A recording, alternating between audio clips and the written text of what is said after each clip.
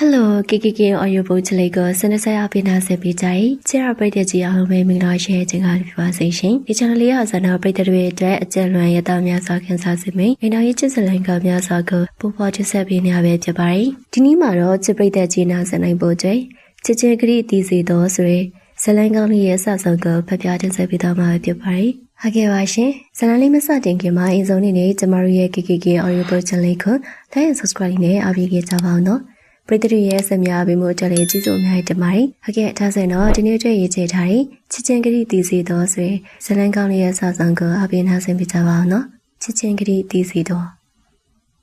စင်းရချီတီအပြီးပင်ပန်းတမျှကိုကော်ဖီကကတကွန်းနဲ့အပန်းပြေဖို့ဆုံးဖြတ်ခဲ့တာကြောင့်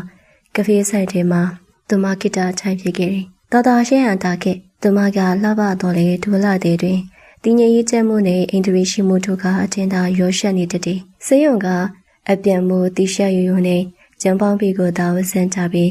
စပင်ရှိများကိုခက်မြဲမြဲစိနှောင်ထားတော့လေရှင်းလင်းပြတ်သားတဲ့မျက်နှာကြားနဲ့ဝမ်းဆက်တည်ငြိမ်တဲ့မျက်လုံးအစုံကဒုမလိုဆရာဝန်မလေးတယောက်ရဲ့စမဲကြမှုကိုပုံခွဲမချနိုင်ခဲ့ပါကဖေးဆိုင်ရီထဲကကျွဲလက်မေးတနေရာသို့ရောက်တဲ့လက်မပေါ်မှာပရိယုတ်တန်အကျဲကြီးနဲ့အတူလူစုလူဝေးဖြစ်သွားပြီးထိတ်လန့်တကြားအော်ရည်တန်များထွက်ပေါ်လာတယ်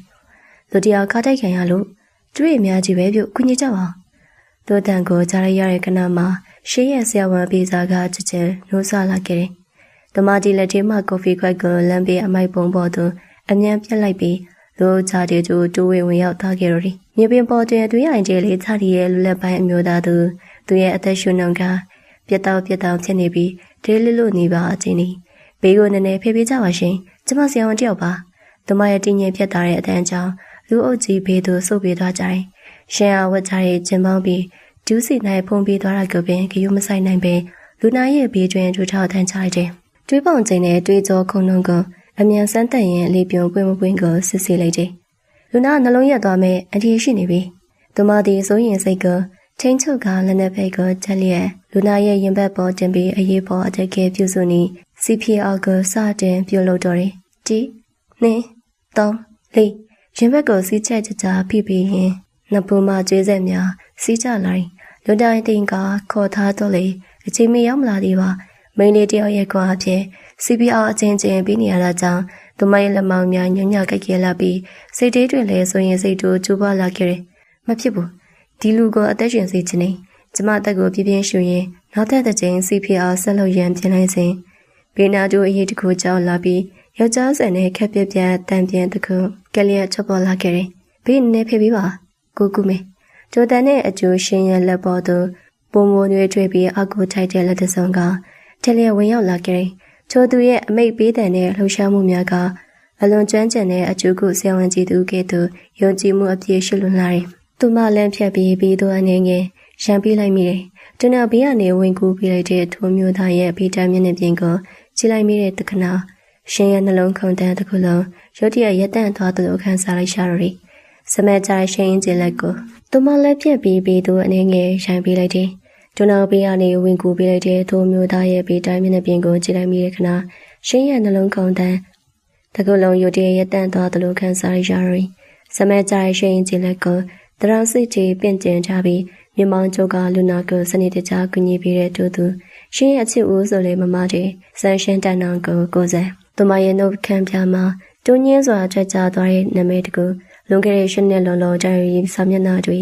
ဂျားရီမှာပဲတင်စီထားခဲ့တဲ့သူမရဲ့စီနီယာအချစ်ဦးဒေါက်တာဆန်ရှင်တန်နောင်ကအခုတော့သူမရဲ့ရွှေတက်မှာရောက်ရှိနေခဲ့ပြီလူနာတင်ကားရဲ့အတန်တပြေးပြေးနဲ့ဝေးကွာသွားခဲ့ပြီးကားတိုင်မှုကြောင့်စိုးနေတဲ့လူအုပ်ကြီးလေးလူနာကားနောက်ကျလိုက်ပါသွားသူသွားကိုလန်းကိုဆက်သူဆက်နေတပြေးပြေးလူချင်းကွဲသွားခဲ့တယ်မိဘကြောက်ကလမ်းပြီးစင်ကြံလေးပေါ်ကျွေးမှုလူနှစ်ယောက်သားချင်းကြရတယ်ရှင်တီရင်တဲ့နိုင်အထင်ကုန်မဲစွာခုန်နေတဲ့နှလုံးကုန်တန်းကိုချင်းချုံရင်ရှိတဲ့ကြရမျိုးသားမောကြည့်မိတယ်သူဒီဝတ်ထားတဲ့ရှင်အင်းကြီးလက်ကိုပြန်ချရင်သူမကိုစိုက်ကြည့်လာခဲ့တယ်လူကရဲ့ရှင်းနေကချမ်းပုံမကျပြန်လာတဲ့ပကုံးစုံဘိုးရဲ့တည်ငြိမ်ရကျက်သွားပြီးမျက်နှာကြားနဲ့နှုတ်ခမ်းတောက်ကအပြုံးရိတ်ခတ်ပါရှင်းနေတောင်ရှိသွားပြီသူမရဲ့နားကျတို့ကျုံဝင်လာတဲ့ခက်အော်အတန်တဲ့ကြီးက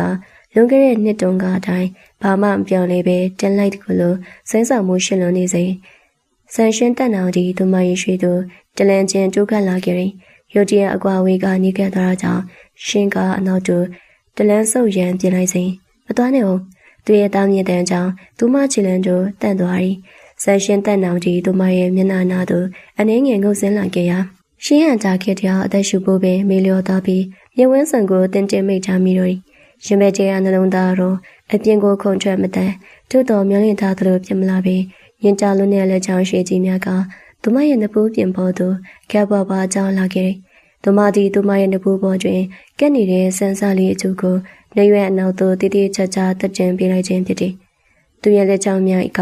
သူမရဲ့ပါးပြန်နုနုကိုမတော်ရစားထိမိသွားတဲ့ခဏလျှက်စီစီကြောင်းတစ်ခုအဖြက်ပြေးသွားသလိုနေရာစလုံးခိတိုင်းငြိမ်သက်သွားကြတယ်။ဆရာဝန်မလေးဖြစ်နေပြီပဲ။ဓမဲစမပွဲပြေကနေလူနာတွေကိုကြည့်ပြီးငိုကျင်နေဆိုရဲစီနီယာမလေးတိုင်းပဲ။နှုတ်ခမ်းလေးစူနေရတော့မပြောင်းလဲသေးဘူးနော်။သူရဲ့ဆောင်းနှုတ်တန်းကြောင့်ရှင်းဟန်ချခင်မျက်လုံးလေးပြူသွားပြီးဘာပြင်းတစ်ဖက်စလုံးရေခနဲ့နေမြန်းသွားတယ်။ကိုဆန်ဟာ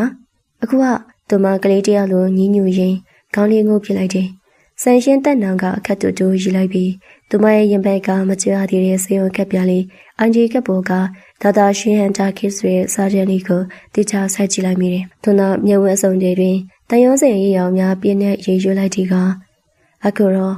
ကိုရဲ့ရှင်းလျောက်ထောက်တာမကြီးဖြစ်နေပြီပေါ့ကိုရဲ့ရှင်းလေးဆိုရဲ့စကလုံးကြောင့်ရှင်းရဲ့ရင်ခုန်တန်များစီးချက်ဝါချက်မရှိလောက်ကက်ကုန်တော်တွေ့ချိန်တွင်ဆန်ရှင်းတဲ့နံကသူမရဲ့ရှေ့တွင်ဘဲဘက်လက်ဝါကိုဖြန့်ပြီးထိုင်မတွေ့ကြရတဲ့ရှင်းနှစ်စာကျဲကိုကော်ဖီတစ်ခွက်တော့ဖြန့်ထိုက်တင်နေမဟုတ်ဘူးလားထောက်တာမလေးထွန်းနောက်သူဟာဆက်ပြောလာတယ်ကိုမမီးတော့လားဘယ်တော့မှပြင်ရောက်ကြလဲဆိုတာဆန်ရှင်းတဲ့နောင်ရဲ့ခက်ဆူဆူအမေးစကားကြောင့်ရှင်းဟန်တာကအသက်ရှူရတာတစ်ချက်ချက်သွားတယ်သူဟာသူမရဲ့လက်ချောင်းလေးတွေမှာပေးနေတဲ့တွေးစားတို့ကိုတန့်စင်ပြီးသွားတော့လေလက်ကိုလှုပ်မပေးသေးပဲခက်ဖဖလေးစုပ်ကိုင်းထားစေသူမရင်ထဲမှာမေးချင်တဲ့မိကွန်းတွေကမိတောက်တစ်ခုလိုပြေရှည်နေကြပါဘာလို့နှုတ်မဆက်ပဲထွက်သွားလေဘာလို့ဆက်တွေဖြစ်ထားကြရလဲအဝေးမှာရောရှင်းသတိရရဲ့လားဆိုရင်အလွယ်မိကွန်းတွေဒါမဲ့တကယ်တည်းရှိတဲ့မှာရန်လိုက်ရတဲ့အခါကြတော့လေအရရကဆွမ်းအားသွားခဲ့ရတယ်ပြီးတဲ့ဘက်ကကြည့်မယ်ရန်ကုန်ကိုပြန်ရောက်တာသူမဘာမှပြောနိုင်ခင်မှာပဲဆန်ရှင်းတက်နံကခက်တူတူဆက်ပြောလာတယ်ပြန်ရောက်ခြင်းစေးုံမှာကြောက်ဝမ်းကြတော့မင်းအကြောင်းအရင်ဆုံးစုံစမ်းမိတယ်ကလေးမလေးကအကန်ဆိုင်ဘဟုအမျိုးသမီးစေးုံမှာဆရာဝန်မလေးဖြစ်နေပြီဆိုတာသိရတော့ကိုရင်းကုန်ယူမိတာဒီလားသူရဲ့စကလုံးတွေကနူးညံ့လွန်းလာတယ်လို့ကလေးမလေးဆိုတဲ့အကောင်ကလွန်ခဲ့တဲ့နှစ်တွေစေးကြောင်သားဘွားစီတို့ရှင်ရဲ့စိတ်ကူးတွေကိုအတင်းဆွဲခေါ်သွားခဲ့တော့တယ်လွန်ခဲ့သောရှင်နေခန့်စေးတက္ကသိုလ်ရဲ့တပင်ကြီးအောက်ကစာတင်ခုံတန်းလေးမှာအသက်18နှစ်အရွယ်ပထမနှစ်စေးကြောင်းသူလေးရှင်ဟန်တာခဲ့ဆိုသူဟာစာဝတ္ထုကြီးကိုကြည့်ကမျက်ရည်ဝဲလူမတဲဖြစ်နေခဲ့တယ်ခဏပေတာဘာသာရက်ကပထမနှစ်ကျောင်းသားသူအတွက်ဘလောက်တောင်ခက်ခဲလိုက်လေတလေဘာလဲစာမရလို့ငိုတော့မလို့လားဂျူနီယာမလေးခဏနောက်အတန်တကူနဲ့အတူအသက်23နှစ်အရွယ် final batch ချိုစင်နီယာဆန်ရှင်းတက်နောင်ကစောက်အချို့ကိုပိုက်ပြီးဘေးတွင်ဝင်ထိုင်လိုက်ခဲ့တယ်သူအကြောင်းမှစားတော်လွန်ပြီးစမက်ကြောက်လွန်လို့ကောင်မလေးတွေကြတယ်ရေပန်းစားလာတဲ့စီနီယာကြီးကိုစန်းကလည်းစာရီအများကြီးပဲရှင်းချက်တာမမမိတော့မမမိကိုတေချာရှင်းပြပေးမယ်လာတီဦးကြည့်သူအရှင်းရဲ့ဘေးနာတို့ကြိုးထိုင်က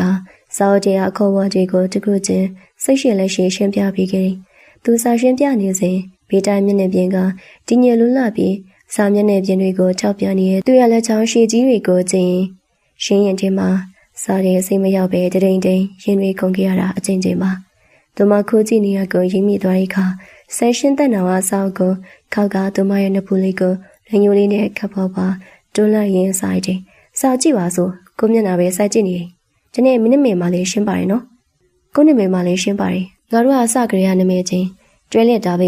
ကွာစားတော်ရနော်မင်းစံဝဲကြလို့မဖြစ်ဘူးနော်ကလေးမဒိုစင်အားအမတ်တရလေးတွေကရင်ခုန်စရာကောင်းလွန်ခဲ့တော့လေအကူကကြောင်ပြီးကနေပညာတော်တင်သွားခါနေအချိန်မှာတော့ဘာကြောင့်မှမသိပဲရှင်းဝနှုတ်ပဲမဆက်ပဲအဝေးသူ့အထက်ကွာသွားခဲ့ခြင်းဖြစ်တယ်သူဒီရှင်းကသူများတွေခဲတူပင်ရှင်းလို့တာခေါ်လေးရှိတကားတည်းမှာချွတ်ချွတ်ဆန်းဆန်းနဲ့စားရီခေါ်တာကတော့သူရဲ့အားသာချက်ပေါ့ဆန်ရှင်းတက်တော့ခက်တူတူခေါ်လိုက်တဲ့အတန်းကြောင့်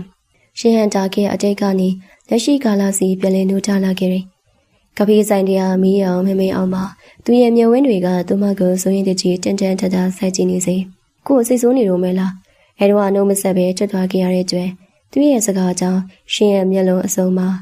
မျက်ရည်စချူအလိုလိုဝဲတက်လာခဲ့ရတယ်စိတ်ဆိုးစရာကိစ္စတော့မရှိပါဘူးကျုပ်ပေမဲ့နှုတ်မဆက်ပဲထွက်သွားခဲ့တဲ့ကျွဲ တကယ်ကိုဝန်းနေခဲ့ရတယ်။ဆန်ရှင်းတက်နောင်ကြီးရှင်ရဲ့မျက်ဝင်းဝဝိုင်းလေးများတည်းတွင်ရေရည်စားမျောဝဲတက်လာရီကိုမြင်လိုက်ရတဲ့အခါရှင်နေ၌မခဲမရက်နိုင်အောင်အောက်တက်သွားတယ်။သူမကိုဖက်တွေ့ထားခြင်းနဲ့သူ့ရဲ့စိတ်တွေကပို၍ကျိုးပွားလာခဲ့တယ်။ကိုယ်စိတ်ဆိုးတာချက်ပိုပြီးမုန်းနေကြမလား။သူရဲ့အတန်အပိုရဲ့အရှသွားပြီးမျက်ဝင်းများတွင်လည်းနောက်သားရိတ်တို့အထင်သာပေါ်နေတယ်။ရှင်ဒီဝဲတက်လာတဲ့မျက်ရည်များကအတင်းအုပ်ကြီးကခေါင်းကိုခါရလိုက်မိတယ်။မမုန်းပါဘူး။ဒါမဲ့မကျင်တဲ့ခဲ့တာတော့အမှန်ပဲ။ကိုစံတိလားအဲ့တော့ final batch ကိုစပွဲပြီးတာနဲ့ကိုစံနိုင်ငံခြားထွက်သွားပြီဆိုတဲ့သတင်းကိုပဲရှင်းကြားရတာဖုန်းဆက်တော့လဲစပိတ်ထားတယ်လိပ်စာလည်းမထားခဲ့ရှင့်လုံးပါစစ်စင်ကဆက်တွေပြိတ်ပြီးခဲ့တာအဲ့ဒါဘာကြောင့်လဲရှင်းနှစ်လုံးလုံးရင်ထဲမှာမျိုးတိတ်ထားခဲ့ရတဲ့ဝန်နေမှုတို့ကစကလုံးများပြည့်အသားစီးမရှိထွက်ကြလာခဲ့ရင်ဆန်ရှင်းတက်နာကတပြင်းကိုခက်လေးလေးချလိုက်ရင်သူမရဲ့လက်လေးကိုအကြရကင်လိုက်တယ်ညွေခနေပြတ်သွားတဲ့ထီထွေးနဲ့တူသူဟာသူညင်းစွာရှင်းပြလာခဲ့တယ်ခုမှကြောင်ပြချက်တွေအများကြီးရှိခဲ့ပါတယ်ဒါမဲ့အဓိကအချက်ကတော့မင်းကြောင့်ပဲဟင်အဲ့တော့မင်းကပထမနေ့စမွဲပြေဘူးတလပဲလို့တော့တာကိုရဲ့ဘဝကအလှည့်ပြောင်းတွင်နဲ့ရှုပ်ထွေးနေခြင်းကိုမိသားစုရဲ့ဖိအားတွေကြောင့်နိုင်ငံခြားချစ်ချင်တွေ့ရမယ့်အခြေအနေဖြစ်ခဲ့တာကိုရာမင်းကိုလာနှုတ်ဆိုင်မင်းစမွဲကိုအာယုံဆိုင်နိုင်မှာမဟုတ်ဘူးဆိုတာကိုသိနေတယ်သူကကိတ္တများစကလုံးတို့ကိုရက်တန့်ခါသူမတန်ရုံစဲပြင်းနေဆိုင်ခြင်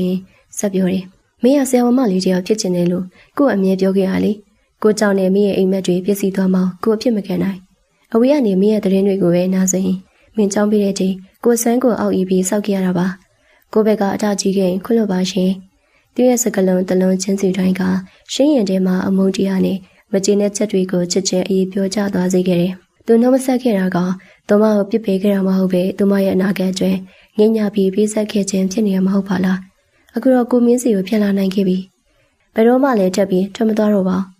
ဆန်ရှင်းတက်နောင်ရဲ့လေးနက်လိုနဲ့ဂရိစကားတွေကြောင့်ရှင်တယောက်ရှက်ကိုရှက်ကန်းဖြစ်နေတော့တယ်ကော်ဖီဆိုင်လေးတဲ့လီတူကြီးကအရန်ရင်ခွန်စရာကောင်းနေရမှုသူမအကြောင်းအရာတကူပြောင်းလိုက်တဲ့အနေနဲ့ရိုတရတရိယာသွားကမေးလိုက်မိတယ်ဒါနဲ့မမကြည့်ပြဟင်မမကြည့်ပြအခုဘာလုပ်နေရလဲနေကောင်းရဲ့လားကြည့်ပြရှင်းတဲ့ဆိုတာဟာဆိုင်ရဲ့ညီမလေးရှင်းတဲ့သုံးနှစ်ကြီးရမို့စေချောင်းတုံးဟာရှင်းပထမနှစ်သက်ချိန်မှာသူမကစတုတ်ထားနေ final ပတ်ဝန်းရောက်နေပြီဖြစ်တယ်အေဂျင့်ဘီဖော်ရွေတက်တဲ့ကြည်ပြကရှင်းပေါ်ညီမလေးတယောက်လိုအရန်ခင်မင်းပြီးဂယုဆိုင်ပေးခဲ့ရမို့ရှင်းအတွက်တော့အမတ်တရားရှိတဲ့အမတူပေါ့။အော်ကြည့်ရမရလားညီမဖြစ်သူရဲ့နာမည်ကိုကြားရတော့ဆယ်ရဲ့မျက်နှာမှာပူပြီးနူးညံ့တဲ့အပြုံးတစ်ခုပေါ်လာတယ်။ကြည်ပြတော့ရှင်းသိတဲ့အတိုင်းမလီသူဟာစေဝါပညာသူ့ဝတ္တနာမို့ကြောင်းပြီးကြရအဖေရဲ့စေဝါကုမ္ပဏီကိုပဲဝင်ဦးစီးနေဟာအခုနောက်ပိုင်းလေးနိုင်ငံခြားစေပညာအတစ်တွေတွင်ပိုးဆိုပြီးခရီးကတော်ကတာထွက်နေရတယ်။သူလည်းရင်ကုန်ပြန်ရောက်ရင်ရှင်းတဲ့တွေ့ဖို့ကြွေးနေဟာရှင်းအရင်တတိရတယ်လို့အမြဲပြောတယ်။ဟုတ်လားရှင်းလေမမကြည်ပြအရင်တတိရတာအရာဆိုရင်ရှင်တို့အမြဲတွေ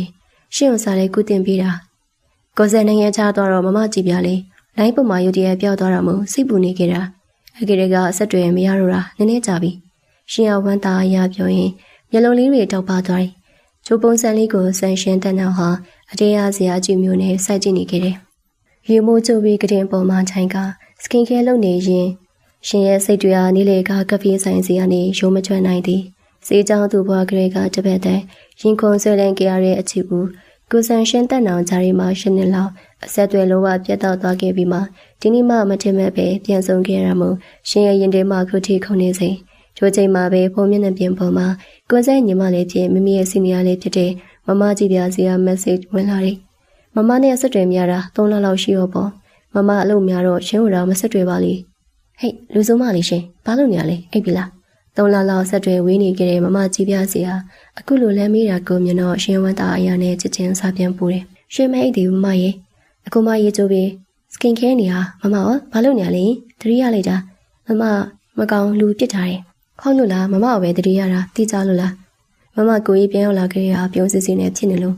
မေးကြည့်တော့မှနီးလေဟာရှင်လေးနေကဖေးမှဆုံရကြရဲဆိုအခုနကမှသူနဲ့စကားပြောပြီးတာမမကြည့်ပြမစိတ်ကြောင်ရှင်ပါပြည့်နှစ်ဖက်လုံးပူခနေဖြစ်သွားတယ်မမကြည့်ပြတော့စားရရင်တော့သဘောကျပြီးရည်နေမဲ့ပုံစံဖြစ်နေပါဦးနီးလေဟာကဖေးမှအရောက်ကျဲပါတဲ့တူတူတိတ်ပြောခဲ့ကြတယ်မမလည်းလူဝဲချက်လေးဝေးမြောက်အောင်ရှင်လေးရဲ့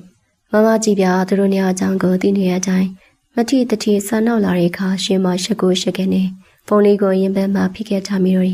်ဘာပြောရမှာလဲမမရဲ့မသိပါဘူးခုမှပြန်ဆုံးတာဆိုတော့ဘာတွေမှပြောနေမလဲလို့လी အရင်ကမပြောခဲ့ရတဲ့ခန်းစားချက်တွေများဖွင့်ဟကြသလားလို့လ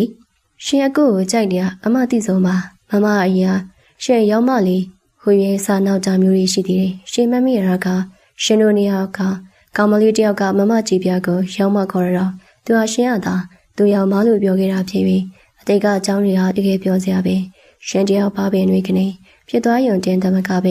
ဲစာရိပ်ပိုးဖုန်းကိုကင်ချလက်ချလေးတွေပါတုံးချင်းတလူလိုဖြစ်လာတယ်ရှင်နှစ်လုံးဝေးကွာနေခဲ့ရတဲ့အချီဦးနဲ့ပြန်ဆောင်ရလို့ရင်ခွန်တာတစ်ပိုင်းအကယ်မမကြည်ပြကပါအကဲခက်မိပြီးမထီတထီလာစားနောက်နေရကတစ်ပိုင်းမို့ရှက်စိတ်ကြအသက်ရှူစိတ်လာရတယ်။တမကဖုန်းမျက်နှာပြင်ကိုကြည့်ရင်အသက်ကိုဝရှူလိုက်ပြီးမှအသက်နိုင်ဆုံးတည်ငြိမ်အောင်ဟန်ဆောင်ကစားပြလိုက်တယ်။မမလည်းဘာတွေပြောမှမသိဘူး။မချင်မဲ့ပဲလမ်းမဆုံးပြီလို့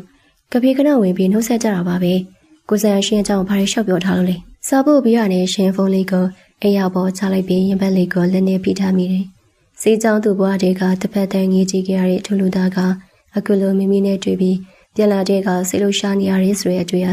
အိမ်မက်တစ်ခုလိုပါမကြခင်မှာပဲမမကြည်ပြစီကစားရှိကြီးတစ်စောင်း၆ဝင်လာပြန်နေဟုတ်ပါပြီရှင်မရှိဘူးဆိုရင်လည်းမရှိဘူးပေါ့ဒါမဲ့ကိုကြီးကတော့ရှင်နဲ့အရာတဲ့ပိုးလာလာတယ်ပိုးပြီးလဲရင်းချက်လာတယ်လို့ပြောနေတော့အမှန်ပဲပြီးတော့ဂျာရီမှာခက်ခဲကြောင်းဆက်တွေပြတ်သွားပြီမေရှင်တတိယနေကြတာလေမမဒီကူတကကြီးဖုန်းဆက်လာပြောနေသေးတယ်ကိုကြီးပုံစံရှင်ရောတကယ်ကိုသဘောကျနေရနော်ရှင်လေရောကိုကြီးပေါ်စိတ်တဲ့သူမျိုးမဖြစ်မြူလိုက်မမအမှန်တိုင်းပြောပြနော်ရှင်ကုန်တန်တွေအေးဆက်သွားလိုက်ပြောပါမမကြည်ပြရဲ့ဒရိုက်ကြီးကျုံးဝင်လာရဲ့အမေကြောင့်ရှင်းမအေးရပေါ်လေးချလိုက်ရင်ခေါင်းကြီးကိုကောက်ဖက်ချမိတော့တယ်ရှင်နေမှာတော့စိတ်ထဲသူမျိုးဖြစ်ုံချင်းဘယ်ကောက်မလဲမမကြီးစီးကြောင်ကလေးကဆွဆွလင်းလင်းချစ်ခဲ့ရတာပါလို့အော်ပြောလိုက်ခြင်းစိတ်တွေတော့ဘွားဖြစ်ပေါ်နေမိတယ်မမလည်းအခုအကြောင်းပဲဆိုပြောနေတော့တာပဲတော်ပြီရှင်လို့အကြောင်းပဲပြောတော့မယ်ဒါနဲ့မမအလုပ် project အသစ်ကိစ္စဘယ်လိုချင်းနေရှိလဲရင်ဂျာရီမှာ3လဆက်တွဲဖြစ်သွားတော့ရှင်းပါရေးဆက်လို့ရမလဲသိချင်လို့ရှင်ဟာရှက်ရှက်နဲ့ပဲအလုပ်အကြောင်းကိုအကြည့်ပေါက်ကြီးလွဲချလိုက်ကြတယ်မမကြည့်ပြလေစီနီယာဘီဘီအလုပ်အကြောင်းဆိုရင်စားနောက်မနေပဲအလေးနဲ့ကြားတတ်တူမို့ရှင်ရဲ့အခွက်ကကွက်တိပင်ဖြစ်သွားတယ်မကြခင်မှာပဲမမကြည့်ပြစီဟာစာကလေးကလားစားနောက်နေရဲ့ပုံစံမဟုတ်တော့ပဲစီနီယာတယောက်ရဲ့လီဒာမျိုးပြဲပြောင်းဝင်လာတယ်အလုပ်အကြောင်းဆိုတော့လေပြောရတာပေါ့ရှင် project အတိတ်ကတော့အခုလောလောဆယ်အောက်လိုင်းဆွဲရမယ့်အဆင့်ပဲရှိသေးရဲ့ရှင်ဂျာရီမှာအခြေအနေအမျိုးမျိုးကြောင့်နားရတာဆိုတော့လေအခုရှင်လည်းအားလာပြီဆိုတော့မမတို့လူချင်းတွေ့ပြီးအသေးစိတ်ဆွေးနွေးကြရင်ကောင်းမလားလို့အရာမမရဲ့စေဝါအလုံးနဲ့ရှင်တို့စိတ်ယုံကားလူတွေနဲ့ project အကြောင်းထိုင်မဲ့ထားခဲ့ကြတာအကြောင်းမျိုးမျိုးကြောင့်အကောင့်ထဲမပေါ်နိုင်ပဲအခုမှအကောင့်ထဲပေါ်မှာဖြစ်ပါတယ်အလုံးကြောင့်ရောက်သွားတော့မှရှင်ရဲ့ရင်ခုန်တန်တွေအနေငယ်တည်ငြိမ်သွားပြီးစောတည်တည်ချာချာပဲမိတယ်အလုပ်ကိစ္စဆွေးနွေးဖို့လူချင်းတွေ့ရမယ်ဆိုတော့ကိုစက်နဲ့ရောထက်ဆုံဖို့အကြောင်းဖလောက်မလားဆိုရဲတွေ့ရရှင်ရဲ့ခေါင်းထဲကိုအလိုလိုဝင်ရောက်လာပြန်နေဟုတ်ကဲ့မမရှင်လည်းအဆင်သင့်ပါပဲဘယ်နေလောက်တွေ့ကြမလဲရှင်ဘက်ကတော့အချိန်ရပါတယ်โอเคအဲ့ဆိုရင်လုံးစရာရှိတာတွေလက်ဆက်တက်အောင်မယ်မမကနေဘက်မှာပြန်လာရင်ပြောမယ်လေနော်အချက်လက်တွေစုဆောင်ထားလိုက်အောင်ကျွေးမဲရက်ကိုမမပြန်ပြောမယ်ဒါနဲ့တွေ့ရင်မမတို့တင်မကောင်းကိုကြီးပါခွက်လာခဲ့မယ်သူကလည်းဒီ project မှာအကြံပေးအနေနဲ့ပါမှာဆိုတော့လေအလို့ကြောင့်မဲနော်ရှင်လေးမမကြည်ပြကအလို့ကြောင့်ပြောရင်းနေပြီးနောက်ဆုံးကျမကိုစံကိုဂျိုင်းညက်ပြီးမထီထထထက်စားလိုက်တာကြောင့်ရှင်မကတင်ပေါ်အားဆောင်ကိုသာချစ်ပါအောင်စုပ်ကိုင်းချမိတော့တယ်မမတို့အလို့ကြောင့်ပြောရင်းနေလေကိုစံအစီပဲပြန်ရောက်နေရပဲတော်ပြီရှင်စကင်ခဲတာလေးပြပြမို့အိတ်တော်မယ်မမလည်းစောစောအိတ်တော်နော်တတရှင်ဟာရှက်ရှက်နဲ့ပဲအရှုံးပေးတဲ့အနေနဲ့မမကြည်ပြကိုအမြန်နှုတ်ဆက်ပြီးဖုန်းပိတ်ပစ်ဖို့ပြင်လိုက်တော့တယ်မမကြည်ပြလည်းရှင်တရားဘလောက်တောင်ပါရီနေပြီးရှက်နေမလဲဆိုတာရိပ်မိနေလောက်တာကြောင့်စမစားတော့ပဲအလိုက်တတီနဲ့စားပြန်လာခဲ့တယ်ဟုတ်ပါပြီရှင်စရာစားရှင်လေးလည်းပြင်မနေရောပေါ့အေးဝဝအိတ်နော်ညီမလေးကောင်းတော့ညပါအိမ်မက်ထဲမှာတယောက်နဲ့ဆုံးပါစီဦးမမကြည်ပြရဲ့နောက်ဆုံးစာလေးကိုဖတ်ပြီးရှင်ဖုန်းလေးကိုပိတ်ကရင်ဘက်ပေါ်မောက်ခွန်လေးတင်ထားမိရဲ့အိမ်မက်ထဲမှာတယောက်နဲ့ဆုံးပါစီဆိုတဲ့စကားကြောင့်ဆောင်းပုံကျဲခေါင်းနေပြီးတူတူလေးအော်ရင်လိုက်မိတော့တယ်ရှင်တရားညီညာတော့ကကအိပ်ပြောနိုင်မယ်မထင်တော့ပါဘာပြင်ပေါ်အပြုံးတွေရလဲညနေတဲ့အထိမပြောပြနိုင်ပဲရှိနေတော့တယ်မနက်ခင်းနေအောင်ကြီးနေအောင်မှာစန်တယောက်ကော်ဖီခွက်ကိုခိုင်းရင်မနက်စပွဲမှာထိုင်နေမိတယ်ညနာတော့မနက်ကအကြောင်းတွေကိုကြွေးပြီးအလိုလိုပြုံးနေမိတော့အကြရဲ့အဆက်တွေပြက်နေခဲ့ဂျူနီယာလေးကအင်အားချက်ပို့ပြီးချစ်ဖို့ကောင်းလာတယ်လို့ပဲသူကောင်းဝင်ခိုင်းရပြီးစိတ်ကိုပြန်ချိန်ကရှေ့ရပကံတရားမှုကိုတလို့ဆိုင်ညီမဖြစ်သူကြည်ပြစီကိုဖုန်းခေါ်လိုက်ကြတယ်ဟယ်လိုကွီမနေ့စောစောစီဘာကိစ္စရှိလို့လဲအော်ကြည်ပြ ကိုရက်လောက်ကြောင်နည်းနည်းမေးမလို့ပါဟို project အတဲ့အောက်လိုင်းဆွဲဖို့ကိစ္စလေးဘယ်လိုလဲဂျာရီမှာ3လလောက်နားထားတော့အချက်လက်တွေကအစတဲ့ပြင်ဖြစ်ပြီလားအမလီအကိုကြီးရဲ့အကြီးပေါက်နဲ့အလုပ်ကြောင်လာမီးနေရအလုပ်ကြောင်ဟုတ်ရဲ့လားဟို project မှာပါပဲတစုံတယောက်ကြောင်သိချင်နေမှာမဟုတ်ဘူးလားဆန်ကော်ဖီတီးမလို့ဖြစ်သွားပြီးလေတန်ကုမ္ပဏီပြင်ကပရိုက်ရှော့ပြောနေရလေကြည့်ပြရဲ့ကိုကြီးကတကယ်အလုပ်ကြောင်မေးရပါခဲ့ပါကိုကြီးကဟမ်ဆောင်စမ်းမနဲ့မနေ့ကပဲရှင်လေးနဲ့ကြည်ပြရိုးစကားတွေအများကြီးပြောပြကြရသေးလားရှင်လေးကတော့ကိုကြီးအကြောင်းမေးလိုက်ရင်ရှက်ကိုရှက်ခဲ့နေစကားတွေဇွန်လန်လွဲနေတော့တာပဲရှင်လေးပုံစံကြည့်ရတာကိုကြီးပေါ်စိတ်မရှိတာတော့မဟုတ်နော်ကိုကြီးနဲ့ထက်တူပဲတင်နေကြည်ပြစကားကြောင့်ဆိုင်ရင်တဲ့ခုံသွားပြီးဝမ်းသာစိတ်ကိုအတက်နိုင်ဆုံးဖြောက်ကမေးလိုက်တယ်ဟုတ်လားရှင်ကကိုကြီးအကြောင်းဘာပြောလို့လဲဟောတွေ့လားအလုပ်ကြောင်မဟုတ်တော့မလားကိုကြီးကိုကြည်ပြတခုပဲအတီးပြောမယ်နော်ကြက်လေအမျက်နှာဖွင့်ပြောလိုက်တော့ကိုကြီးတက်လေမငယ်တော့နော်စေးကြောင်သားဘွားတွေကအခုထိကြိတ်ကြိုက်နေတာဆက်တွေပြတ်သွားတော့ကိုကြီးဘလောက်တောင်လွင်ပြီးညှဉ်းညူခဲ့လဲဆိုတာကြည်ပြတိဆုံးအခုပြန်ဆုံးတော့အမျက်နှာဖွင့်ပြောလိုက်တော့တိလာကိုကြီးညီမဖြစ်သူကအမှန်တရားတွေကိုကွက်ကွက်ကွင်းကွင်းတဲ့ကြီးစားနောက်ပြီးတိုက်တွန်းလာတော့စန်တီယာကော်ဖီခွိုက်ကောခိုင်းရင်ဘာပြန်ပြောရမှန်းမသိပဲပြုံရခဲ့ဆေးလို့ရှာရခဲ့ဖြစ်သွားတယ်သူတို့ဖြင့်သူတို့နှစ်ယောက်ရဲ့စကားဝိုင်းလေးကတော့အလို့ကြောင့်ကနည်းနည်းရှင်းချောင်းတွေကမြများနဲ့အဆုံးသတ်သွားတယ်မန်တင်ကုန်းရှိမှဝေရမယ့်အဝတ်စားကဆေးလို့ရှာစွာရွေးချယ်ပြီးနောက်ရှန်တီယာအောက်ချက်စပွဲဝိုင်းစီသို့ဆင်းလာခဲ့တယ်အေယာနုကစားမှုမျက်လုံးလေးကမေးစီနဲ့ပြင်းရပြင်းသွဲပုံစံလေးဖြစ်နေတော့ပါအမြဲတမ်းအလို့သွားကနေဆိုရင်ပြင်းတယ်လို့အေချင်တယ်လို့ဖြစ်နေတဲ့ရှင်ရဲ့အချင်းကိုအမေဖြစ်သူကအတိဆုံးမှုဖြုံးပြီးကြည့်နေကဲလာပြီးငပြင်းမလေးအလို့သွားကနေဒီရုပ်လေးကအမြဲတမ်းပဲမနေ့စာလာဆောင်ရှင်းမိမပကံတွေကိုလိုက်တဲ့ချပေးရင်လှမ်းပြီးဆောင်းနောက်လိုက်တယ်ရှင်ကနှုတ်ခမ်းလေးဆူလိုက်ပြီးမိအနာကိုတို့ကဖက်ကြအောင်ဆောင်းလိုက်ရင်ခုံမဝင်ထိုင်တယ်မိကလည်းရှင်ကပြင်းတာမဟုတ်ပါဘူးအေးမဝတေးတာပါနော်ဟုတ်ပါပြီရှင်နေတိုင်းအေးမဝကိုပဲပြောနေတာအလုပ်ကိုကြိုးဆဆလုံးရှင်ရဲ့နောက်ပိုင်းတွေအလုပ်ပြန်စားရင်ပိုပြီးအာရုံစိုက်ရမှာကြည်ပြရိုးနဲ့အဆင်ပြေတိုင်ပြေလို့နော်မိကသားမိချင်းစားနှောက်နေရကနေအလုပ်အတွက်အလေးနဲ့ကြဖို့တွန်းတင်စကားဆိုလာတယ်အမေနှုတ်ကကြည်ပြဆိုတဲ့နာမည်ထွက်လာတော့ရှင်ရဲ့စိတ်ထဲမှာကိုစံမျက်နှာကြီးဟာဖြည့်ပြေးသွားပြင်းနေမနေ့ကကဖေးမှာကိုစံနဲ့ဆုံခဲ့တာကတော့အမေကိုလောလောဆယ်လိုပတ်ထားတော့လေမိရာအသိရှင်ကိုစနေမဲဆိုတာသိချပါရီရှင်အကိုရဲ့အရင်တည်းကသဘောကျနေရဆိုတဲ့အကြောင်းတွေအကုန်လုံးကိုမိရာသိညာမှုပါအကိုနိုင်ငံခြားသွားတဲ့ချိန်တုန်းကရှင်ကြီးဘလောက်ကြောင့်မိကိုဖက်ကငိုခဲ့ရတယ်လေပြန်တွေ့ကြည့်လိုက်မဲဆိုရင်ဒီကေကိုရှက်စရာကောင်းပါရီသိပါတယ်မိရဲ့ရှင်ဟာအလုပ်ဆိုရင်အမြဲကြိုးစားပြီးသားပါနောက်ရဲမမကြည်ပြခီးရနေပြန်လာတဲ့ချိန်အလုပ်ကိစ္စအောက်လိုင်းဆွေးနွေးဖို့ချိန်ကြတယ်ရှင်အမုတ်ကိုကျလို့ခိုက်ဆိုင်ရင်အတက်နိုင်ဆုံးလေးတန်းကိုပုံမှန်ပြန်အောင်ချိန်ကပြောလိုက်တယ်အေးအဲ့ဆိုလည်းပြီးတာပဲအလုပ်ကိစ္စဆိုတော့လေတိကျကြီးဆိုင်လို့ကဲဝတ်ကိုကောင်းအောင်စားပြီးအဝတ်စားတည်တည်ချာချာလှလှပပလေးလေးသွားအမေဟာသမီးဖြစ်သူရဲ့ကောင်းလေးကိုဖဖလေးပုံရင်မြတ်တာရှိထားကစာနောက်တွင်တင်ပေးနေတယ်ရှင်ရတော့မနေ့စာဆိုင်ရင်ဆင်းရုံရောက်သွားရင်အလုပ်များတော့မဲ့အကြောင်းတွေကိုတွေးကားခေါင်းတွေလေးနေပါရဲ့မနေ့စာစပွဲဝိုင်းလေးမှာမိဟာသမီးဖြစ်သူရဲ့အလုပ်အကြောင်းတွေကိုမှာကြားပြီးတော့တခုခုကိုတရိယာသွားရလားရှင်းဝကြည့်ပြီးလှမ်းမိလိုက်ပြန်နေဒါနဲ့ရှင်သမီးတငယ်ချင်းလောက်ဝင်နေရောအခုတလို့တွေးဖြစ်တည်ရလားဟင်မမေးစီလဲသူမလာတာနည်းနည်းကြာပြီထင်န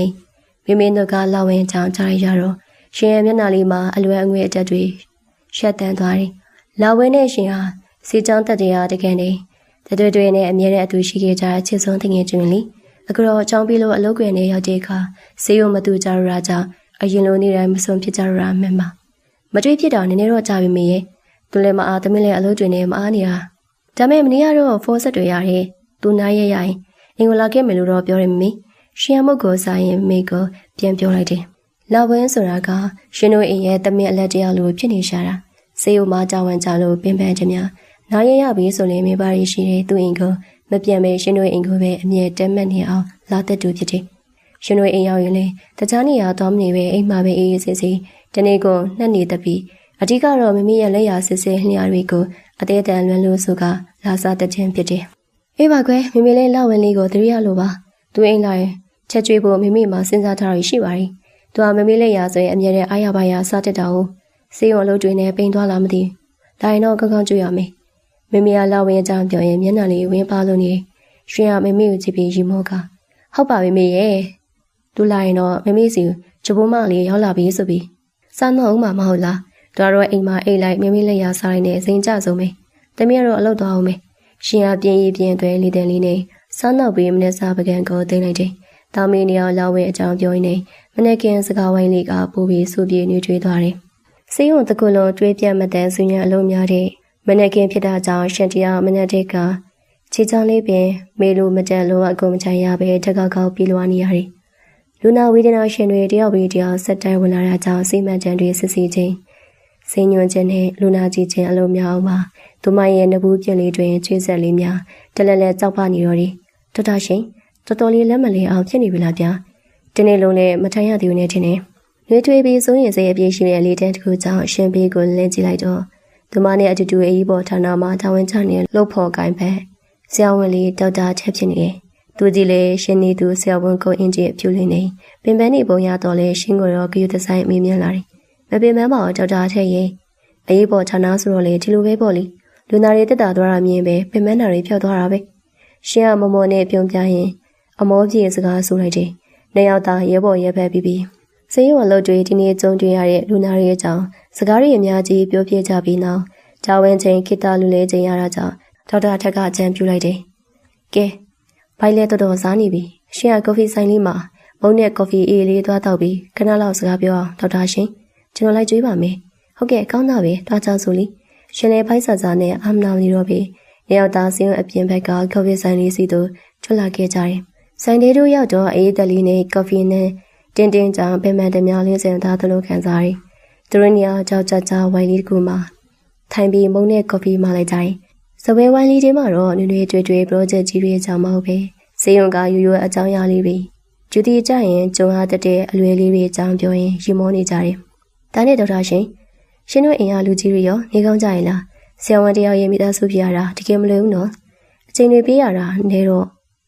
့အိမ်ကစိတ်မဆိုးကြလား။ကြောက်ကြတဲ့ကကော်ဖီခွက်ကိုကန်ရင်ပေါ်ပေါ်ပပမေးလိုက်တယ်။ကောင်းကြပါရဲ့ရှင်။မမေကတော့သမီးဖြစ်သူဟာဆရာဝန်ဆိုတော့နားလည်ပြီးရှာပါတယ်။ဒါမဲ့တခါတလေညကျူကြီးတွေစက်တိုင်းကြရင်တော့အိမ်ပြရောက်ကြနေအိပ်ပျော်သွားတယ်လို့မမေကသမီးမျက်နှာလေးတော့မမြင်ရဘူးဆိုပြီးညှိတက်တယ်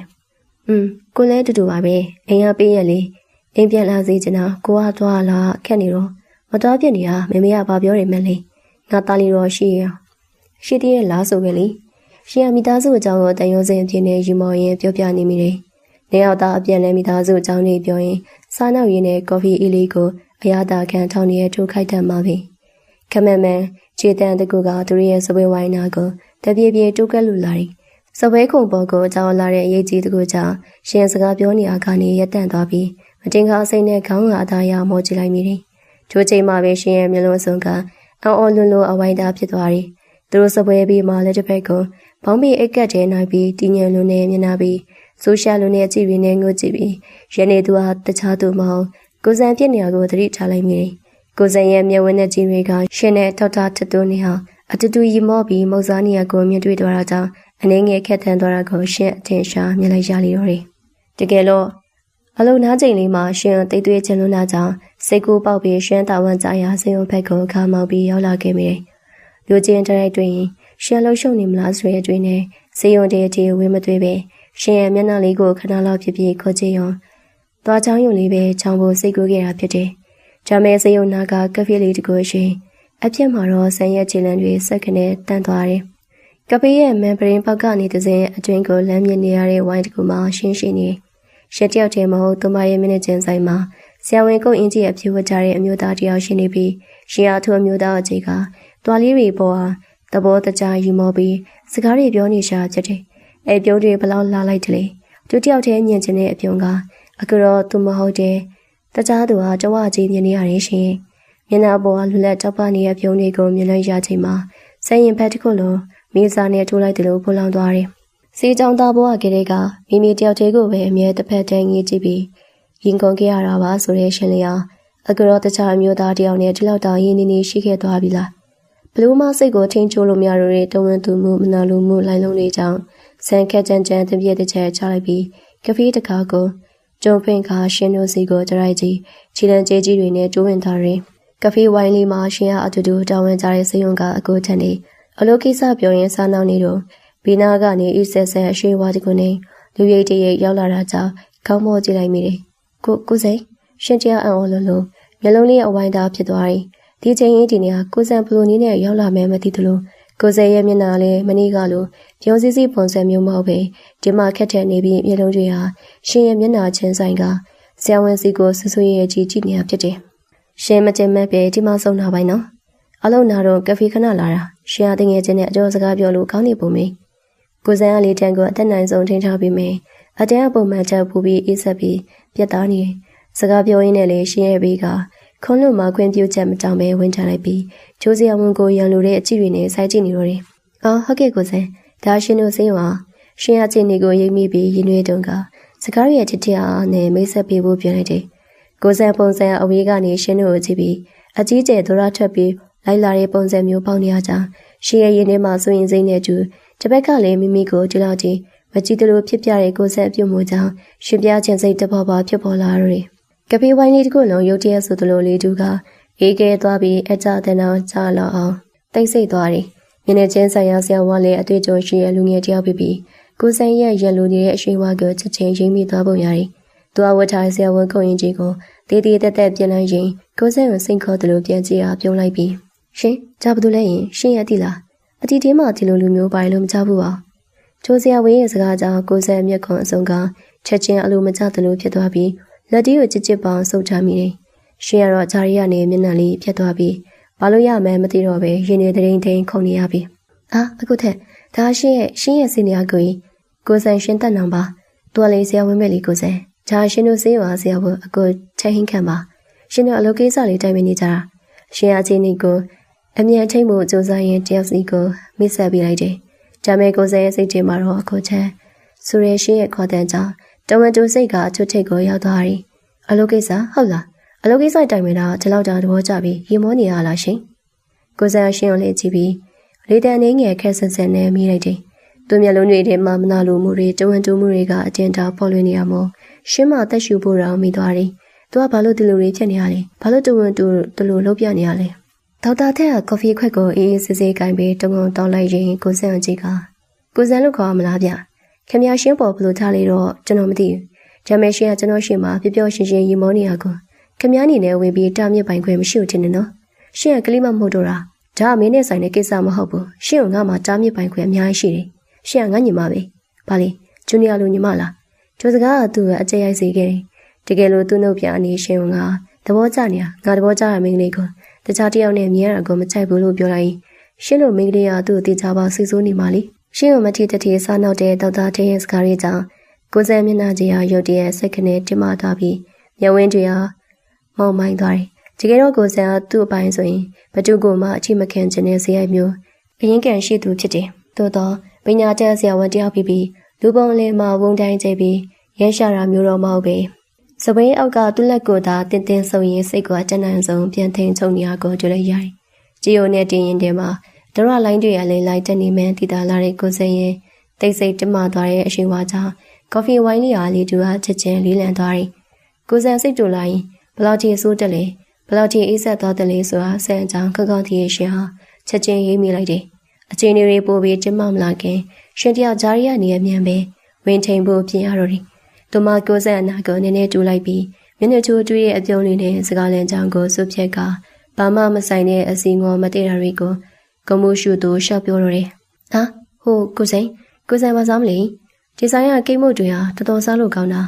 တနေ့နေပါဦးကိုစံဝတ်ထားတဲ့အင်ဂျီအောင်လေးကဒီနေ့ဟာဒီဦးသူနဲ့တော်တော်လိုက်တာပဲနော်ခဲရောင်လေးမွေးရတော့မလူလူနဲ့နေပူတာဆိုတော့လေတနေ့ကိုစံတိလားအခုနလမ်းမှာခွေးလေးတကောင်တွေ့ခဲ့သေးတယ်ရှင်တို့ဘေးရင်ကခွေးနေတော့တော်တော်တူတာပဲရှင်ဟာရှင်နောက်မညီအစီငေါ်မတည့်တဲ့စကားတွေကိုမျက်လုံးလေးကလေးကလေးနဲ့တရက်ဆဲရှော့ပြောနေရကြောင်းဘီယာဒေါက်တာထက်ပင်အော်ပြီးကြည့်နေမိစိတ်တဲတွင်ရည်ကျင်နေကိုလည်းမနေကိုထိန်ထားတယ်ရှင်ကတော့ကိုစံတော်ရာပြောသားစီရဲ့ရည်ရွယ်ချက်တခုလေးနဲ့သာစကားတွေကိုကောင်းနေရှိတာဆွဆွဲထုတ်ပြီးပြောနေခြင်းဖြစ်တယ်ဆဲအစီငေါ်မတည့်တာတွေရှော့ပြောပြီးသူကမျက်နှာကြိုတွေးကချုပ်ဖို့ကြိုးစားနေတဲ့ရှင်ရဲ့ပုံစံလေးကိုစိုက်ခြင်းယနေ့ကဒေါ်ရတွေကတပြေးပြေးနဲ့အရှင်ကျသွားတယ်စိတ်တူနေပေမဲ့လေသူရှိမှပြပြတလဲလဲဖြစ်နေတဲ့ရှင်ရဲ့ချစ်စရာမျက်နှာမူရကြောင့်စိတ်ဆိုးကျနာရီတောင်ဖေးပြောက်ကုန်မှမသိတော့ပေတပြင်းတစ်ချက်ကိုတော့ခက်ဖွားဖွားချလိုက်မိတော့တယ်တော်ပြီရှင်ကိုဘာမှမစားတော့ခဏနေဈေးရုံမရေးကြီးရောင်းလေးဖို့ရှိသေးတယ်အလုပ်ပြောင်းရတော့မှမို့ကိုစံအလုပ်ကြောင်ပြပြီးစကားကိုပြပြတသားဖြတ်ပြောလိုက်ပေမဲ့ သူမျက်လုံးတွေဟာရှင်စိတ်ဆိုးစိတ်ကောက်နေတဲ့အရေးအယောင်တွေပြီးတော့ဘေးဟာဒေါက်တာချက်ကိုလည်းမကျေနပ်တယ်လို့အကြည့်တချမ်းပေးလိုက်ရင်ဒါဆိုကိုတော်တော့မင်းရှင်ရှင်လည်းအလုပ်ကိစ္စရှိသေးရဲ့မလားတေချာကြည့်ဆိုင်လုံးအကြိုင်နောင်းနေနဲ့ဆရာဝန်ကအလုပ်ချိန်မှာအခုလိုကြီးမမော်လုံးနေရမြင်မကောင်းပြပြောစစုံနဲ့ပဲကိုစံဟာခက်တီတီပဲဝိုင်းရနေထိုင်လိုက်တယ်ရှင်ကတော့ကိုစံတကယ်ကြီးစိတ်ကောက်ပြီးလက်ထွက်တော်မဲ့ပုံစံကြည့်ပြီးစိတ်မကောင်းဖြစ်ုံတင်မကားပဲမိမိအကြောင်းနဲ့ကိုစံကြီးဟာတနေ့လေလုံးစိတ်နှောက်ယှက်ဖြစ်သွားပြီးဆိုပြီးရင်းနှီးမှအနာစိတ်တွေစိုးရင်စိတ်တွေတပေါပါဖြစ်ပေါ်လာတယ်တိုးတော်ထိုးလူကြီးကပြန်ကာနေရလူစုနေတည်ရပါလေကိုစံလက်ထွက်သွားပြီးနောက်ဝိုင်းထဲမှာကျန်ခဲ့ရှင်းတဲ့ကိုချက်တို့နေအောင်လေကော်ပီဆိုင်ကနေထွက်လာခဲ့ကြတယ်နေလေပါဆေးရုံကျူတီပြန်ဝင်ဖို့အတွက်နှစ်ယောက်သားဆေးရုံဖက်တို့လမ်းလျှောက်ပြီးပြန်လာခဲ့ကြတာပေါ့လမ်းကလေးအတိုင်းလျှောက်လာရင်းနဲ့အကိုချက်ကရုတ်တရက်ရီပြုံပြုံမျက်နှာလေးနဲ့ရှင်ကိုစောင်းငယ်ကြည့်ပြီးမိလာတယ်ရှင်အကိုကြည့်ရတာတော့အဲဒီဆန်းဆိုတဲ့တယောက်ကရှင်တော်တော်သဘောကျနေရခြင်းနေဒီစကားရှင်ကိုအများကြီးအောင်သားစီတယ်အာမဟုတ်ပါဘူးကိုချက်ကလေရှင်ရရှိကိုရှက်ကနေညင်ဖို့ပြင်ပေးမယ်ကိုချက်ကလက်ကပြရင်ရီမောကဆက်ပြောလာတယ်မဟုတ်ပါဘူးမလုပ်နဲ့ရှင်ရဲ့အကိုတို့ယောက်ျားချင်းပဲသူရှင်ကိုကြည့်ရဲ့ကြည့်တွေကိုမြေုံနဲ့တင်တိတာနေရယူအကိုနာသူဝင်လာတော့အကိုကိုကြည့်ရဲ့ကြည့်ဆိုတာတကယ်ကိုတဝန်တူမှုတွေနဲ့ပြည့်နေရပဲရှင်တခြားယောက်ျားတယောက်နဲ့မပြုံးပြစီခြင်းတဲ့ပုံစံမျိုးလေးသူမျက်နှာကြီးချက်ချေမောင်းကျသွားတာတကယ်ကိုအသေးသေးတဝန်တူနေရပါရှင်ရဲ့ကိုတက်ကစားနောက်တူလူနဲ့အမန်တရားကိုထောက်ပြလိုက်တော့ရှင်တယောက်ပါးပြစ်လေးတွေနေရလာပြီးဖက်နဲ့ထိပ်ပြလေးကိုပဲကြည့်ပြီးလမ်းလျှောက်နေမိတယ်ကိုချက်ကလည်းသူဟာရှင်ရဲ့စိတ်နေရမလို့အလိုလိုနေစိတ်ပူတတာပါပြီးတော့သူစရိုက်ကလည်းနည်းနည်းကျမတက်တာနဲ့ရောသွားတာသူဟာရှင်တယောက်တည်းကိုပဲအခုလိုလုပ်ကြမျိုးမဟုတ်ဘူးတခြားသူတွေဆိုရင်လေသူကအဲ့လိုမျိုးပဲအခုမသိလို့ပါကျောင်းတော်ဆိုရင်လည်းအမြဲလူတိုင်းကိုအခုလိုမျိုးပဲဆက်ဆက်နေတာစိတ်ပူတာထက်ကိုပူပါရဲ့ရှင်သူဟာဆရာဝန်မို့သားစိတ်ကအတက်နိုင်ဆုံးထိန်းထားတာမဟုတ်ရဲ့အခုကိုဆိုင်နေမှချင်းဆွဲထုတ်မဲ့ပုံစံကဲကောင်းကြီးကတော့တကယ်စိတ်ကောက်ပြီးအလုပ်ပြန်သွားရင်ရှင်နေတော့ညကြရင်ထုတ်အောင်မယ်တင်နေနော်အကိုထက်ကရှင်ရဲ့ပခုံးလေးကိုပုတ်ပြီးတဟာဟာရီမော်ရင်စေယုံဝင်ပေါက်တဲ့ကိုအရင်ဝင်သွားလိုက်တော့တယ်ရှင်ကတော့စေယုံအဝင်ဘာနာမှာရက်ကြိုင်ခဲ့ရင်ကိုစံတကယ်ပဲရှင်းပေါ်တဝန်တူနေရလားဆိုတဲ့အကျွေးနဲ့ရင်းထဲမှာကြည်နူးမှုတွေရောပြွန်ခါနေပြီးတော့တယ်မနေ့ပြန်ဟာတမီလေးရှင်ရဲ့အလောနာရဲ့ဖြစ်တာကြောင့်ဒေါ်ရဲ့ဝါရှင်ရဲ့အမေတရားမနေ့စောစောစစ်စစ်ကလေးကတမင်ကြိုင်ဟင်ချက်ကျွေးဖို့ဈေးကိုတကြွစွာနဲ့ထွက်လာခဲ့တယ်မနေ့ကဈေးကျင်နေရတော့ပုံမှန်ကြိုင်ပဲဈေးတယ်ဈေးဝယ်တွေစိုက်ကဲတန်တွေနဲ့စုညံ့နေပြီးစီကားနေတယ်ဒေါ်ရဲ့ဝါကလက်ထဲမှာဟင်းတီဟင်းရဲ့ချင်းတောင်လေးကိုဆွဲပြီးတမီလေးရဲ့ကျွဲဝေးစရာရှိရာတွေကိုစစ်စစ်ဆက်ဆက်ရွေးကျဲဝယ်ယူနေတာပေါ့တပတ်မှလည်းစံတရားဈေးဝယ်ကျွဲလိုအပ်တဲ့အသုံးဆောင်အချို့နဲ့အေးကျွဲဝယ်စရာရှိရာလေးတွေဝယ်ဖို့ဈေးဘက်ကိုရောက်လာခဲ့တယ်လူကြားရီမှာအရင်မြင်မြင်တီတီခန့်ခန့်နဲ့ထင်ရှားနေတဲ့ဆန်အပဝင်ချင်းကိုဝေးကြည့်လိုက်စင်မှာပဲမလဲမကန်ကအသားတန်းမှာဟင်းရွက်ဝင်နေတဲ့အန်တီရွက်ဝါကိုလဲမြင်လိုက်ရတယ်ကိုစံရှင်ရဲ့အမိမဲချက်ချင်းမမေ့သွားတာကြောင့်ချီလန်ချေကြီးတွေနဲ့အနာကိုမြင်မြင်ရှောင်လာခဲ့ပြီးရင်ကျေးစွာနဲ့ရင်နှုတ်ဆက်လိုက်တော့တယ်အန်တီနေကောင်းလာဗျာဒေါ်ရဲဝါကဟင်းရွက်ဖို့ရှင်းနေရင်ကနေရုတ်တရက်တန်ချလို့လဲကြည့်လိုက်ရာသူရှိမှမတည့်ရနေရဲ့အရက်ရွှေရွှေရုပ်ချောချောနဲ့တန်းပြတ်နေတဲ့လူငယ်လေးကိုကြည့်ပြီးမျက်မှောက်လေးကျုပ်ကစဉ်းစားများဖြစ်နေရှာတယ်လူကြီးဆိုတော့အရွယ်ရောက်ပြီးအပြောင်းလဲဖြစ်သွားတဲ့ဆန်းချက်ချင်းမမှန်မြင်နေသေးတာဖြစ်တယ်အော်အေးနေကောင်းပါလေခွဲတာကဘာလို့လဲဟင်အန်တီအသက်ကြီးလာတော့မျက်စိကလည်းတိတ်မကောင်းတော့နေမမှန်မိတော့လို့ခွင့်လို့ပါအောင်နော်အန်တီရောကအာနာတကြီးနဲ့မေးရှာတော့ဆန်းအနွေကျွေးရဲ့အပြုံးလေးနဲ့အတူသူ့ကိုယ်သူပြန်ပြီးမိတ်ဆက်ပြလိုက်တယ်အချိန်နဲ့အများကြီးကြာသွားပြီဆိုတော့လေသူ့မမှန်မိတာကတော့မဆမ်းပါဘူးလေကျွန်တော်ဆန်ရှင်းတက်နာပါကြီးရှင်ရဲ့စင်ည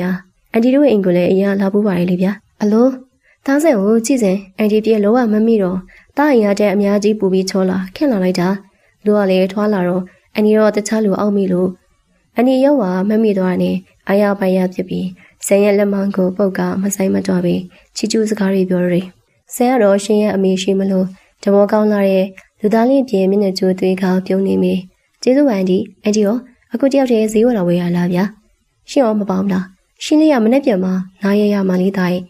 ဒီနေ့တော့ဈေးရုံမှာဂျူတီရှိလို့မနေ့စောစောရရသွားရင်အန်တီကမနေ့ပြန်တင်မလေးနားရကြရင်သူကြိုက်တဲ့ဟင်းလေးချက်ကျွေးခြင်းလို့မနေ့စောစောဈေးလာဝယ်နေတာဒါနဲ့သားစံရောအခုဘယ်မှာလှုပ်နေရလဲကျွန်တော်လေးဈေးရုံမှာပဲဆရာဝန်ပြန်အလုံးဝင်နေပါအန်တီတကယ်ကြီးလားအန်တီကတောင်းနိုင်ငံသားမှာပဲနေတော့မယ်ထင်နေရလीအခုလိုမျိုးပြန်တွေ့လိုက်ရတော့ဒီကဲကိုဝမ်းတာတယ်အိမ်ကိုလည်းအလဲလာခဲ့ပါဒါမဲ့အိမ်ကတော့အရင်နေရမဟုတ်တော့အန်တီကသဘောတကျနေတဲ့စကားတွေအများကြီးပြောနေတော့တယ်ဒါဆိုရင်အိမ်ကိုတကယ်လာလေလို့ရလားဒါအိမ်က အန်တီလုံကြီးခဲ့တဲ့လက်ရာတွေကိုလွမ်းနေရကိုစံအားပြောရင်ရင်တရားအတွေ့အလေးတစ်ခုနဲ့ပြုံးလိုက်မိတယ်အန်တီကတော့သူ့ရဲ့စိတ်ထဲမှာဖြစ်ပေါ်နေတဲ့အတွေ့အကိုဘာမှမရိပ်မိပဲဆက်စုချင်းစရာမိကွန်းတစ်ခုကိုသတိရသွားကမျက်လုံးလေးတောက်ပပြီးဆက်မေးလာပြန်နေဒါနဲ့သားစင်ကအတက်လည်းရလာပြီရိုးတဲ့ဒီလောက်ကျော်အလောက်ခံရလဲဆရာဝန်ဆိုတော့ရေးစားတွေဘာတွေရပြီလားကွယ်အန်တီကိုလူဝဲချက်လေးပြပြစမ်းမအောင်အန်တီရဲ့အမေကြောင့်ဆန်ကခက်ဖွားဖွားရီမောလိုက်ပြီးတစုံတစ်ယောက်ရဲ့မျက်နှာလေးကိုပြင်းပြင်းကပြန်ပြေးလိုက်တယ်ရေးစားတော့ရှိသေးပါအန်တီဒါမဲ့ကျွန်တော်သဘောကျပြီးစိတ်ထဲမှာအပိုင်တက်မှတ်ထားတဲ့သူတော့ရှိနေပါပြီဗျာသူဒီစကားကိုကြားရတော့သမီးဖြစ်သူတွေစိတ်မကောင်းဖြစ်သွားတယ်အော်ဟုတ်လားအဲ့ဆိုလေမကြခင်သတင်းကောင်းကြတော့မှာပေါ့ကောင်မလေးကတကယ်ကိုကံကောင်းတဲ့သူပဲနေပါအောင်သမီးကြည်ပြနေကောင်းနေမလားအိမ်တုန်းကတော့သမီးနဲ့ဆက်တွေ့ရတယ်လို့ပြောတယ်ဒါမဲ့နောက်ပိုင်းမရတော့ဘူးလို့ပြောနေကြလို့လေအန်တီကဆက်ညီမလေးအကြောင်းကိုပါဆက်ပြီးကျူတစ်ဆိုင်မေးမြန်းလာတာကြောင့်ဆန်အားစိတ်ရှင်လေးရှိနေပဲဟုတ်ကဲ့ညီမလေးလည်းနေကောင်းပါတယ်အန်တီသူကတော့စေးကုမ္ပဏီမှာလှုပ်နေတာသူကဆရာဝန်လေးမဟုတ်ဘူးလေအခုတော့ခီးရီတက်ပြီးနေလဲနေရတာသူကအဲ့ဒါကိုသဘောကျနေရအေးကောင်းတာပေါ့ကွယ်မောင်နှမနှစ်ယောက်လုံးလိမ့်မကြတာအန်ဂျီလည်းအခုလိုသားနဲ့တွေ့ပြီးစကားပြောရတာတကယ်ဝမ်းသာမိပါတယ်ကဲသားလေးဝေစရာရှိတာဝေဦးလေအန်ဂျီလည်းဟိုဘက်ကခိုးစုံဆိုင်ဖက်ခဏသွားလိုက်အောင်မယ်ဟုတ်ကဲ့အန်တီစေးချင်းတောင်းလေးနေကျွန်တော်ကိုသေးပေးမယ်လीဘလို့ပေါ့သားရဲ့အန်တီတင်နိုင်ပါတယ်ကဲသားအကြုံလုံးလေးဒီခုလောက်ကုညတောင်းအောင်မယ်ရှင်းလေးကအပြစ်မှကျွင်းတိကျလေးကြိုးဆိုင်လိုက်ပါအောင်နော်ဒါနဲ့သားတို့ရောတွေးပြကြရလားတွေးပြတာပေါ့တွေးချင်လို့ပဲစိတ်ုံကြတာတကူတကသွားပြီးတော့တွေးခဲ့သေးတာပဲအခုလိုမျိုးပေါ်တင်ပြောရမှာကအစင်မပြေဖြစ်တာရောယောက်ျားလေးတယောက်အနေနဲ့လည်းအစင်မပြေရကြအခုတော့မတွေ့ရသေးပါဘူးဒီဒါမဲ့နောက်ရက်ကျရင်တော့ရှင်အလုံးလုံးနေတဲ့စိတ်ုံကိုသားပြီးခဏလောက်သွားနှုတ်ဆက်မယ်လို့တော့တွေးထားပါရဲ့ဗျာခေါင်းမအကွေကလေးတွေအစင်ပြေပြေနေကြဟုတ်ကဲ့ပါအန်တီလောမတည်တည်ချာချာကျူးဆိုင်ပြမအောင်ဗျာဆန်ရအန်တီထွက်သွားတဲ့အထိရိုးရိုးတည်တည်နဲ့လမ်းကြီးနှုတ်ဆက်ချိန်ခဲ့တယ်ရှင်ရဲ့မေသူရဲ့အနာဂတ်ရကမကြီးနေအခုလိုစကားများကြီးပြောလိုက်ရတာကြောင့်သူကိုယ်တိုင်နဲ့အရင်ကဝန်သားရီနောက်ဆိုရင်အင်ကိုပါအလေသွားအောင်မဲတယ်လေတနေ့ကုန်စေးုံကြည့်တီကြောင့်လူကလည်းလက်ပန်းချပြီးနှုတ်ကြည့်နေပြီဖြစ်တယ်လူနာရီစီးမတ်တန်းတွေကြားရီမှာစေရောလူပါပြင်းမလာသမျှအိမ်ပြန်ရောက်ပြီးအိမ်ရတဲ့လေချလိုက်ခြင်းနဲ့စိတ်တကူရတာရှင်းနိုင်ရှိတော့တယ်သို့တော်ကင်းကျမကရှင်းဖက်မှရှိနေခဲ့ပါစေယုံအပြင်ဖက်ကိုလင်းကြည့်လိုက်တော့ကောင်းကင်တစ်ခုလုံးညှို့မိုင်းနေပြီးမိုးဟာဆွေးနေရမှာရိုတရဲ့သေးကြီးမဲကြီးအလေးလိုက်ရွာကြလာရီရွာကြနေတဲ့မိုးဆက်မိုးပေါက်များကဓမ္မပေါ်သို့ပြင်းထန်စွာရိုက်ခတ်နေပြီးမြင်ကွင်းတစ်ခုလုံးဖြူဖွေးဝါသာတွားရုံများမကမိုးတန်လေးနားမခံနိုင်တော့အောင်ဆွညံနေတယ်ဟာရွာလိုက်တာလေအချိန်ခါမဟုတ်လိုက်တာရှင်တစ်ချက်တပြင်းချရင်လက်ပတ်နိုင်ကိုကြည့်လိုက်တယ်အချိန်ဟာတော်နောက်ကျနေပြီမို့ဒီမိုးစိအောင်စောင့်နေဖို့လည်းမဖြစ်နိုင်တော့အိမ်ပြန်ရောက်ဖို့ကသာပထမဦးစားပေးမှုရှင်းစိတ်ကိုတွန်းချလိုက်ပြီးကားပါကင်စီတွားရင်ပြန်လိုက်တယ်စတိုကန်ထဲမှာကြာခဲ့တဲ့တီးရလေးဘယ်ရောက်သွားမှရှာမကြွေရတာကြောင့်နောက်ဆုံးတော့လက်တရားဖိုင်ကျွေးလေးကိုသာခေါင်းပေါ်မိုးယိုလေးတင်ပြီးအာကျင်းကပြေးရတော့ကြည်လန်းကျဲကြီးများနဲ့မိုးရဲလေးတဲ့ယုံခဲ့ပြီးကားရှိရာစီကိုဥတီပြေးခဲ့တယ်ဝတ်ကြတဲ့အင်ဂျီယာနာတက်များကလည်းမွေးရည်စိုးကုန်ပြီးအေးစိတ်တဲ့အထီးတွေကအရေးပြားတဲ့အထီးစိတ်ဝင်လာရေစိုးနေတဲ့လက်မပေါ်မှာခြေချိုမလေးအောင်သတိထားရင်တစ်ဖက်ကလည်းအေးတန်ကြောင်တုံရင်နေတဲ့ကြားနီကားပါကင်အမိုးအောက်တို့အကျဉ်းလူပြေးခဲ့ရတယ်။ရောက်ပါပြီ။ကားပါကင်အမိုးအောက်ထဲ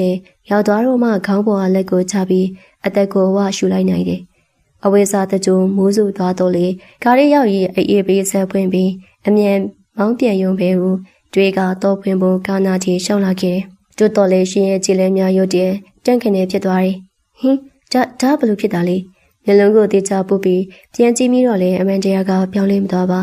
ါကားရဲ့ဘဲဖက်ပင်ကလေသက်ဆမ်းမှမရှိတော့ပဲကြားကပ်နေတယ်စောစောကတည်းစိတ်ဝင်ကြူတီးပြီးလို့လူအောင်နှုတ်ကြည့်နေရတဲ့ကြားတွေအခုလိုမိုးအတီးရွာနေတဲ့အချိန်မှာကားဘေးကလေပြားနေပြန်တော့ရှင်းရင်တဲမှာစိုးတက်လာပြီးစိတ်ညစ်မှုကချွတ်ချိတ်တို့ရောက်သွားတယ်လုံးရက်လိုက်တာတကယ်ပဲငါ့ကိုဝိုင်းပြီးနှိမ့်ဆက်ကြလား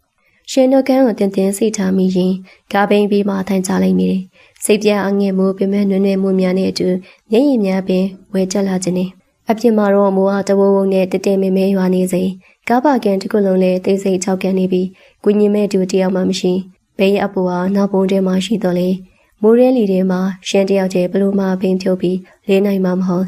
အနာပက်လေးကိုအကူညင်မဲ့စွာလှည့်ကြည့်မိရင်ရှင်စိတ်ပြက်လက်ပြက်နေခေါင်းဝတာကားတကားပေါ်မိချလိုက်မိပါရယ်ဟာစိတ်ထားစဉ်ရှင်စိတ်ထာ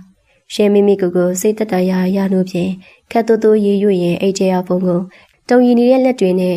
နိုင်ထုတ်လိုက်တယ်စိန်ုံကရင်းနှီးတဲ့လုပ်ဖို့ခိုင်ဖက်တယောက်ကိုပဲဖြစ်ဖြစ်အရေးပေါ်အကူအညီပေးနိုင်မဲ့သူတယောက်ကိုပဲဖြစ်ဖြစ်ဖုန်းဆက်ဖို့မြတ်တာမခက်တဲ့ရှာနေမိတယ်ကားဘင်းကလည်းကြာမိုးကလည်းမစေးတဲ့ပြင်ကားပါကင်တစ်ခုလုံးကလည်း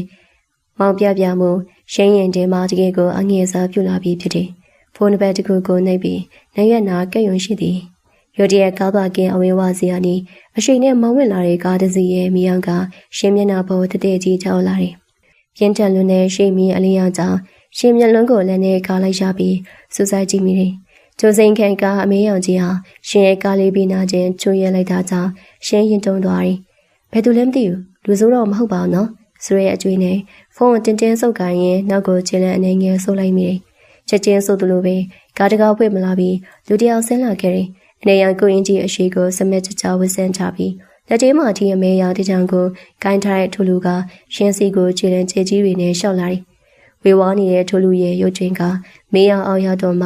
ှရှင်းမျက်လုံးအပြူသားဖြစ်သွားတယ်ကုစိန်ရှင်းအောင်လူလိုဖုန်းဆက်ဖို့ဖြစ်နေရကိုတော့မေးသွားပြီးပါဇက်အောင်သားဖြစ်ကျန်ခဲ့တယ်ဆန်ရောရှင်ရဲ့ကားပင်ပြားနေရကိုတစ်ချက်ကြည့်ပြီးတော့မူရည်တချို့ဆူဆွနေတဲ့ရှင်ရဲ့ပုံစံကိုတစ်ချက်ကြည့်ပြီးမျက်ခုံးပြလိုက်တယ်ဒီချိန်ထိအိမ်မပြန်သေးပဲဒီမှာဘာလုပ်နေရလဲရှင်ဆန်အခက်အေးအေးမြင်လိုက်တယ်ရှင်းရတော့သူအခုလိုအကူညင်လူနေချိန်စေယုံကားပါကန်တဲ့ရုတ်တရက်ပေါ်လာရမှုကြာအန်းဖြစ်နေစေကိုအကူကဘာလို့ဒီကိုကကိစ္စတစ်ခုရှိလို့စေယုံဖဲခဏလာတာတနေ့ရှင်းကဘာဖြစ်တာလဲသူတည့်ရနဲ့မေးလိုက်မိတယ်အဲ့ဒါကားပေးပေါက်သွားတာဂျူတီပြီးလို့ပြန်မလို့မှဘင်းရပြားနေရတွေ့ရတယ်ဘသူအကူညင်တောင်းမလဲလို့ဖုန်းထုတ်ဆက်နေဟာရှင်ရစိတ်ပြက်လက်ပြက်နဲ့ဘင်းပြားကြီးကိုလည်းညှို့ထိုးပြလိုက်တယ်ဆန်ရကားဘင်းနာကိုတူသွားပြီးငိုကြည့်လိုက်ရင်တပြင်းခက်ဖွားဖွားကြတယ်လောဘကိုပြားစင်းသွားတာပဲဒရိုင်မောင်းရင်အတွင်းကပါပျက်စီးကုန်နေမယ်မင်းဘိန်းပူပါလားပါပါတယ်ဒါမဲ့ရှင်းဘယ်လိုလဲရမယ်မသိဘူးရှင်ကငိုမဲမဲမျက်နှာလေးနဲ့ပြောလိုက်တော့ဆင်အားရှင်းကိုကြည့်ပြီးခက်ဟာရေးလိုက်တယ်ရှင်းလိုမင်းကလေးတယောက်ကဒီလိုမူးတဲ့ရေထဲမှာကျန်းတဲ့ကောက်ကိုပင်းပြီးဘိန်းလဲနိုင်လိမ့်မယ်လို့ကိုလည်းမထင်ပါထားလိုက်တော့ကိုလေးပြီးမယ်တကယ်ကိုဆန်ကလဲပြီးမလို့လားရှင်းကမယုံနိုင်တယ်လို့မေးမိတယ်ဆန်လိုလူမျိုးကဝေကောင်စားလာတွေနဲ့မူးရဲရေးတယ်ကာဘင်းလဲပြီးမယ်ဆိုတာအိမ်မက်တောင်မမက်ဘူးတဲ့အရာမို့ပါဒါဆိုဒီတိုင်းဖြစ်တာကြရမလားမိုးကလေပိုသေးလာပြီကဲခါတော့ပြီနောက်ဖုံးဖွင့်ပြီးဘင်းရပုံနဲ့ပစ္စည်းတွေထုတ်ရဆန်ရပြပြဆူဆူသူ့ရဲ့ကိုအင်ဂျီရဲ့ရှေ့ကိုချက်ပြီးကားပေါ်လှမ်းပစ်တင်လိုက်တယ်ပြီးတော့အင်ဂျီလိုက်ကိုတရာစစ်ချင်လက်တင်လိုက်ရင်ရှင်းလက်ထဲကကားတော့ကိုလမ်းယူလိုက်တယ်ရှင်းမတော့ဆန်ရဲ့ပြတ်သားပြီးယောက်ျားပိသားတဲ့ပြုမှုတွေကြောင့်ရင်ထဲမှာတမျိုးကြီးခန်းစားရပြီးလူခန့်လေးကိုကြိုက်ကာငင်ကြည့်နေမိတော့တယ်ဆန်ရသူ့ထီကိုရှင်းလက်ထဲထည့်ပြီးခဲ့ပြီးကားနောက်ဘုံကနေဘင်းရပုံနဲ့ကိရိယာတွေကိုထုတ်ကာပါကင်နေပဲကားဘင်းလေးပို့ပြင်းစင်မာရီရှင်းလဲဆန်နာမှာလိုအပ်တာကူညီရင်အားနာလိုက်တာကိုဆန်ရဲ့ဒီလိုအချိန်ကြီးမှာရှင်းနေမှာလာတိုးရလို့တူတူလေးပြောမိရှာရီဆန်ရကားဘင်းကိုဖြုတ်ရင်ရှင်းကိုတကြံမိုးကြီးကခက်ပြုံပြောလိုက်တယ်အားနာရင်တော့မှကော်ဖီတစ်ခွက်ပြန်တိုက်ပေါ်ရှင်းလေးရဲ့လာပြန်ပြီသူကတော့အမြဲကိုကော်ဖီပဲတိုက်ခိုင်းနေတော့တာပဲပဲတက်နိုင်မှလေဒီလောက်ကူညီတာအလောက်တော့တိုက်ရမှာပေါ့သူကအမြဲတည်းကက်တင်ရှင်လိုပဲအကူညီတစ်ခုလိုတိုင်းပေါ်လာတယ်ဘေးမှာအမြဲရောက်လာတယ်အခုလေစေးရုံကိုလာတာတဲ့ဘာကိစ္စလဲရှင်တို့စေးရုံနဲ့သူဟာဘာဖက်တက်နေလို့လဲတကယ်ဆိုလာစရာမလိုတာတားပါအကျွေးခဏရက်ထားလိုက်မယ်လို့ကိုဘရာကိုတိုက်ကြုံရင်သူလိုအပ်တာကိုကူညီပေးနေမိတယ်ကားပါကင်ဆိုတာလေမိုးရီပါယူနေတော့တဆက်ဆက်ကသူ့ပေါ်ကြားနေရှင်ကသူ့မဆိုအောင်အနာသူပို့တိုးလိုက်တယ်သူမဆိုဘူးလိုတာပါလေရှင်ကရပါတယ်အဆကရရေးဆိုပြီးသားပဲစေးရုံကပါကင်အားသေးတယ်ဒီကြားရဲ့အမိုးကပါမလုံးသေးတာပါကင်လို့မခွာတာကားချရန်နေရဆိုတော့ခက်တာအချင်ပါရဲ့ဆိုနေအခုတော့လေပြီးမှပြန်တော့မှခွဲစိတ်သားပဲခိုင်နေလက်နုနုကအခုတော့ကားပြေမိုးကရိယာတွေပါခိုင်နေရပြီရှင်းဟန်တာခစ်တော့သူ့အတွက်အကျိုးပြုလိုက်ပုံကတော့ကားကိုပါပြင်ခိုင်းနေရသူညီမတည်တော့ဘလောက်တောင်ရင်နာမလဲမသိပါလိအနာပါရီကိုစင်ဆရာကိုရာသူစိတ်တဲ့တရဆက်တွေးနေမိတယ်ကားလေးပြင်ပြီးမိုးလေနေနေဆဲတော့မှရှင်းတယောက်အင်ကိုခက်ပြေးမောင်းပြန်လာခဲ့ရတာမို့အင်ပြန်ရောက်တော့ညတော်တော်လေးနဲ့နေခဲ့ပြီအပြင်မှာတော့မိုးအားလိုဝါဆင်းသွားသည်ပဲတဝဲဝဲရွာနေတော့ပဲရှင်းအင်ကြီးကိုအမော်တကောဝင်လာတော့အကဲထဲမှာရှင်းပြန်လာကစိုးရင်တကြီးစောင့်နေတဲ့မိမိကစက်ကနေထိုင်ရပြီးစီးကျူရှာတယ်အမလီရှင်းရဲ့နောက်ကျလိုက်တာဖုန်းဆက်တော့လဲစက်ပိတ်ထားရေးဆိုတော့မိမိပြင်းရင်တတိတ်တိတ်နဲ့စိတ်ပူနေတာမိုးကလေးရွာနေအောင်ဟုတ်တယ်မိမိရဲ့ညနေအားစေးဝင်စိမ့်ကနေမှကားပြတ်သွားလို့ဒါနဲ့ပဲအတီးတယောက်နဲ့တူပြီးသူကူပြင်ပေးရနဲ့နောက်ကျသွားတ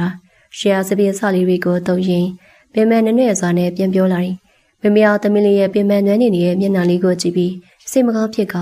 နာကိုတူလာပြီးပခုံးလေးကိုအသာရဆုတ်ခိုင်းရင်အားပေးစကားဆိုတယ်အေးအဆင်ပြေပြေပြောင်းလာရင်တော့ပါပြီသမီးလေးအလုံးမနေတိုင်းလူနာတွေနဲ့ရုန်းကန်နေရလို့ဘလောက်တောင်ပင်ပန်းနေမလဲဆိုတာတရားမမေကကြည့်ရပါကွယ်မနေ့ပြန်သမီးလေးအလုံးနာရဲ့ပဲအဲ့ဒါကြောင့်မမေကသမီးအကြိုက်ဆုံးရင်းတွေကြီးပဲဈေးကနေအများကြီးဝယ်ပြီးပြင်ဆင်ထားတယ်မနေ့ပြန်ကြရင်သမီးအကြိုက်တွေအကုန်လုပ်ကြည့်မယ်နော်မမေရဲ့ခ ्यू ဆိုင်မှုနဲ့လှလိုက်လေလေအားပေးစကားတွေကြောင့်ရှင်ရဲ့ရင်ထဲမှာတနေ့လုံးပင်ပန်းတများအမောစုရဲ့တမျှတွေအကုန်လုံးခဏလေးနဲ့ပြောက်ကွယ်သွားသလိုခံစားလိုက်ရတယ်။မိခင်တယောက်ရဲ့နှွေးထွေးမှုအဲအဝါသားအောင်မှာရှင်လေးကလေးတယောက်လိုစိတ်အေးသွားတာပေါ့။သူမကမမေရဲ့ခါလေးကိုတိုင်ဖက်လိုက်ပြီးရင်ခွင်ထဲခေါင်းလေးတိုးကချွဲနေလိုက်မိတော့တယ်။မမေကကောင်းဆုံးပဲ။သမီးမမေကိုသိချစ်တာပဲ။သမီးအတွက်အမြဲတမ်းအားလုံးချက်ဦးစားပေးပြီးလုပ်ပြီးလို့ကျေးဇူးများတင်ပါတယ်မမေရဲ့။ကဲပါချွဲမနေတော့သမီးရဲ့အကူဝစားရလေးမြန်လေ။ရေချိုးပြီးခဏနားလိုက်ဦးနော်။ပြီးရင်မမေညစာပြင်ပေးထားမယ်။အတူတူစားကြမယ်စကားတွေလည်းပြောစရာအများကြီးရှိတယ်မမေကသမီးလေးရဲ့ခေါင်းကိုပွင့်ရင်တန်ရုံးစင်ကြီးစွာပြုံးပြတယ်ဟုတ်ကဲ့မမေသမီးခန်းထဲဝင်ပြီးအဝတ်စားလေးခဏနားလောက်ဦးမယ်နော်ရှင်မမေကိုမျက်နှာကြိုသွေးကနှုတ်ဆက်ပြီးနောက်သူမရဲ့အခန်းလေးတွေကိုတက်ကြွစွာနဲ့ဝင်လာခဲ့ရီပင်ပန်းပြင်းမဲ့လေးမမေရဲ့မြတ်တာတွေကြောင့်ရောမနှက်ပြန်နာရက်မမေနဲ့အပြင်သွားမဲ့အကြောင်းတွေကပြောနေတယ်မမေကိုအပြင်သွားမဲ့အကြောင်းတွေတော့မပြောရသေးပါပြီးမှတိတ်တိတ်ခေါ်သွားမယ်တွေ့အကန်တေကိုဝင်လာခဲ့တယ်။ရှင်ရဲ့ခြေလမ်းတွေကကြတော်လေးလေးလက်နေခဲ့ပြီးတနေ့လေလုံးလူနာရီနေလုံးပန်းခဲ့ရတဲ့အလုပ်ပြင်မှမှုကားပြည့်ရဲ့စိတ်ညစ်သွားမှုတွေကိုခဏမိလိုက်တာ။သူမလက်တွေကအိတ်ကိုစပယ်ပေါ်ပြစ်တင်လိုက်ပြီးကရင်ကျဲကြီးပေါ်သူပြက်လေချိုက်တော်။ထူတဲ့ဤဆက်နေရဲ့မွေးရားကြီးဟာပင်ပန်းနေတဲ့ရှင်ရဲ့ခဏကူလေးကိုအသားရပွေးပိုက်ပေးလိုက်တယ်လို့ပဲရှင်ရဲ့တကူဝါရွှင်မျက်လုံးနှလုံးကိုမိကအမောဖြစ်နေမိအပြင်မှာကြွေဝေးရွာနေတဲ့မိုးဆက်တန်တွေကအကန်ပရင်းပေါက်ကိုလာရိုက်ခတ်နေတဲ့အတန်ကားလွေလို့အကန်တကူလုံးသိစိတ်လိုနေတယ်။မင်းနဲ့အနေငယ်များညစ်တက်ပြီးအမောပြလိုက်တော့မှအကျော်အကျန်တွေပြေရောသွားပြီးရှင်တရအမောတွေတပြေပြေငိမ့်တက်သွားတယ်။ရေကျိုးမှဖြစ်တော့မယ်။ရှင်တပြန်တစ်ချက်ချရင်အဲ့ရကနေဇိုလူလဲချကရေကျိုးကန်တဲ့သူဝင်ခဲ့တယ်။ရေဘဲမှုဖွင့်လိုက်တော့ခဏနွေရေစက်အေးလေးတွေကရှင်ရဲ့ပခွန်သားအီးတွေပေါ်ကိုတပြန်ပြန်နဲ့စီစဉ်သွားတယ်။မိုးမိပြီးအေးဆက်တောက်တင်းနေတဲ့ခဏကိုလေးကရေနွေးလေးရဲ့တီတွေကြောင့်ချက်ချင်းပဲလန်းဆန်းသွားတယ်။သူမကမျက်လုံးလေးမိတ်ပြီးရေပန်းအောက်မှာခေါင်းလေးကိုမော်ကားရေးစီကြောင်ရင်အေးမြမှုကိုခံယူနေမိတယ်။စပြနဲ့တင်းတင်းလေးကရေချိုးခန်းတစ်ခုလုံးပြန်လွင်သွားပြီးရှင်ရဲ့စိတ်အာရုံကိုပုတ်ပွားသွားစေတယ်။ရေစက်တွေဟာရှင်ရဲ့ဘာပြင်းနုနုတွေလေပြင်းတိုင်းလေးတွေကနေသစဉ်စီကျသွားသလိုတနေ့လုံးစိတ်ရှုပ်ခဲ့သမျှအာယုံတွေကလည်းရေနဲ့တူမျောပါသွားသလိုခံစားတယ်။ရေချိုးပြီးလို့ဝစ်ဇက်လေးကမင်းတင်ခုံရှိမှထိုင်တဲ့အချိန်မှာတော့ရှင်ရဲ့မျက်နှာလေးပန်းတွေးရောင်ကျန်းပြီးကျင်းလင်းဝဲပါလို့နေတယ်။စပီအဆူလေးတွေကိုတာဝါနဲ့ခက်ဖွားဖွားတုံရင်ကိုစံအကြောင်းတွေးမိကကြောက်တလူလူရင်ခုန်တလူလူနဲ့ရှင်တယောက်မန်တဲကမိမိကိုကြည့်ပြီးတပြည့်ရွှေကြီးတစ်ချက်ကိုထပ်ပြီးချမိပြန်လို့တယ်။ဆန်ပြင်းနေအိမ်ကိုပြန်ရောက်လာတော့တော်တော်လေးနောက်ကျနေပြီဖြစ်တယ်။အပြင်မှာမိုးကတပွဲပွဲရွာနေလို့မဲမို့ပဝင်းကျင်တစ်ခုလုံးအေးဆက်လို့နေသူဝစ်စားလေရေမိုးချုပ်ပြီးမှစူပါပေါ်မှာလဲချလိုက်ရင်ဖုန်းကိုထုတ်ကဝေးမရောက်နေတဲ့ညီမဖြစ်သူကြီးပြားစီကိုဖုန်းခေါ်ဆိုလိုက်တော့တယ်ဖုန်းဝင်သွားပြီးတိတ်မကြခင်ပါပဲတပက်ကကြီးပြားကလှုပ်ရှုပ်နေလေးတန်လေးနဲ့ဂိုင်းလာတယ်ဟယ်လိုကိုကြီးဘာလို့နေလို့အခုမှဖုန်းဆက်တာလဲညဆောင်စားပြီလားမစားသေးဘူးကြီးပြားရဲ့ခဏနေမှပဲလွေရတကူလှုပ်စားတော့မယ်အပြင်မှာလည်းမိုးကရွာနေရနဲ့အိမ်ပြန်ရောက်တာနောက်ကျသွားလို့ညီမလေးရောညစာစားပြီလားဆရာနှစ်ဖူးပေါ်ကိုလက်နဲ့တင်ရင်ဖုန်းထဲကနေမိလိုက်တယ်ကြည်ပြားစားပြီးကိုကြီးရဲ့ဒါနဲ့မေးပါဦးမယ်ရှင်နဲ့ကအဆက်တွေရခဲ့သေးလားဒီနေ့တွေ့ဖြစ်သေးလားကြည်ပြားဖုန်းထဲကနေဆက်ဆူတဲ့လေးတန်လေးနဲ့လှမ်းမိလာတယ်ကိုစရာနှုတ်ခမ်းတာကကောက်ကျစ်တဲ့အပြုံးနဲ့အတူအဝေးကညီမဖြစ်သူကိုဖုန်းထဲကနေကြွားလုံးထုတ်ပြီးညှိပြတော့တယ်ဒီနေ့ညနေတင်တွေ့ခဲ့သေးတယ်ကြည်ပြားဂျမဲကောင်းတဲ့အတွေ့နဲ့တွေ့ခဲ့တာတော့မဟုတ်ဘူးကွာငါသူ့အတွေ့အကြုံလို့စိတ်ဝင်စားကြည့်သွားချောင်းတာအဲ့မှာမိုးကလည်းအရင်ရွာနေတယ်သူကလည်းကားဘီးပေါက်ပြီးအခက်တွေ့နေတာကိုတွေ့လိုက်တာနဲ့ငါမှကိုယ်တိုင်ဝင်ပြင်ပေးကြတာမိုးရဲလေးထဲမှာပင်ပန်းခံပြီးပြင်ပေးခဲ့တာကိုအိုက်ကောင်မလေးကလေငါ့ကိုကျေးဇူးတင်ပါတယ်ချစ်ဖိတ်ကျွေးမယ်နော်ဘာညာနဲ့တခွန်းတောင်မပြောတော့ကွာတကယ်ကိုအသေးမာတဲ့ကောင်းမလေးပဲဆရာရှင်းပေါ်တဝန်တူရရောမကျင်တဲ့ထားရောပွန်ပြီးစားနောက်ပြတော့ဖုန်းတစ်ဘက်ကကြည်ပြားကဒါဟာအီမောတန်ထွက်လာတယ်အမလီကိုကြီးရဲ့သူကရှက်လို့ဖြစ်မှာပါအကိုကြီးကလေလေးတဲမမကြီးနဲ့သွားပြီးပိုင်စိုးပိုင်နဲ့လုံနေအောင်ရှင်းခင်များစိတ်ညစ်သွားရှာမှာပေါ့မောင်နှမနေအောင်ရှင်းကြောင်းစားနောက်ပြီးတဲ့နောက်စကားဝိုင်းက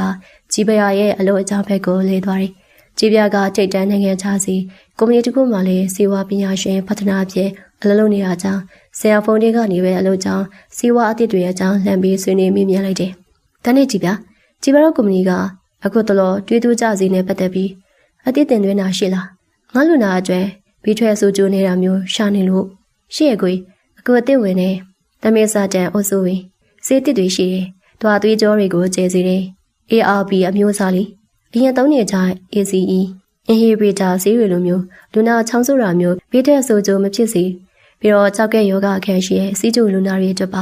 ကြောက်ကက်ကိုကောက်ွယ်ပေးတဲ့အာနိသင်ရှိလို့အခုနောက်ပိုင်းဆရာဝန်တွေတော်တော်ညွှန်းကြတယ်။ကြည်ပြဖုန်းတွေကနေတည်တည်ချာချာရှင်းပြတယ်။ဟုတ်တယ်။ ARB အုပ်စုကတွေးတိုးလူနာတွေအတွက်တော်တော်စိတ်ချတယ်။ဒါနဲ့အသေးအစီဖုန်းတာနဲ့ပတ်သက်ပြီးတော့ဗာစီတွေထက်တီးလေ။အသေးတွေကတော့အခုအများဆုံးသုံးနေကြတာ။ရိုးစို့တော့ချိုလီအစ်စ်ပဲကိုကြီးသူကအသေးတွေကစိတ်ဓာတ်ဖြစ်စေတဲ့တေးကြီးအစ်စ်တွေကိုရှော့ချပြီးအသေးဆေးတွေကိုခောက်ခဲ့ပေးတာဒါပေမဲ့ဒီကတော့လူန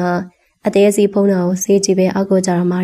ဆေးတဲ့အစားတော့ဆင်ကျင်တာနဲ့ကိုယ်လုံးလှရှာမှုဟာ90ရာခိုင်နှုန်းလောက်ပူရည်ကြီးရဆိုတာလူတွေကိုသတိပေးဖို့ပဲလိုတယ်ကြည်ပြဖုံးကိုနားမှညက်ပြီးဆာရွက်တွေလည်းရင်စိတ်ရှင်မှုအပြည့်နဲ့ရှင်းပြတယ်ဆရာကောင်းညက်ပြီးနားထောင်ရင်မှအရေးကြီးကိစ္စတစ်ခုကိုသတိရသွားကလူတဲဝနှင်းငယ်လေးနဲ့လိုက်ပြီးညီမဖြစ်သူကိုကိုညင်တောင်းလိုက်တယ်ဟုတ်ပါပြီဒါနဲ့ကြည်ပြအခုကိုညင်တူလောက်ပေးပါအခုရဲ့ဆရာဝန်တင်ငယ်ချင်းတယောက်ကစေတမျိုးအသေးတဲ့ရှာခိုင်းထားလို့အိုင်စီကဒီမှာဝယ်ဖို့အရင်ခက်ခဲနေတယ်ကုမ္ပဏီတွေမှလည်းပြက်နေပြောတယ်ဘယ်စေးလဲကိုကြည်ပြတို့နိုင်ငံခြားကိုရီးယားကနေရှာပေးလို့ရမလားကြည့်ပြီးမယ်အပူမင်းပါဝင်တဲ့ဆေးရည်ပဲဆေးရုံမှာကင်ဆာနောက်ဆုံးဆင်းလူနာတွေအသေးချောက်ပြီးဖိုက်တယ်ရေပြန်ဆွဲနေတဲ့လူနာတွေအတွက်တွေ့တဲ့ပရိုတင်းတဲ့ရောနေမှုကိုအများဆုံးဖြစ်တင်ပေးဖို့အဲ့ဒီအပူမင်း20% injection ကအရင်ကြီးနေရဒီမှာလောလောဆယ် import license တွေကြောင့်လားမသိစီးဆိုင်ကြီးတွေမှာပါလိုက်ရှာတာလောဝဝယ်လို့များဖြစ်နေကြည်ပြဖုန်းတစ်ဖက်ကနေမျက်မှောက်လေးချုပ်ကလက်တော့ထဲမှာ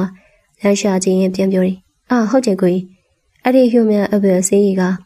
တွေးရနေတိုးရတာဆိုတော့ချလုံးမူကကန့်တဲ့ချေရှိအခုကြည်ပြတို့ကုမ္ပဏီမှာလည်းကျုပ်ကကုန်နေပြီဒါမဲ့မနေ့ပြန်ဘန်ကောက်ကနေဝင်မယ် emergency စီးတွဲတွေမှာပါမပါကြည်ပြကုမ္ပဏီကမန်နေဂျာအခုပဲ email ပို့ပြီးတောင်းပေးကြည့်မယ်ရနဲ့ကိုကြီးတင်ငယ်ချင်းအတွက်အရင်ဆုံးဖေးခိုင်းထားလိုက်မယ်နော်ကျေးဇူးပဲကြည်ပြရေးအဲဆီယာလူနာအသက်တွေတကယ်အရေးကြီးတယ်လို့ပါမင်းမဲအမြဲဆုံးရှာပေးပါအောင်ဆရာစိတ်သက်သာရစွာနဲ့ပြောလိုက်တယ်ရပါတယ်ကိုကြီးရဲ့ရှင်အပိုင်ချုပ်ဖို့အတွက်ပဲကြံစည်မနေပဲအခုလိုလူနာအတွက်စိတ်ပူတကြီးလှုပ်ပေးနေတဲ့ကိုကြီးအမတကယ်ဆရာဝန်စစ်စစ်ဟင်ကဲပါဒါဆိုရင်ဖုန်းချလိုက်တော့မယ်နော်ညစာသွားစားတော့ကိုကြီးကြည်ပြချစ်စနိုးနဲ့စားတော့ပြီးဖုန်းချလိုက်တော့မှဆန်လေးဖုန်းကိုပြီးချပြီးတက်ပြင်းတစ်ချက်ချလိုက်မိတယ်မောင်နှမနေရဖုန်းနဲ့အဝေးကနေစကားကြရင်ပြောဖြစ်သွားပြီဆိုတော့စိတ်ထဲမှာရှင်လီတို့ရင်ကိုသွားမဲ့အစီအစဉ်ကိုပဲပြန်ပြီးအယုံရောက်သွားတယ်။အန်တီအောင်လာခိုင်းနေရသူသွားတင်လားသွားတင်တာပေါ့လေလူကြီးကတော့ခေါ်တာဆိုတော့သွားမယ်လို့တာသူတွေးနေသူတယောက်တည်းပြောနေညစာစပွဲဝိုင်းလေးကမိုးအေးလေးမှာပူပူနွေ့နွေ့ဟင်းလျာလေးတွေကြောင့်ပူပြီးစိတ်တတရှင်းလာတယ်။ရှင်းရယူမိုးချိုးဝစ်စားလေးပြီးတဲ့နောက်မိမိနဲ့တူထမင်းဝိုင်းမှာဝင်တိုင်းကအားရစွာစားတောင်းနေကြတယ်။ထမင်းစားနေရင်ကနေမိမိကဟင်းခက်ပင်ရုတ်တရက်သတိရသွားဟန်နေစကားဆလာတယ်။ဒါနဲ့သမီးမိမိမနေ့ကစီးသွားတော့တယောက်နဲ့တွေ့ခဲ့သေးရဲ့ဒီလား။ဘသူနဲ့လဲမိမိရှင်းသိရဲ့သူလား။ရှင်ရဟင်းလေးကိုဝါရင်တမန်ကလျံကပဲမေးလိုက်တယ်။ကဲစဉ်းစားကြည့်ပါဦး။ဘသူနဲ့တွေ့ခဲ့ခြင်းလဲ။မိမိကမျက်ခုံးလေးပြင်ပြီးမိကွန်းချုံလာပြင်းတယ်။ဟာမသိဘူးလေမိမိကလေရှင်းရဘလို့သိမှလဲ။ရှင်ရရီကျဲကျဲနဲ့မိမိကိုကြည့်ပြီးပြောလိုက်တော့မိမိကသဘောကျကတခိခိရီမော်ရင်လျှို့ဝဲချက်တခုလိုပြောပြတော့တယ်။အယောကသမီးအရန်ကိုသဘောကျခဲ့ရတဲ့သူလေအခုတော့မမိပြီလား။မိမိရဲ့စကားကြောင့်ရှင်တရားလက်တရားစွန်ပင်ခဏရက်သွားတယ်။ယနေ့မှလည်းအရန်သဘောကျခဲ့ရတဲ့သူဆိုတဲ့စကားလုံးကြောင့်အနေငယ်စိတ်ဝင်စားသွားတယ်လို့ဘသူဖြစ်မလဲဆိုတဲ့အတွေ့အပေါင်းစုံကခေါင်းထဲချက်ချင်းကျိုးဝင်လာတယ်။ရှင်ကနားမလဲတယ်လို့မျက်နှာပြီးနေမိမိဆူဆူဆက်ဆိုင်ကြည့်ပြီးထမိလိုက်တယ်။ဘသူလဲမိမိသမီးတကယ်စဉ်းစားလို့မရအောင်အမြင်ပြပြပါဦး။သားစင်လေးသမီးရဲ့စီနီယာကိုစံနေမိမိမနေ့ကဈေးထဲမှာကွက်တိဆုံခဲ့တာ။သူကတော်တော်လေးကိုချောလာခန့်လာရဲ့ရှင်ရဲ့မိမိတော့အစမမှတ်မိဘူး။ရှင်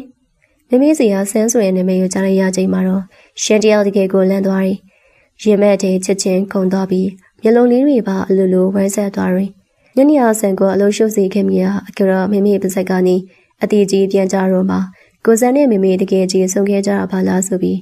ကြော်ရင်းမှာစိတ်ခနဲ့ဖြစ်သွားတယ်။ မိမိကတော့သမီးဖြစ်သူရဲ့လန်သွားတဲ့အမူအရာကိုသတိမထားမိပဲမသိကြအောင်ဆောင်တဲ့မျက်နှာနဲ့ခက်အေးပဲထမေးလာတယ်။ဒါနဲ့သမီးတို့ရောအလုပ်ထဲမှာမတွေ့ကြဘူးလား။သူကတော့သမီးနဲ့အလုပ်ကိစ္စအဆက်တွေမရဘူးလား။ရှင်းမရင်တဲ့တရင်တိန်ခုန်နေတဲ့သားနေမိမိရိပ်မိသွားမှဆိုတာကြောင့်အမူအရာကိုချက်ချင်းပြန်ထိန်လိုက်ရတယ်။ဒီနေ့ညနေကမိုးရဲလေးထဲမှာပါကားပြင်ပေးခဲ့ကြတာကိုမိမိသိသွားရင်ပို့ပြီး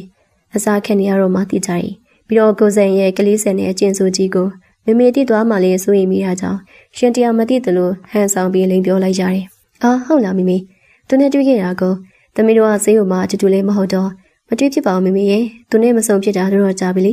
သူနိုင်ငံသားမှကြောင်းသွားတဲ့ချိန်တည်းရပြီရှင်ရဟမ်မပြန်ထမင်းကိုဇုံငုတ်စားရင်လိန်ပြောလိုက်ပြီမယ်ရှင်နေမှတော့ပူထူနေခဲ့ပြီမိမိဒါသူတို့ဆုံပြီးသွားရေးဆိုတာကိုသိသွားရင်တော့စားလို့နောက်လို့ပြီးတော့မှမောက်တောင်းလေကြိုးသိနေရနိဒီကိစ္စတွေကိုမိမိလုံးဝသိသွားလို့ကိုမရပါမနေ့ကရသည့်ဥတုလေးကမိုးနှင်းငယ်အုပ်ပြီးလေးအေးအေးလေးတပြူပြူတိုက်ခတ်နေရကြောင်းတကယ်ကိုတာယာအေးချမ်းလိုက်မင်းညကမိုးအကြီးကြီးရွာသွန်းခဲ့ရကြောင်းမြေသားအေးလေးကနေမြင်းနဲ့တင်တင်လေးကလေထဲမှာပြလွင်လိုနေတယ်ဒီနေ့ကဆေးရုံကျူတည်သွားကြအောင်မလို့တဲ့ရှင်ရဲ့တပတ်စာနားရက်လေးဖြစ်တာရဲ့မင်းညကမိုးအေးအေးနဲ့အိဆက်ခဲ့ရတာရဲ့ကြောင့်ရှင်တယောက်မနဲ့၈နာရီတိုးကနေမှပဲအေယာကနေတက်တော့တနူးထလာခဲ့တယ်မိမိကလည်းသမီးလေးအလုပ်ထဲမှာပင်ပန်းထားသူများအဝါအိပ်ပါစီတော့ဆိုပြီးလာမနူပဲလှုပ်ထားပြီးတယ်။ကျမကြီးအရင်ကကြည့်စရာကောင်းတဲ့မိမိပါလေ။ရှင်အေးရကနေလို့တော့လူကတကယ်ကိုလန်ဆန်ပေါ်ပါနေ။တူတူလေးနဲ့ညာရီဝတ်စုံပလေးဝတ်ထားရဲ့ရှင်ဟာကရင်ပွားစဉ်ရေချိုကန်တဲဝင်ပြီးမျက်နှာကျဲသွားတိုက်ရင်မန်တဲကမိမိကိုကြည့်ကပြုံးမိတယ်။ရှင်မျက်နှာတွင်နှာထိတ်မှာတီးရှိနေသောမဲ့တီတီလေးကရှင်ရဲ့ဆဲဆောင်မှုပါ။ကိုရဲ့မျက်နှာကိုမန်တဲကြည့်လိုက်ပါကောင်။အရင်ကလှရပါလားလို့တွေးမိပြနေသူတို့တွေးမိတိုင်းလေရေးကျင်နေအပြစ်မှာမိုးအနေနဲ့အုပ်နေတော့မို့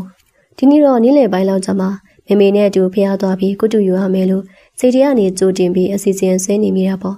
မျက်နှာကျမိတ်ကပ်ပပလေးလိမ့်ပြီးတဲ့နောက်ရှင်တယောက်ခေါင်းဝပေါင်လေးလောက်လေးဝိတ်ကအော်ချက်ကမေမေစီကိုသွားဖို့အခန်းတကားကိုဖွင့်ပြီးထွက်လာခဲ့တယ်။နာရက်လေးမို့စီးလဲပေါ်ပါစွာနဲ့လေကားချစ်တွေအတိုင်းတက်ကြွစွာခြေလမ်းကြေးကြီးတွေနဲ့ဆင်းလာခဲ့ပြီးအေကန်ဘက်ကိုအကွေရှင်ရဲ့ခြေလမ်းတွေတန့်ကနေရပ်တန့်သွားတယ်။ကြိုပြင်းရှင်ရဲ့မျက်လုံးဝိုင်းလေးတွေကလောကမတင်ထားအောင်ပြူးကျသွားပြီးပါဆက်လေးပါအံ့ဩလွန်းလို့ဟာသွားတယ်။အေကန်ဆိုဖာကြီးပေါ်မှာရှင်ရဲ့အမေနဲ့အတူဘေးချင်းရှင်ပြီးသဘောတကျကြီးမောကစကားပြောနေတဲ့လူတယောက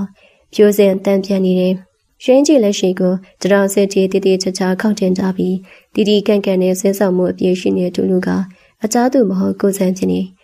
ကိုစံကမိမိနဲ့မျက်နှာချမ်းဆိုင်စကားပြောရင်းကနေဒီကားဘက်ကခြေထန်ကြောင်လဲကြည့်လိုက်ရကလေးတယောက်လိုချစ်စရာကောင်းဝင်လေးနဲ့မျက်လုံးကလေးပြူပြီးကြောက်ရွံ့လိုရက်ကအံ့ဩနေတဲ့ရှင်ဦးမြင်တော့လူကန်ကြောက်ကနေသူရဲ့ပင်ကိုကြိုတာတဲ့အပြုံးရောင်လေးရှက်တန်သွားပြီးမျက်နှာကြိုကျွေးလိုက်က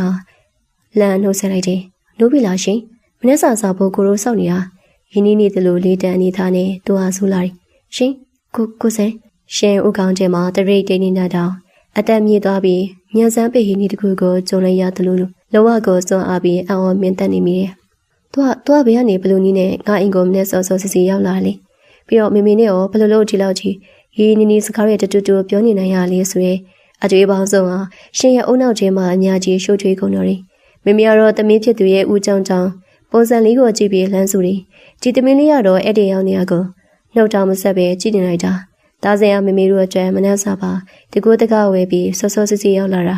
မေမေနဲ့အောင်စကားပြောလို့ကောင်းနေတာလာသမီးအနောင်လောက်နေမိမိရဲ့စကားကြောင့်ရှင်တယောက်ရင်ထဲမှာပူလောင်ပောက်ကွဲသွားသလိုတရင်တိန်ဖြစ်လာရတယ်မင်းညာကမိမိကိုသူနဲ့မတွေ့ဖြစ်တာကြားပြီးလို့ပြောင်းလင်းထားသမျှခရောကိုစံကအင်ချေပေါက်ချလာပြီးရှင်ရဲ့လိန်ညာမှုတွေကိုဖော်ကောင်းလို့တလို့ဖြစ်နေလိမ့်ပြီကိုစံကတော့အပြစ်ကင်းဆန်လာတဲ့လူကြီးလူကောင်းတယောက်လိုမိမိကိုပြုံးပြနေပေမယ့်ရှင်ရဲ့ရဲ့မျက်လုံးစုံမှာတော့ပန်းစိုးပိုင်နေနိုင်မှုတွေရှက်တန်းနေတဲ့အရေးအောင်တွေကိုရှက်တယောက်ကွက်ကွက်ကွင်းကွင်းမြင်လိုက်ရပြီးရင်ထဲမှာအသေးတန်သုံးလုံးကရှက်ကိုရှက်ကန်ဖြစ်နေရတော့ရှင်းမှာတော့အေကန်အဝင်မှာတင်ခြေပြလက်ပြားတွေအစ်ဆက်ပြီးရောက်ရက်ခက်လို့နေတယ်မိမိကတော့သူမရဲ့သုံးလုံးမှုကိုတတိမထားမိပဲကိုစဲဝင်ကြီးကစကားတွေအများကြီးဆက်ပြောနေတာပေါ့တားစိန်ရဲ့ဒီနေ့တော့ပြတ်မသွားပါနဲ့ဦးနော်တမီးလေးလည်းနားရင်မို့အိမ်မရှိရနဲ့တော့ပဲဒီနေ့တနေ့လုံးအိမ်မှာပဲနေအန်ဒီချက်ကျွေးမဲနေလေစားရောညစာရောကောင်းစားတော့ကြလားဟုတ်ကဲ့ပါအန်ဒီအန်တီကဖိမတော့ကျွန်တော်တနေ့လုံးအေးအေးဆေးဆေးနေပြီးစားသွားမှာပေါ့ဗျာကိုစင်ရစကားပြောတန်အေးလေးနဲ့အလိုက်တည်းပြန်ပြေးရင်ရှယ်မျက်လုံးတစ်ချက်လက်ကြီး သူရဲ့တည်ငြိမ်နေတဲ့မျက်နှာပြီးနောက်ကဲမှာရှေ့ရာအံ့ဩနေတယ်လို့ဝမ်းသာနေတယ်လို့မျက်နှာထားမျိုးနဲ့ကြည့်နေရပါလိတကယ်တော့တော်ရက်ဝါကမင်းညကသမီးဝိုင်းမှာသမင်းဖြစ်သူရှင်းလင်းကသူနဲ့မတွေ့ဖြစ်တာကြပြီးမစုံဖြစ်ဘူးလို့ပြောင်းလဲလိုက်ကြတဲ့က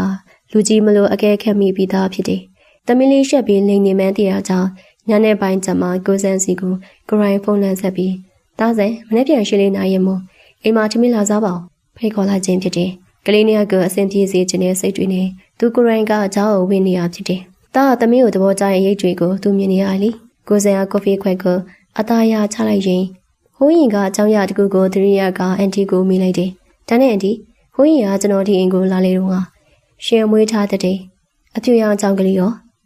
ာအခုသူ့ကိုမကြွေးမိလို့အန်တီနောင်ကတက်ပြင်းခက်ဖွားဖွားကြရဲ့နှမျောတသားဟန်နေပြန်ပြောရိုင်း။အော်သမီးရဲ့အကြောင်းလေးမက်ကီကိုပြောတာကိုသူအသက်ကြီးသွားရင်လေခွဲတာရဲ့လွန်ခဲ့တဲ့နှစ်လောက်ကပဲအသက်ကြီးပြီးအကောင်ကြီးကနေတည်ဆုံးသွားပြီ။သူဟာတီတုံးဟာဆိုရင်ရှင်းလေးကမြမြင်ရင်နဲ့မျက်ခွန်းနဲ့3ရက်လောက်ထမင်းမိဟင်းမိငိုနေတာ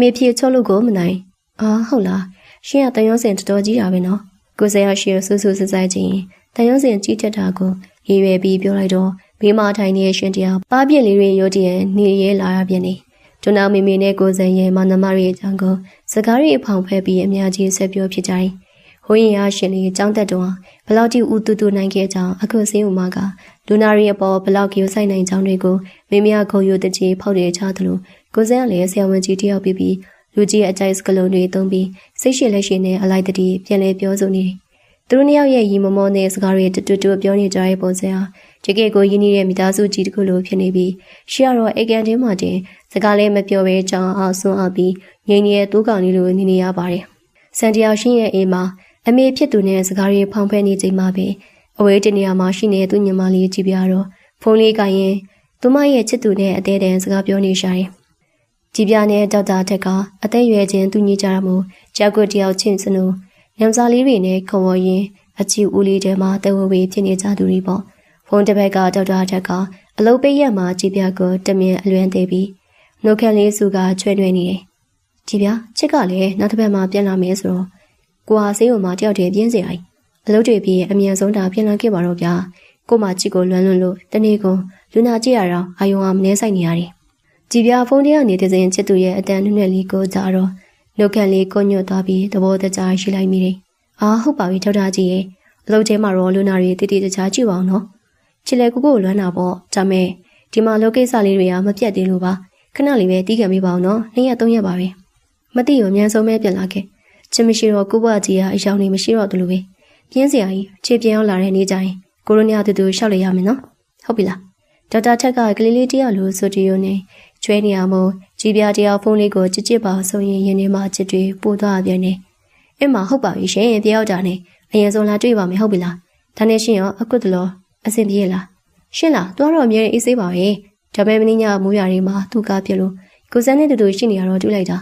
သူတို့နေရာကြည့်ရတာတမျိုးပဲနော်ချစ်ရောသူတို့အကြောင်းဘာတွေကြားသေးလဲကွာဆေးရုံဟာတရင်လေးကိုဖောက်တယ်ကြတော့ကြည်ပြဖုန်းထဲကနေထိခိခိနဲ့သဘောတကျယူမော်ရီကိုရိတ်ခွက်တွေအောင်မြင်နေရကိုကြည်ပြကြိုသိနေရအောင်ကိုရှင်ရဲ့ကပြက်တဲ့အကြောင်းကိုပြန်ပြောရင်းနဲ့မှရုတ်တရက်တကူကူကိုတရိယာသွားရင်းနဲ့အတန်ကိုခက်တူတူလို့ကဖုန်းထဲကနေဦးမျိုးပြီးဆက်ပြောပြပြနေ။အော်ဒါနဲ့နေရောချစ်ကိုမပြောရသေးဟိုတနေ့ကလေကိုရှင်နဲ့ဆေးရုံနာကော်ဖီဆိုင်မှာအလုပ်ကြောင်ပြောရင်အတူတူထိုင်နေကြတာအဲ့ဒါကိုချစ်ကိုကြည့်ရောက်လာပြီးကို့ကိုကြည့်တဲ့မျက်လုံးကြည့်ရလေတကယ်ကိုစိတ်လိုက်ဝါစားမတက်ပဲရှင်းလေးကိုတခြားယောက်ျားတစ်ယောက်နဲ့တွေ့ရလို့ဆိုပြီးတဝန်တူနေလိုက်တာမြင်မကောင်းဘူးဟာတကယ်ကြောက်စရာကြီးကိုကြီးရဲ့တဝန်တူတတဲစရိုက်ကြီးကိုဂုံချောတလူလူနဲ့ဖောက်ရကြရဲကြည်ပြားလေအကိုဖြစ်သူရဲ့အကြောင်းကိုကြားရတော့ဖုန်းထဲကနေအားရပိုက်ရကိုရေးတော့တာပေါ့တကယ်လားကိုရဲ့အမလီကိုကြီးကတော့လှုပ်ပြီးရှင်းနဲ့ပတ်သက်ရင်သူကလုံးဝကိုအပိုင်ချုပ်ခြင်းနဲ့စိတ်ကြီးရှိတာကိုလည်းတတိထောင်တော့ကိုကြီးစိတ်တို့ရဲ့တော်တော်ကြောက်ဖို့ကောင်းတာအင်းမကိုလည်းတီလိုချစ်ချင်ပဲဟိုရေးရှောင်ပေးလိုက်ရတယ်ဒါမဲ့ချစ်ကိုရင်မျက်နှာကြီးအောက်တက်ဖြစ်သွားတော့ကိုကြည့်ပြီးကိုစိတ်ထဲကနေခိုးရီမိသေးတယ်ဟာကွာပြပြရင်နဲ့ပြန်တွေးမိပြီးသဘောချနေတော့မှပဲကိုကြီးတရားရှင်းတို့အိမ်မှာလူကြီးလူကောင်းရောက်ဆောင်ပြီးအန်ဒီနဲ့စကားပြောလို့ကောင်းနေချိန်မှာသူ့ကိုယ်ရဖုန်းလိုင်းပေါ်မှာတော့သူ့ညီမနဲ့တူရောက်ပါလောင်တို့ဟာသူ့ကြောင့်ပေါင်းပြီးတဟိဟိတာဟာအတင်းတုံတာခံရရတယ်ကြည်ပြဖုန်းကြီးကနေဆက်ပြီးရီမော်ရဲ့သူမတီထားတဲ့လျှို့ဝဲချက်ကြီးကိုကိုပြောပြီးဖောက်တယ်ချလိုက်ပြနေဒါနဲ့ကိုတီလားအခုချိန်ဆိုရင်ချစ်ကိုရတော့ရှေ့မှာတာရပြီးနန်းဆက်နေလောက်ပြီးတီလား ဘာဖြစ်လို့လဲကြည့်ကိုစင်ဟာရွှေရင်ကိုဘလို့ဖြစ်ပြီးရောက်တာလဲကိုအဖုန်းတစ်ဖက်ကနေမယုံနိုင်တယ်လို့နဲ့အော်တကြီးချက်ချင်းလှမ်းပြီးတော့ကြည်ပြားကိုရုံဝင်သွားတဲ့လေတလီနဲ့ဒီနေ့ရှင်းချူတင်နိုင်ရမလားအဲ့ဒါကိုရှင်းရမည်အန်တီရုပ်ဝါကကိုကြီးကိုအိမ်မှာဒီမင်းစားဖို့တကူတကာဖိတ်ထားလိမင်းညကကိုကြီးအရှင်းကောင်းမှုတွေရေတဲကုပြင်ပေးခဲ့တာကိုအန်တီကအားနာသွားပြီးအိမ်ကိုခေါ်လိုက်တာအခုလောက်ဆိုရင်ကိုကြီးတယောက်ရှင်းမေကြိုက်စကားတွေပြောပြီးမျက်နှာလိုမျက်နှာရလုံးနေလောက်ပြီဟာတကယ်ကြီးလားရောက်ဖာတော့လူကြီးနဲ့ကပ်ပေါင်းပြီးအပိုင်ချုပ်ဖို့လုံးနေတာပေါ့ဒီကဲလူလေးကြီးပဲကိုကလေကြည်ပြပြောတာကိုတဘောကြစွာနဲ့မချက်ကြတယ်ကြည်ပြရီမောနေရကနေလီတန်လီကိုနည်းနည်းပြောင်းလိုက်ပြီးစိတ်မရှိသလိုမျိုးညှိတွားပြီးဆက်ပြောတယ်ဒါမဲ့လေကိုကြီးကိုကြည့်ပြီးချစ်တော့တကယ်စိတ်မရှိတော့သူအရှင်းပေါ်တဝန်ကြိုးတာတွေပိုင်စိုးပိုင်နေလို့တာတွေကြတော့ရှိပြီးတကယ်တည်းရှင်းအကြည့်ရလဲဖွင့်ပြောရမယ့်အချိန်ကျတော့လေအချိန်တွေဆွဲနေရဘာကြောက်နေမှမသိအခုဆိုရင်နှစ်ယောက်သားကြားထဲမှာတရားစင်တွေကရှိနေပြီးသားဟောင်း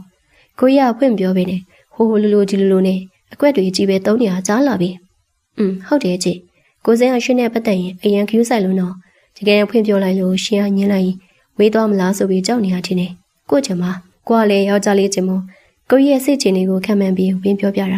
အဲ့ဒါကြောင့်ပြောတာပေါ့ကိုကြီးကအပြင်းမှန်းတာလူလေကြီးလုံနေတာအချင်းနဲ့ပတ်သက်ရင်တော့တတိမသိမရှိဘူးဖွင့်ပြောတဲ့အချိန်ဟာလွန်အောင်လွန်နေပြီအခုလည်းကြည့်အောင်အန်ဒီရဲ့ဖိတ်ခေါ်မှုကိုအခွင့်ကောင်းယူပြီး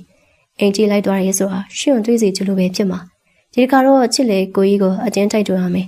ရှင်းအမြဲဆုံးဖွင့်ပြောပြီးလူကြီးချင်းပါစကားကဲလန်းတော်လို့ဟုတ်ပါပြီချစ်ရဲ့ချစ်ကိုကြီးကတော့ညံကောင်းတဲ့သူဆိုတော့သူ့စီစဉ်တဲ့သူရှိမှာပါကိုတို့ကတော့အဝေးကနေပဲအချင်းတွေကိုစောင့်ကြည့်ပြီးအတင်းထုတ်ကြတာပေါ့တို့နှစ်ယောက်ကတော့အကိုဖြစ်သူနဲ့ရောက်ပါဖြစ်သူရဲ့အကြောင်းတွေကိုအတင်းတွေပြောကအမြဲပြတ်လာဖို့အကြောင်းတွေကိုလည်းတဖွာဖွာပြောနေကြတယ်ရှန်တရားအကဲဝါမှပဲရရင်စိတ်တွေကဒီကဲကိုကြောက်ကြရဖြစ်နေရတယ်မနေ့က8နာရီခွဲကလေးကရောင်းလာတဲ့ကိုစံကအခုနေ့လေပိုင်းရောက်တဲ့အထိအရင်နေပြန်ဖို့အရင်ရောင်လုံးဝမပြေသေးနေ့လေအကြမမေနဲ့အတူဖျားသွားမယ်အပြန်ထွက်မယ်လို့စိတ်ကိုထားသည်များလေကိုစံတရားမမေနဲ့စကားပေါင်းဖွင့်လို့ခေါင်းနေရကြောင်းပြက်ပြဲလူကြီးပါဖြစ်နေပြီသူဘာဖြစ်လို့ငါရင်ကိုမပြန်တန်းလာနေရလေတကယ်ပဲစိတ်ညစ်ဖို့ကောင်းလိုက်တာရှင်စိတ်တရားနဲ့တကြည်ကြည်ညှိတွားမိတယ်ကိုစံအိတ်ကန်ထဲမှာရှင်းနေတော့သူမမနေရာတိုင်းရတာအရင်ကိုကတိကောက်ဖြစ်ပြီးနေရာမကက်တလို့ခံစားနေရတာပေါ့သူမကသာမျက်နှာပူပြီးစိတ်ကြက်နေရပေမဲ့ကိုစံကတော့လောဝအေးစေပဲမိမိရဲ့အကြိုင်အလားပါထလာပါစကားတွေကိုပြင်းပြလေးနေအလိုက်တတိတုတ်ပြန်ပြောဆိုနေရကြပြီးရှင်တရားဆက်ပြီးမကြည့်ချင်းမကြားချင်းတော့ဂျိုင်းနေနဲ့ကိုစံရင်မျက်နှာရိပ်ပြပြီးရှင်ကိုအတွေ့အများစေတဲ့အကြည့်တွေကရင်ဆိုင်ရမှာဆိုရကြအပေါ်ချက်ကမိမိအခန်းထဲကိုပဲလစ်ပြေဖို့ဆုံးဖြတ်လိုက်တယ်သူမကအနာကိုအသာတူသွားပြီးမိမိကိုလမ်းပြောလိုက်တာပေါ့မိမိသမီးပေါ်ချက်ကိုခဏတက်တက်လိုက်အောင်မယ်နော်လုံးစရာလေးရှိလို့ရှင်ဟာအကန်ထဲဝင်ပြီးပုံးနေဖို့အကြောင်းပြချက်ပေးလိုက်ပြီးမိမိကတော့သမီးဖြစ်သူရဲ့အကြံကိုချက်ချင်းပိတ်ပစ်လိုက်တယ်မိမိကရှင်ကိုမျက်မှောင်လေးကျုပ်ပြီးမကျေနပ်တယ်လို့အကြီးကလှမ်းကြရယ်အလိုသမီးကလေအေဒေကြီးတယောက်လုံးရောက်နေအောင်အပေါ်ချက်ကိုမတော်ပါနဲ့အိမ်ကိုသားဆင်ရောက်လာတာသမီးနဲ့စကားပြောချင်လို့နေမှာပေါ့လာဒီမှာပဲမိမိတို့နဲ့အတူတူထိုင်အပေါ်မတက်နဲ့တော့မိမိရဲ့ဇွတ်တဲ့တားမြင့်စကားကြောင့်ရှင်တယောက်ခြေလမ်းတွေတုတ်ကနေဖြစ်သွားပြီးရှင်နေမှတဲတဲအော်ဟစ်လိုက်မိတယ်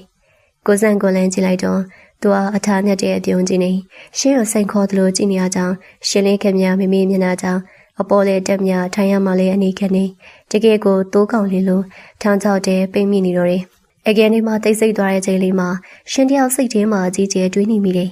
်မိမိကတော့ကိုစံနဲ့စကားလက်စုံကြနေရမို့သူမကိုသတိမထားမိတော့ရှင်စိတ်ထဲမှာကိုစံပြန်သွားဖို့ပဲလိုတယ်သူသားဒီမှာဆက်ထိုင်နေငါမှတော့အသက်ရှူရတာတော့ကြက်နေမှာပဲဆိုရဲ့အတွေ့ဟာလွမ်းမိုးနေတယ်ရှင်ရုတ်တရက်အကြံတကူရသွားတယ်အပြင်သွားမယ်လို့ပြောလိုက်ရောအပြင်သွားဖို့အကြောင်းပြချင်နေဆိုရင်ကိုစံသူကိုယ်တိုင်ပြန်သွားနိုင်တယ်လေအနည်းဆုံးတော့ခုလိုအိမ်ထဲမှာပိတ်မိနေရဲ့အခြေအနေကနေလွတ်မြောက်သွားမှာပဲလို့တွေးမိလိုက်တယ်ရှင်ကအသက်ကိုတစ်ချက်ပြင်းပြင်းရှုပြီးစကားဆိုင်တယ်မမီသမီးဒီနေ့လေကြာရင်ဖျားတော်ဖို့စဉ်းစားထားကိုအခုလည်းအချိန်ကတနားရကျော်နေပြီဆိုတော့မိမိနဲ့သမီးအပြင်သွားရင်ကောင်းမလားလို့အိမ်မကြီးနေရင်အချိန်ကုန်သွားမှဆိုလို့ပါရှင်ရဲ့စကားကိုကြားတော့ကိုစံကော်ဖီခွက်ကိုအသားရချလိုက်ချင်းရှင်ဆူဆူရဲ့တစ်ချက်ကြည့်လိုက်တယ်သူကြည့်တွေကမင်းကိုအိမ်ကနေမောင်းထုတ်ချင်တာပေါ်လေးဆိုတဲ့အထိပ္ပယ်တွေပါနေတယ်လို့ပဲမိမိကတော့ဘာမှမသိရှာပဲရှင်ကိုကြည့်ပြီးကောင်းခါလိုက်တယ်။အော်သမီးကလေဖျားတော်ဘွားနောက်ကျလေရတာပဲ။သားစင်ကမမေတို့နဲ့စကားပြောပြီးဒီတိတကူတကာလာလေပေးတော့သူ့ထားခဲ့ပြီးအပြင်သွားလို့ဖြစ်ပါမလား။သားလေးအလုပ်ပေးရမို့အေးစစ်စစ်နေကြမှာပေါ့ မေမေကိုစမ်းဖက်ကိုလိုက်ပြီးမိလိုက်တော့ကိုစံနှုတ်ခမ်းထောက်ကနေကောက်ကျစ်တဲ့ပြုံးလေးကိုပြန်ချက်လိုက်တယ်။သူအရှင်းကိုတစ်ချက်ဆောင်းငယ်ကြည့်လိုက်ပြီးမှမေမေကိုလိုက်သေးစွာပြန်ပြောတယ်။ဟုတ်ကဲ့အန်တီကျွန်တော်တော့အချိန်အများကြီးပေးနိုင်ပါတယ်။ရှင်တို့ပြန်သွားမယ်ဆိုရင်လည်းကျွန်တော်လိုက်ပို့ပေးလို့ရတာပဲ။ကားစင်တစ်မယ်လေ။ရှင်မျက်လုံးပြူသွားတယ်။ငါသူ့ကိုပြန်သွားစေချင်လို့အပြင်သွားမယ်ပြောနေအောင်။သူကလိုက်ကန်စိုးမသိပဲလိုက်ပို့မယ်လားဆိုတဲ့အတွင်းနဲ့ရှင်တရားစိတ်ရှုပ်သွားတယ်။သူမချက်ချင်းပဲအကွက်ရှူလိုက်တယ်။မဟုတ်ပါဘူးကိုစဲရဲ့ကိုစံအိမ်မှာပဲနားပါရှင်နဲ့မမေပဲသွားလိုက်ပါမယ်ကိုစံလည်းပြင်မနေမှာပါအလုပ်တွေနဲ့ဆိုရင်အိမ်ပြန်ပြီးတော့နားလိုက်တာပဲစဉ်းပြပါတယ်မပင်မပါအောင်ရှင်ရဲ့ရှင်တို့နဲ့အတူတူလိုက်သွားတာကိုဘာလို့ပင်မရမှာလဲပြီးတော့အန်တီအတွက်လည်းကိုအပြင်စားလေးပါလေးဝယ်ကျွေးချင်လို့ပါဟုတ်တယ်မလားအန်တီကိုစံမမေကိုအပြုံးနဲ့ချုံမောလိုက်တော့အန်တီကသဘောကျပြီးမောရီအမလေးသားစရာလေးဟုတ်ပါပြီဒါဆိုရင်လည်းအပြင်သွားကြမယ်လीတားလိုက်ဖို့ပြီးမယ်ဆိုတော့လေပိုကောင်းတာပေါ့သမီးသွားအပေါ်တက်ပြီးဝတ်စားလေးကမမေလည်းအခုပဲပြင်လိုက်တော့မယ်ရှင်တယောက်ဘာမှပြန်ပြောနိုင်တော့ပဲငြိမ်နေရတယ်သူမရဲ့အစီအစဉ်ကကိုဆိုင်အိမ်ကနေမှထုတ်ဖို့ဖြစ်ပေမဲ့အကရောကိစ္စအင်ကိုတက်လိုက်ရုံတင်မကပဲသူတို့နှစ်ယောက်နဲ့အကျိုးအပြင်ကိုပါအပေါ်လိုက်ပါတော့မဲ့အခြေအနေဖြစ်သွားခဲ့ပြီကိုဆိုင်ရဲ့အကွက်ကရှင်တဲ့တကယ်တာနေကရှင်တယောက်ယင်းနေမှပူကြည့်ပူနေရတယ်မမေစီကနေတောင်းဆက်လိုက်ဖို့ပြီးမယ်ဆိုတော့ပိုကောင်းတာပေါ့သွားအပေါ်တက်ပြီးဝတ်စားလေးကြီးဆွဲစကလုံးတွေထွက်လာတဲ့ကရှင်ရဲ့မျိုးလေးချမ်းမိတောက်လေးကငိမ့်တက်ခံလိုက်ရတယ်လို့ဟုတ်ကဲ့မင်းရှင်နှုတ်ခမ်းလေးကိုမနာလိုအောင်ကိုက်ရင်အပေါ်ချက်ကိုအောင်လို့အောင်မရခြေလန်းတွေနဲ့တက်လာတယ်ဒီကတစ်တွေကိုနင်းကြည့်လာတဲ့သူမရဲ့ခြေလန်းတိုင်းမှာစိတ်ပြတ်မှုတွေကပြင်အခန်းတကာကိုဖွင့်အထေးရောက်တာနဲ့ချိန်ခနဲ့ပြန်ပိတ်လိုက်ပြီးကရင်ကျေကြီးအပေါ်ကိုစိတ်ပြက်လက်ပြက်နဲ့ပြက်လေချလိုက်မိပြန်တယ်ဒီကေပဲဒီနေ့ကတော့ငါအတွက်လောအဆင်မပြေနေပဲရှင်မျက်လုံးနှလုံးကိုလက်ဖမိုးနဲ့အုပ်ရင်းစိတ်ပြက်တဲ့အော်ဟစ်လိုက်မိတယ်။နားရက်လေးမို့စိတ်ရလည်းရင်နေရမယ်အောက်မိတာ။မနဲ့စောစောစီစီရန်သူတော်ကြီးဟာအိမ်ဦးခဲမှာရောက်နေုံတင်မကအကတော်မေမေနဲ့ပါပေါင်းပြီးသူမောက်ကစားနေကြပြီလေ။ကိုစံတော့ဘာလို့တလောက်တောင်လူလဲကြနေရလဲ။အပြန်သွားလိမ့်မယ်လို့တွေးမိတဲ့ငါ့အနောက်ကလည်းတကယ်ပါပဲ။သူ့လူကကားတော့လက်ချောင်းမှာပတ်ပြီးပြုံချင်းလိုက်ခဲ့အောင်မဲဆိုတာကြိုးတွေးထားမှာ။ရှင်တယောက်တည်းကန်တယ်မှာတောင်ကျရင်ကတင်ပေါ်အကောင်ကိုကောက်ထုနေမိတယ်။ရှင်လေးမှာတော့ဆိုရင်စိတ်တွေရှက်စိတ်တွေနဲ့ရောရက်ခက်နေတော့ချစ်တဲ့သူနဲ့အခုလိုပြန်တွေ့ရတဲ့အချိန်မှာသူကိုယ့်ပုံမှာလုပ်ခဲ့တဲ့ပြုမှုတွေကြောင့်သူ့ဘက်ကလာရောရင်တော့ကိုကခက်တီနေရမှာလေအခုတော့ရှင်းမနေနိုင်ပါရှင်းနေနိုင်အောင်နေတော့ကိုသူကအတင်းလာရောနေတော့ဘလို့မှစိတ်ကတင်ထားလို့လည်းမရတော့ဘူးတော်တော်လေးအသက်နိုင်ဆုံးတင်ထားမှပဲရပါမယ်အပြင်တွေ့ရင်ကားပေါ်မှာမေပေါနေလို့တော့ပါသေးမေသားမပိုင်အဲ့လူကြီးဟာသူမကိုဘလုံးမျိုးလုံးတွေနဲ့ကြည့်ပြီးစားနောက်အောင်မလဲမသိမန်တင်ခုံရှိကိုစိတ်မပါလက်မပါခြေလန်းတွေနဲ့ရှောက်သွားပြီးမန်နေရမိမိကိုပြန်ကြည့်လိုက်တယ်မိတ်ကပ်ပပလေးလိမ့်ထားတဲ့မျက်နှာလေးကအခုတော့ဒေါရကြရောစိတ်လှရှာမှုကြောင့်ပါတန်တွေ့အောင်တန်လို့နေတယ်မတက်နိုင်ဘူးသွားရမှာပဲမေရှိမှာတော့ဟဲ့မပြတ်နေရမယ်ရှင်နေစိတ်ထားစေမိမိကိုအပီးရင်ဗီဒီယိုတွေကနေအပြင်တော့ပုံတက်တော်မဲ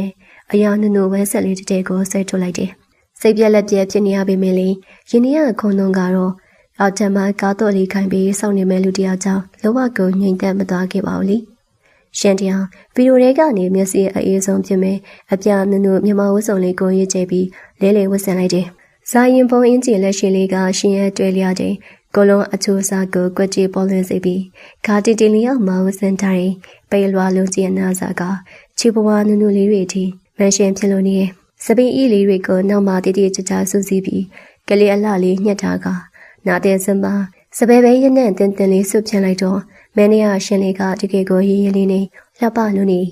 ေလေကအတိုင်းကြွကြွရွာလေးဆင်းလာတဲ့ရှင်ကိုမြင်လိုက်ရချိန်မှာတော့အေကန်တင်းမှာဆင်းရဲမျက်လုံးစုံကအယောင်တောက်သွားပြီးခဏမြန်မြင့်တက်သွားတယ်သူမျောလင့်ထားတဲ့ချက်ကိုရှင်လေးကပို့ပြီးမျက်နှာစရာကောင်းနေအောင်အပြင်ဖက်ရောက်တော့ကိုစဲရဲ့နှမပြောင်းလက်နေတဲ့ကားကြီးဟာအစင်သေးဆောက်ကျူနေကားတကာဖွင့်မဲ့အချိန်မှာပဲကိုစဲအရှင်းကိုဆူဆူဆက်ဆိုင်ဆိုင်ချင်းရှေ့တကာကိုဆွဲပွင့်ကပိုင်စိုးပိုင်နေနဲ့လှမ်းပြောလိုက်တယ်ရှင်အရှိမပဲလာထမ်းလိုက်ပါရှင်ကမျက်မှောင်လေးကျုပ်ပြီးမေဖက်ကိုလေက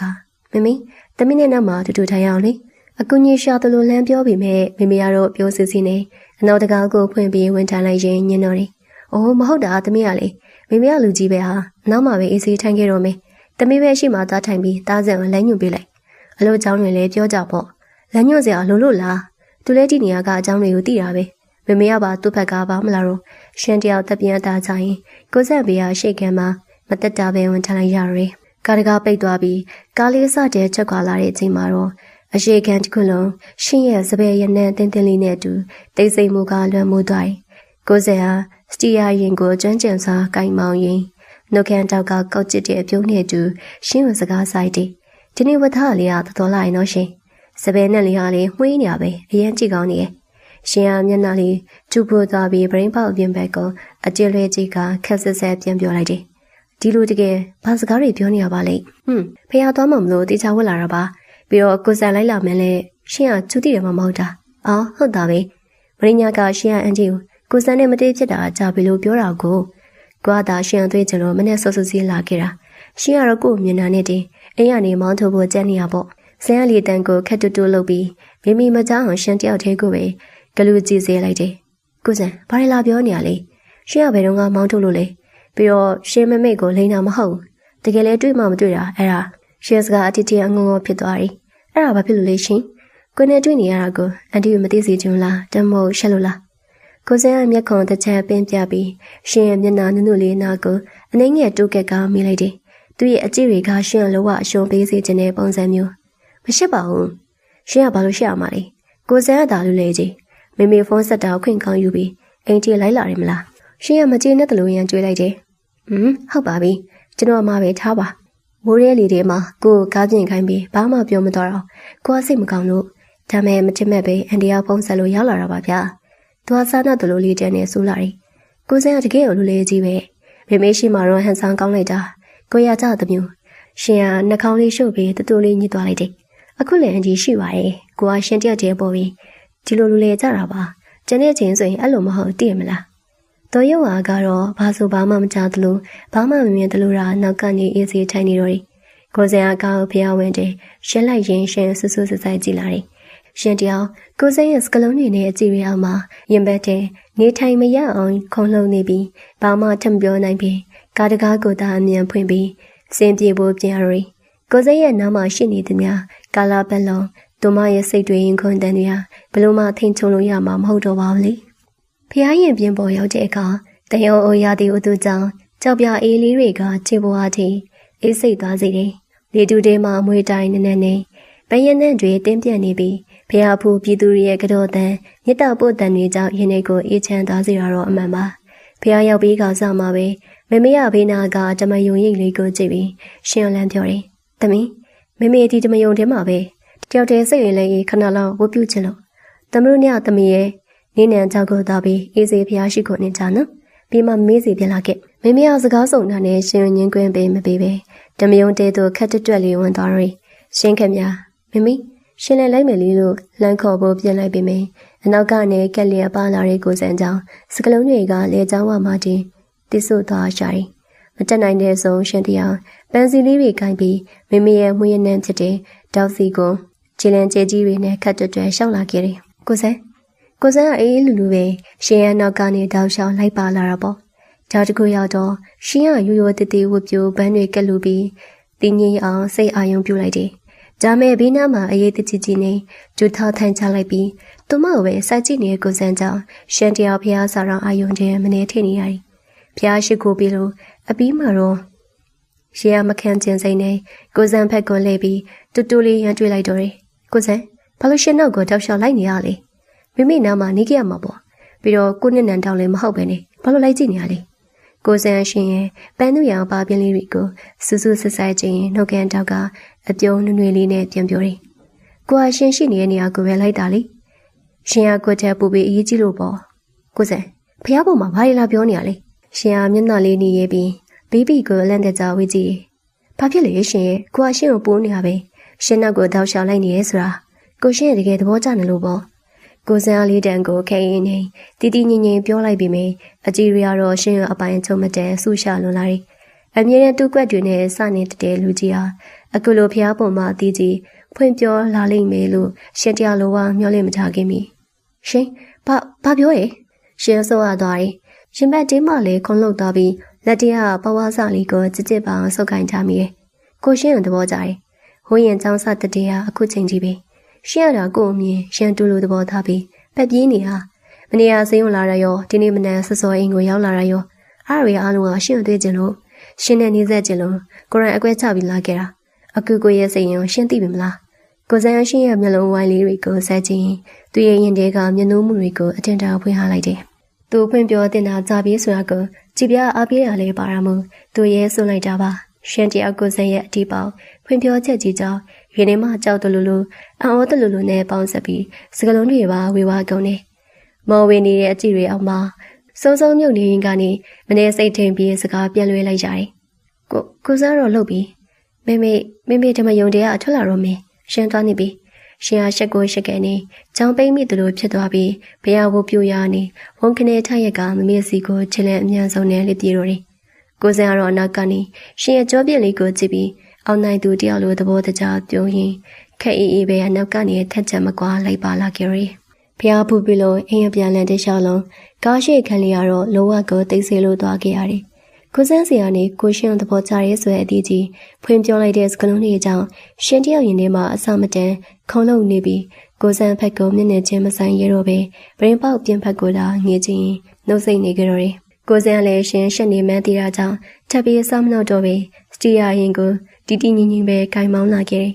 ကားနောက်ကရမမရတော့အရှိခဲအချင်းလေးကိုရိမ့်မိပုံရပြီးပြုံးစစ်စစ်နေကိုစန်းကိုဒါလည်းတခြားလုံးစကားရတူတူပြောလာခဲ့တာပေါ့ဒါဆိုင်နောက်လေအားရင်အိမ်ကိုလာလေဦးနော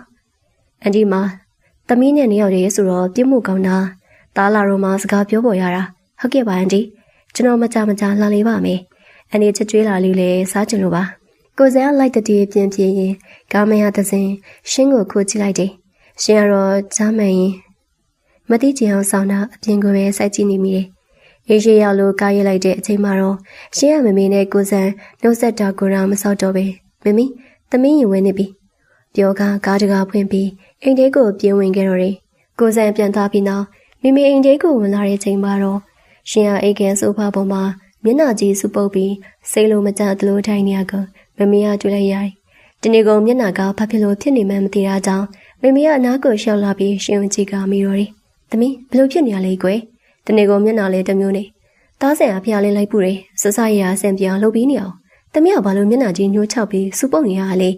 မမေကိုပြောစမ်းပါရှင်ကမမေကိုကြည့်ပြီးရှင်ရဲ့အကြောင်းအရာတွေကိုဖွင့်ပြောရတာကြောင့်နှုတ်ခမ်းလေးကိုပဲစူထားမိတယ်။ဘာမှဖြစ်ပါမမေရဲ့သမီးပြင်မယ်လို့အဖေါ်တက်ပေးနာတော့မေရှင်ကမမေကိုစကားရှိကြီးမပြောတော့ပဲဆိုပါပေါ်နေထိုင်ရကအဖေါ်ချက်ကိုခက်တွတ်ပဲပြေးတက်လာကြတယ်။မမေကတော့ကလေးမလေးလိုလုပ်ပြီးပြေးတက်သွားတဲ့သမီးဖြစ်သူကိုကြည့်ပြီးအမလီဒီကလေးမရှက်နေအောင်ဆိုပြီးသဘောတကျရည်ကြံခဲ့ရတယ်။အခန်းတကားကိုတည်တည်ချာချာပိတ်လိုက်ပြီးနောက်ရှင်တရားကတင်ကျဲကြီးပေါ်ကိုပြလဲချလိုက်မိပြန်နေဝစုံလေးကိုတော့မလဲရသေးပဲအိယာပေါ်မှာဟိုဘက်ဒီဘက်လူလိုက်ရင်ရှင်ဘက်တေးကနေခုံနေတဲ့နှလုံးသားလေးကိုလက်ဘဝနဲ့အုံမိုးထားတယ်အခန်းတစ်ခုလုံးတိတ်ဆိတ်နေတဲ့အချိန်မှာဖျားပေါ်ကကိုစံပြုတ်ခဲ့တဲ့စကလုံးတွေရှင်ရဲ့နားတွေမှာချက်ခါတလင်းလေးပြလဲချိုးဖောက်လာတယ်ကိုရှင်ကိုသဘောကျတယ်ခိုးရင်ចောင်းစားတဲ့တရားခုချိန်ကြီးပဲမနေ့ကဆေးရုံကလာရရောဒီနေ့မနေ့စောစောအင်ကိုရောက်လာရရောအဲ့ဒါတွေအားလုံးကအရှင်းသိချင်လို့ဟာဘလူးကြီးလေ तू ကတကယ်ဖွင့်ပြောလိုက်တာလားရှင်အေးရပေါ်မှာကောင်းအောင်ကိုကောက်ဖက်ပြီးမျက်နှာကိုအတင်းနှစ်ထားမိတယ်တွေးမိလီလေးရင်ထဲမှာကြည်နူးတလူလူရင်ခုန်တလူလူနဲ့စိတ်တွေလောဘကိုကြောက်ကြရဖြစ်ပြီးရင်ရန်ကုန်တော့တယ်တနေ့လုံးစိတ်နဲ့ကိုမကတ်နိုင်အောင်ဖန်ဆားနိုင်လို့နဲ့ကိုစံရဲ့အကြည့်ဆူဆူတွေကမျက်စိထဲမှာတဝဲလဲလဲလာရှက်တန်းနေတယ်သူမကအပိုင်းချုပ်ချင်တဲ့အပြုံးတွေနောက်ွယ်ကအခုလိုစိတ်ရမ်းမှန်းနဲ့ဖွင့်ဟလိုက်တဲ့စကလုံးတွေဟာရှင့်ရဲ့ခန်းစစ်တိုင်းကြီးကိုပြိုကျသွားစေခဲ့ပြီးဖြစ်တယ်။ရှက်တရားအေးရပေါ်မှာလူလေးရင်ညနေဆောင်နေတီကိုစံအကြောင်းတွေကိုပဲပြန်တွေးကရင်ကုန်တန်တွေတာမနိုင်စီမရအောင်စူညံနေရတော့တယ်။ညနေဆောင်လို့အကန်ပရင်ပေါက်အပြင်ပန်မှာစီးစာရောင်နုနုလေးတန်းလာတဲ့တီရှက်တရားကတင်ပေါ်မှာလူလေးလိုကောင်းနေတော့အရှယ်ဟုံးနဲ့ခုံလုံးနေတဲ့ရင်ကုန်တန်တွေဟာအခုတည်းငြိမ်ချမသွားသေးဘူးလေ။ကရင်ကောင်ရဲ့စပွဲပေါ်ကျန်ချရီရှင်းရဖုံးလေးတုံခါပြီးမေးလေးလာတာကြောင့်ရှင်းတရားနဲ့ဖြတ်ပြီးထားထိုင်လိုက်နေတယ်။ဖုံးမျက်နှာပြင်ပေါ်မှာပေါ်လာတဲ့နာမည်ကိုမြင်လိုက်ရတော့ရှင်းရဲ့နှလုံးသားအချက်ပြီးခုန်သွားပြန်နေ။သူမဖုံးကိုကန်ရမလို့မကန်ရမလို့လို့န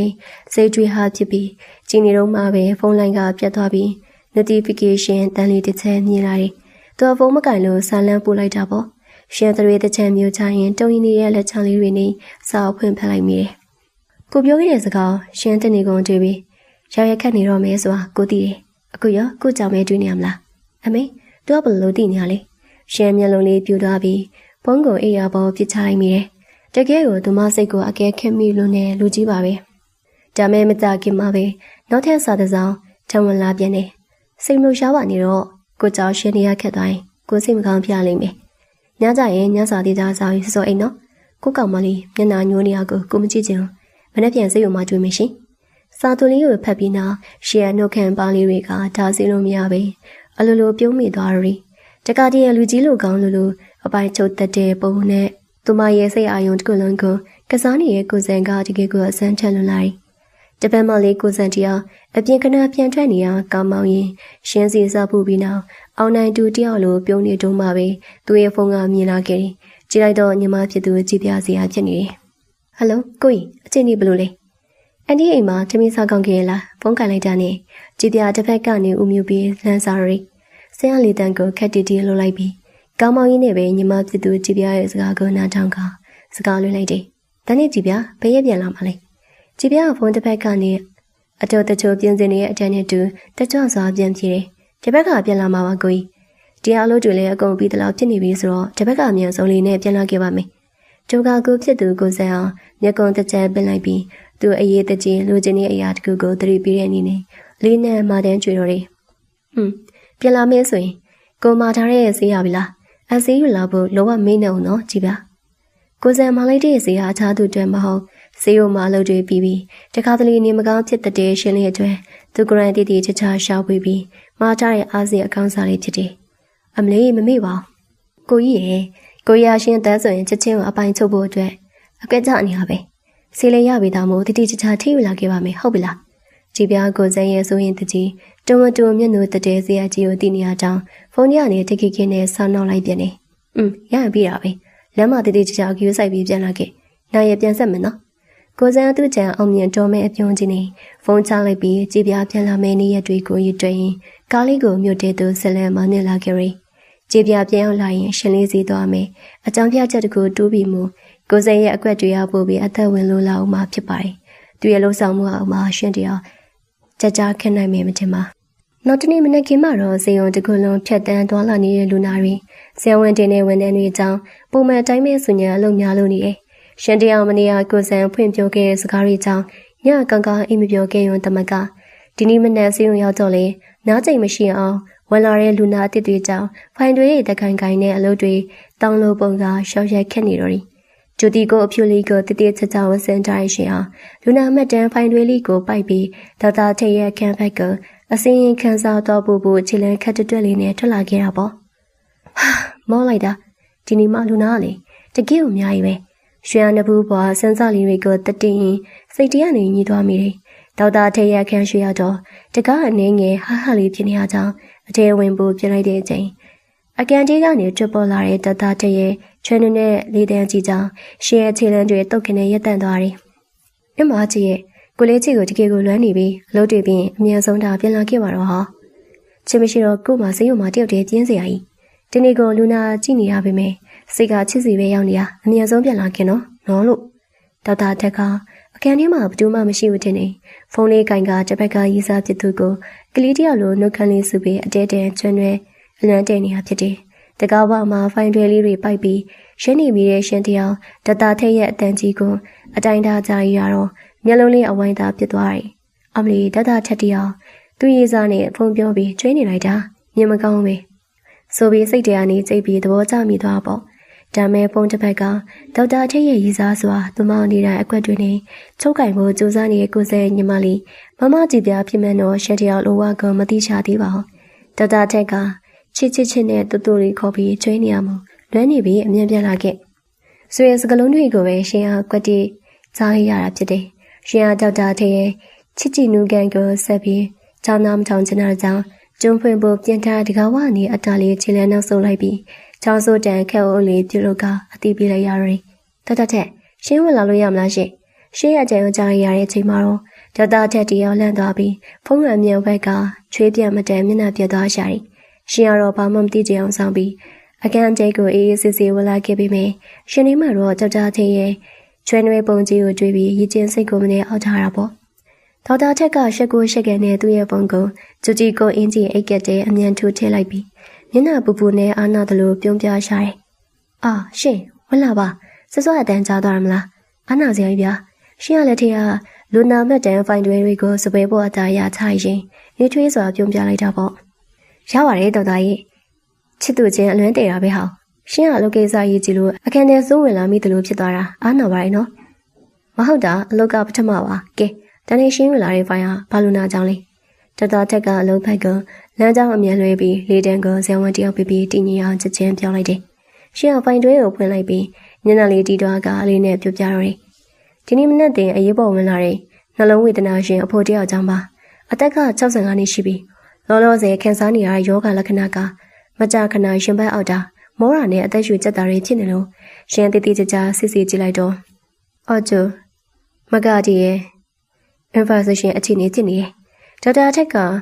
ကရှင်ကံပေးရဲ့အစီရင်ခံစာနေ ECG မထွေးဆဲချက်တွေကိုမျက်မှောက်ကျုပ်ပြီးတည်တည်ကြကြစစ်စီရော် ECG ရဲ့ SD စိုင်းမန်ကတော်တော်လေးမြင့်တက်နေရပြီရှင် coronary artery ထဲမှာတွေးခဲပိတ်ဆို့မှုကတော်တော်လေးပြင်းထန်နေတဲ့သဘောပဲလူနာရဲ့ blood pressure ဟောဘယ်လောက်ရှိလဲတွေးပြ150 90ရှိရဲ့ဒေါက်တာလောလောဆယ်တော့အရေးပေါ်အောက်ဆီဂျင်ပေးထားရတယ်ပြီးတော့ဒါရွန်ပိုလီတီသေရပီနဲ့နှစ်ထိုဂျီဆက်ကိုပါ IV လိုင်းကနေတဲ့စင်တွင်းပေးထားလို့ရင်ပတ်အောက်တာနည်းနည်းတော့တက်တော်သွားပြီ။ဒါပေမဲ့အခြေအနေကလောကစိတ်မချသေး။ရှင်ကလူနာရဲ့အခြေအနေကိုတစ်ချက်ချင်းအသေးစိတ်ရှင်းပြရှာတယ်။မဲနေဒါသိဆောက်လို့ရတဲ့အခြေအနေမဟုတ်ဘူး။နှလုံးကျွတ်သွားတွေပိုးပြီးပျက်စီးမသွားအောင်ချက်ချင်းပဲ ICU ကိုရွှေ့ရမယ်။ပြီးတော့ဆေးရုံက cardiology specialist နဲ့တိုင်ပင်ပြီး angiography လုပ်ဖို့လိုမလို့ချက်ချင်းဆုံးဖြတ်မယ်ဒေါက်တာရှင်ဒေါက်တာထက်ကကုသမှုပိုင်းကိုတည်တည်ကြကြလင်းညွှန်ရင်ဖိုင်ထဲမှာမဆိုးချုပ်ကိုဘောပဲနဲ့အမြန်ရေးမှတ်လိုက်တယ်ရှင်နဲ့ဒေါက်တာထက်တို့နှစ်ယောက်သာတကယ်ကိုအာရုံစိုက်ပြီးလူနာတွေအသင့်တည်းရမဖြစ်ဖို့အတွက်စေးပမာဏချိန်စားတာတွေစောင့်ကြည့်ရမယ့်အချက်တွေကိုအခန်းထဲမှာအပြန်လည်နဲ့အကြိုက်ဆွေးနွေးတံပေးနေကြတယ်တမနက်ကင်လုံးလူနာတွေနဲ့လုံးပန်းထားရမို့ဒမရဲ့မျက်နှာလေးမှာပင်မနွဲ့နယ်မှုအကျိုးကင်းညစ်နေရပေါ့ရှင်အနိုင်ကိုတစ်ချက်ကြည့်လိုက်တော့နေ့လည်စားစားဖို့နားချိန်နီးနေပြီဖြစ်တယ်သူမဖိုင်တွေကိုပိုက်ပြီးကန်ဒီကနေထွက်ဖို့ဖြစ်လိုက်တဲ့အချိန်မှာပဲတတထက်ကရှင်ဝင်ကြီးကလမ်းမေးလိုက်တယ်။ရှင်အလုပ်တွေလည်းပြီးသွားပြီဆိုတော့နားတော့မလို့လား။နေ့လည်စားဖို့သွားတော့မလို့လား။ရွှေရလေးပြီးရင်ချီလေးပြုံးပြရင်ပြန်ပြောလိုက်တာပေါ့။ဟုတ်တယ်ဒေါက်တာလူနာမတန်တွေလည်းအကုန်တွင်းပြီးပြီဆိုတော့ပေါ်သားစားမလို့ပါ။ဒေါက်တာမလိုက်ဘူးလား။ကျွန်တော်တို့ဒီဟာဖိုင်တွေလေးနည်းနည်းချင်နေလို့ပါရှင်။ရှင်းရင်သွားနဲ့တတထက်စကားမဆုံးသေးခင်မှာပဲအခန်းတကာကအပြင်းအနေတွန်းဖွင့်ခြင်းခံရရပြီးအယံမြင့်မြင့်ခလုံးတောက်တောက်နဲ့လူတယောက်ဝင်လာခဲ့။ရှက်ဖြူလေးကိုတိတိကျကျဝဆန်ထားပြီးစူးရှာရဲ့မျက်လုံးစုံနဲ့ဝင်လာတဲ့သူကတော့အခြားသူမဟုတ်ကိုစံပင်ဖြစ်တယ်။ကိုစံအကန်နဲ့ဝင်ချင်မှပဲတခြားသူကိုမကြည့်ပဲတကားဝနားမှာရက်နေတဲ့ရှင်ကိုသာအရင်ဆုံးဆူဆူဆဆကြည့်လိုက်တယ်။မနေ့ကအဖွင့်ပြောပြီးတဲ့အခါဒီနေ့မနေ့ပထမဆုံးချိန်ပြန်ဆုံးတာမို့ရှင်တယောက်ကိုစံကိုမြင်မြင်ချင်မှတင်ရှင်နေခုန်သွားပြီးမျက်နှာလေးချက်ချင်းနေသွားတော့တယ်။ကိုစံအရှင်ရဲ့အမူအရာကိုကြည့်ပြီးလူခန္ဓာကနေသူ့ရဲ့ပုံစံအတိုင်းအပြုံလေးကိုခက်ဖော်ပါဖြန့်ကျက်လိုက်ရင်ဖွင့်ပြောလိုက်တော့တယ်။ဘယ်လေရှင်။အလုပ်ပြီးလို့နားဖို့ပြင်ရမလား။ကိုနေနဲ့လေစားသူစားအောင်လေ။တတတက်ကဘေးကနေညောင်လုံးရဲ့ချင်းလေးကိုကြည့်ပြီးမျက်ခုံးပင်သွားတယ်။ကိုစံတရားရှင်းပေါ်ဘလောက်ထိမျက်စိအောက်ကအပြောင်းမကန်ပဲပြက်နေလေစွာခွတ်တည်းမြင်လိုက်ရတော့ကိုရှေ့ကတော့ဒေါက်တာသက်ရှင်းမှမူဘိုးဘီရှက်သွားကကိုစံမကြည့်ပဲရှောင်ဖယ်ဖို့ကြိုးစားရယ်။သူရဲ့ဖိတ်ခေါ်မှုကြောင့်ရှင်တယောက်ဒေါက်တာထက်ရှိမှတင်အကြီးကျယ်မျက်နှာပူသွားတယ်။ဒမကစိတ်လူရှာမှုကိုတက်နိုင်ဆုံးဖုံးကွယ်ရင်းမျက်မှောက်လေးကျုပ်ကကိုစံကိုရန်ကျွေးရလေးတန်းနေခက်ဆက်ဆက်မိလိုက်တော့တယ်။ကိုစံဘာလို့တာလဲ။ဒါဒေါက်တာရီနားရဲ့အခန်းကြီးပြီးတော့ရှင်ကကိုစံနဲ့နေ့လည်စာတူစားမယ်လို့ပြောရသေးပါ။ကိုစံအရှင်ရဲ့ရန်တွေးမှုကိုလောကကျူးမဆိုင်တဲ့အပြင်အနာကိုပါတကြည်လန်တူးလာခဲ့တယ်။သူရဲ့အရက်မောင်းနဲ့ကိုလုံးချိုးစားကြောင်းရှင်တရားသူရှင်မှာကလေးလေးတယောက်လိုတင်ငယ်သွားသလိုခံစားလိုက်ရတာပေါ့။ကိုအရှင်ရဲ့နေ့လေစာကြွေးကြလို့လာကွာလီတပနက်ကန်လူနာတွေနဲ့အလုပ်များပြီးမောနေမှာဆိုလို့ကိုရိုင်းကားမောင်းပြီးလိုက်ဖို့မလို့အဆင်ပြေမလား။ကိုစံဟာဒေါက်တာထက်ဖက်ကိုလှည့်ပြီးမျက်ကုံးတစ်ချက်ပင့်ပြလိုက်တယ်။ဒေါက်တာချက်ကတော့သူတို့နှစ်ယောက်ရဲ့တာလက်စီစီချောင်းတွေကိုရိပ်မိပြီးသားမို့လက်နှစ်ဖက်ကိုမြောက်ပြရင်ပြုံးစီစီနဲ့ချက်ချင်းပဲအလိုက်တီစာရှောင်းပြီးတော့တယ်။အိုးအဆင်ပြေတာမှလွန်ရောဗျာ။သွားကြရှင်ဒီလေတမနက်ကင်လို့ဘ ပေးမှန်းထားကိုစံကျွေးရကောင်းစားနေတဲ့ဆောက်စားသွားလိုက်အောင်ငါတို့ဒီမှာပဲဖိုင်တွေဆက်ကြည့်လောက်မယ်သူနဲ့မဆိုင်တော့လေရောက်ဖဖြစ်သူအတွက်ဝင်ပြောလိုက်ခြင်းဖြစ်တယ်ရောက်ဖတော့သူသာကြည်ပြချစ်သူဆိုတာသိပါကသူ့မျက်မှုကျိုးနေနိုင်တယ်ဒေါက်တာချက်ကလေရှင်တရားကူညီမဲ့သူမရှိပဲကြောင်ပိတ်မိသလိုဖြစ်သွားပြန်နေသူမကကန်တီကနေတယောက်တည်းထွက်ပြေးဖို့ချင်လန်းပြင်လိုက်ပြီမယ်ကိုစံကပူပြီးလျင်မြန်စွာရှင်ရဲ့လက်ကောက်ဝတ်လေးကိုအသားရဆုပ်ကိုင်းပြီးထားစီလိုက်တယ်သူရဲ့လက်ပွားနွေနွေကြီးဟာရှင်ရဲ့ရေပြောင်းပေါ်ကြောက်သားချိန်မှာရှင်တရားလက်စင်းနေတူလိုက်သလိုညင်ချသွားရတယ်ကဲလာပါရှင်ရဲ့ညီးမနေနဲ့တော့ကိုနဲ့လိုက်ကြတော့နော်ကိုစံအလေးတန်ကိုခက်တူတူနဲ့အမိတ်ပေးသလိုချုံမော့သလိုပြောရင်ရှင်ကခန်းပြန်ထွက်ဖို့စိုးတင်ခေါ်ဆောင်သွားရီဒေါက်တာထက်ရဲ့ဆောင်းနောက်တဲ့အကြည့်ရအောင်မှာရှင်တယောက်ဘာမှထပ်ပြီးရင်းဆန်ခွင့်မရတော့ပဲကိုစံရဲ့ဆွဲကိုရနာကိုမတက်တာပဲရင်ကုန်တန်ဆွညံစာနဲ့လိုက်သွားလိုက်ရပါရဲ့ရှင်လေးခင်များစိတ်တရားနီဒီလူကြီးကတော့တကယ်ကိုအတင်းအဓမ္မနိုင်လို့နေလို့တွေ့ပြီးမျက်နှာလေးနေမြန်ကကောင်းလေးငုတ်ပြီးပါသွားရီဆိုင်ရောက်တော့ပတ်ဝန်းကျင်ဟာတိတ်ဆိတ်အေးချမ်းနေရတာဆွညံရဲ့စိတ်ုံကနေလွတ်မြောက်သွားသလိုရှင်တယောက်စိတ်နဲ့ငယ်ပေါ်ပါသွားရီ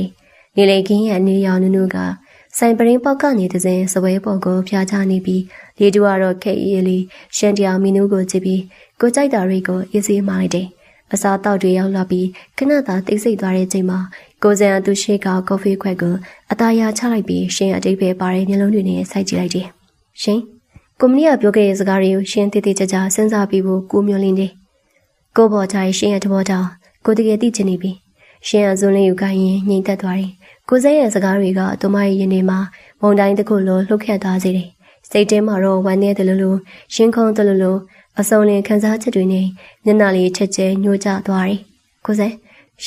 ှင်တကယ်တော့ဘာပြောရမှန်းမသိရှင်စိတ်ရှုပ်တယ်။ပြီးတော့ရှင်စကားမဆုံးခင်မှာပဲကိုစဲကသူမရဲ့လက်လီကိုအသားရဖမ်းဆိုးလိုက်တယ်။သူလက်ဖွားရဲ့အနှွေတက်ကရှင်ရဲ့တုံရင်ရဲ့စိတ်ကိုငြိမ်သက်သွားစေတယ်။ကိုစဲကရှင်ရဲ့မျက်လုံးတွေကိုတဲတဲကြည့်ပြီးလေးတန်းကိုနူးညံ့စွာပြောလာတယ်။ရှင်ကိုကြောက်နေရလား။ဒီကတော့ကိုဘာလို့အကွက်တွေအစုံသုံးပြီးရှင်နာကက်နေလေသီလား။ကိုရှင်အကြောင်းတက်နေတဲ့ဟာရှင်ကိုရဲ့ဂျူနီယာလေးအဖြစ်စတွေ့တွေကရှင်ထဲမှာရိုးသားတဲ့စိတ်မျိုးမရှိခင်။အချိန်ကလေးကကိုရင်ထဲမှာရှင်တယောက်တည်းပဲရှိခဲ့တာ။ဒါမဲ့ရှင်ကကို့ကိုမြဲတဲ့အကိုတရားလိုပဲဆက်ဆက်နေတော့ကိုဘလို့မှမနေနိုင်တော့ဒါကြောင့်ပဲရှင်ရဲ့အာယုံဆိုင်မှုရဖို့အတွက်နည်းနည်းတော့ပိုလုံးတဲ့နီလန်းတွေနဲ့ပဲရှင်နာကက်နေမိတာ။ရှင်တရားနားဆွနေမျက်လုံးလေးတွေဝိုင်းဆက်သွားရီကိုစိတ်ရဲ့စကလုံးတွေကသူမအတွက်တော့မယုံနိုင်စရာပဲဟိုးရင်ကြောင်းတက်တွေကသူသဘောကျနေကြရရဲ့လားသူမရင်ထဲမှာဝမ်းနေတဲ့လို့ခံစားကြရတဲ့စိတ်တွေဟာချက်ချင်းပြောက်ကွဲသွားပြီးအစားထိုးလို့မရနိုင်တဲ့ပျော်ရွှင်မှုတွေနဲ့နှလုံးသားကိုပွင့်လင်းလာတော့ရီတကယ်တော့သူမကြိုက်နေတဲ့သူမသဘောကျနေတဲ့လူကြီးဟာသူမဟိုးရင်ကလေးကမြင့်မြတ်နုံနုံနဲ့စောင့်မျှော်နေကြတာပဲအဲ့ဆိုအခုတည်းရှင်သဘောကျနေရပေါ့ကိုသဘောကျရုံတည်းမကောင်းရှင်ကိုရှင်တကယ်ကိုချစ်နေမိတာပါရှင်လေးကိုအခွင့်အရေးလေးကိုလာပေးလို့မရလိုက်ရှင်ရဲ့သက်ဆိုင်သူဖြစ်လာဖို့ကိုအခွင့်အရေးပေးပါကိုစိန်ရဲ့အတီပေါပြောဆိုချက်တွေသူမျက်လုံးထဲမှာဝိတီနေရိုးသားတဲ့မျက်နှာမှုတွေကရှင်ကိုလုံးဝကိုအရှုံးပေးသွားစေခဲ့ပြီးသူမရဲ့နှုတ်ခမ်းပြောင်းမှာညိုညိုညံ့ညံ့အပြုံးလေးပေါ်လာပြီးရင်ထဲမှာတော့ပျော်ရွှင်မှုတွေနဲ့အတူရှင်တရားစေရချမ်းသာရီရှင်ရဲ့ကိုယ်စိန်ရဲ့လက်ဖွားနွေ့နွေ့ကြီးတွေကမိမိလက်ကိုပြန်မယုံနိုင်တော့ပဲရှင်ထဲမှာအနေတိုင်းနေတဲ့စိတ်လေးတစ်ခုကိုတရိယာသွားကနှုတ်ခမ်းလေးစုပြီးစောင်းစောင်းမြမြောင်မိလိုက်ပြန်နေအဲ့ဆိုဒီလောက်တောင်သဘောကျနေကြတာဝင်းရနိုင်ငံခြားတက်သွားတော့ကျတော့ဘာလို့ရှင်တကူမှမနှုတ်ဆက်ပြီးပျောက်သွားရလဲအဲ့ဒါကိုတော့ရှင်လုံးဝမကျင်တတ်ဘူးကိုယ်စိန်ကတပြန်ခပ်ပပချရင်ရှင်ကလည်းကြောင်လေးတွေကိုခပ်ပပလေးဆုပ်ကလိုက်တယ်သူမျက်လုံးအစုံမှာအတိတ်ကခက်ခဲတွေကိုပြန်တွေ့မိတဲ့အရေးအယောင်တွေပြက်ပြေးသွားမိတာမို့ရှင်ရဲ့စိတ်ထဲမှာလည်းအလိုလိုပဲနေတယ်လို့ဖြစ်သွားပြန်နေအဲတော့ကို့မှာတကယ်ကိုအခက်အခဲတွေအများကြီးရှိခဲ့လို့ပါရှင်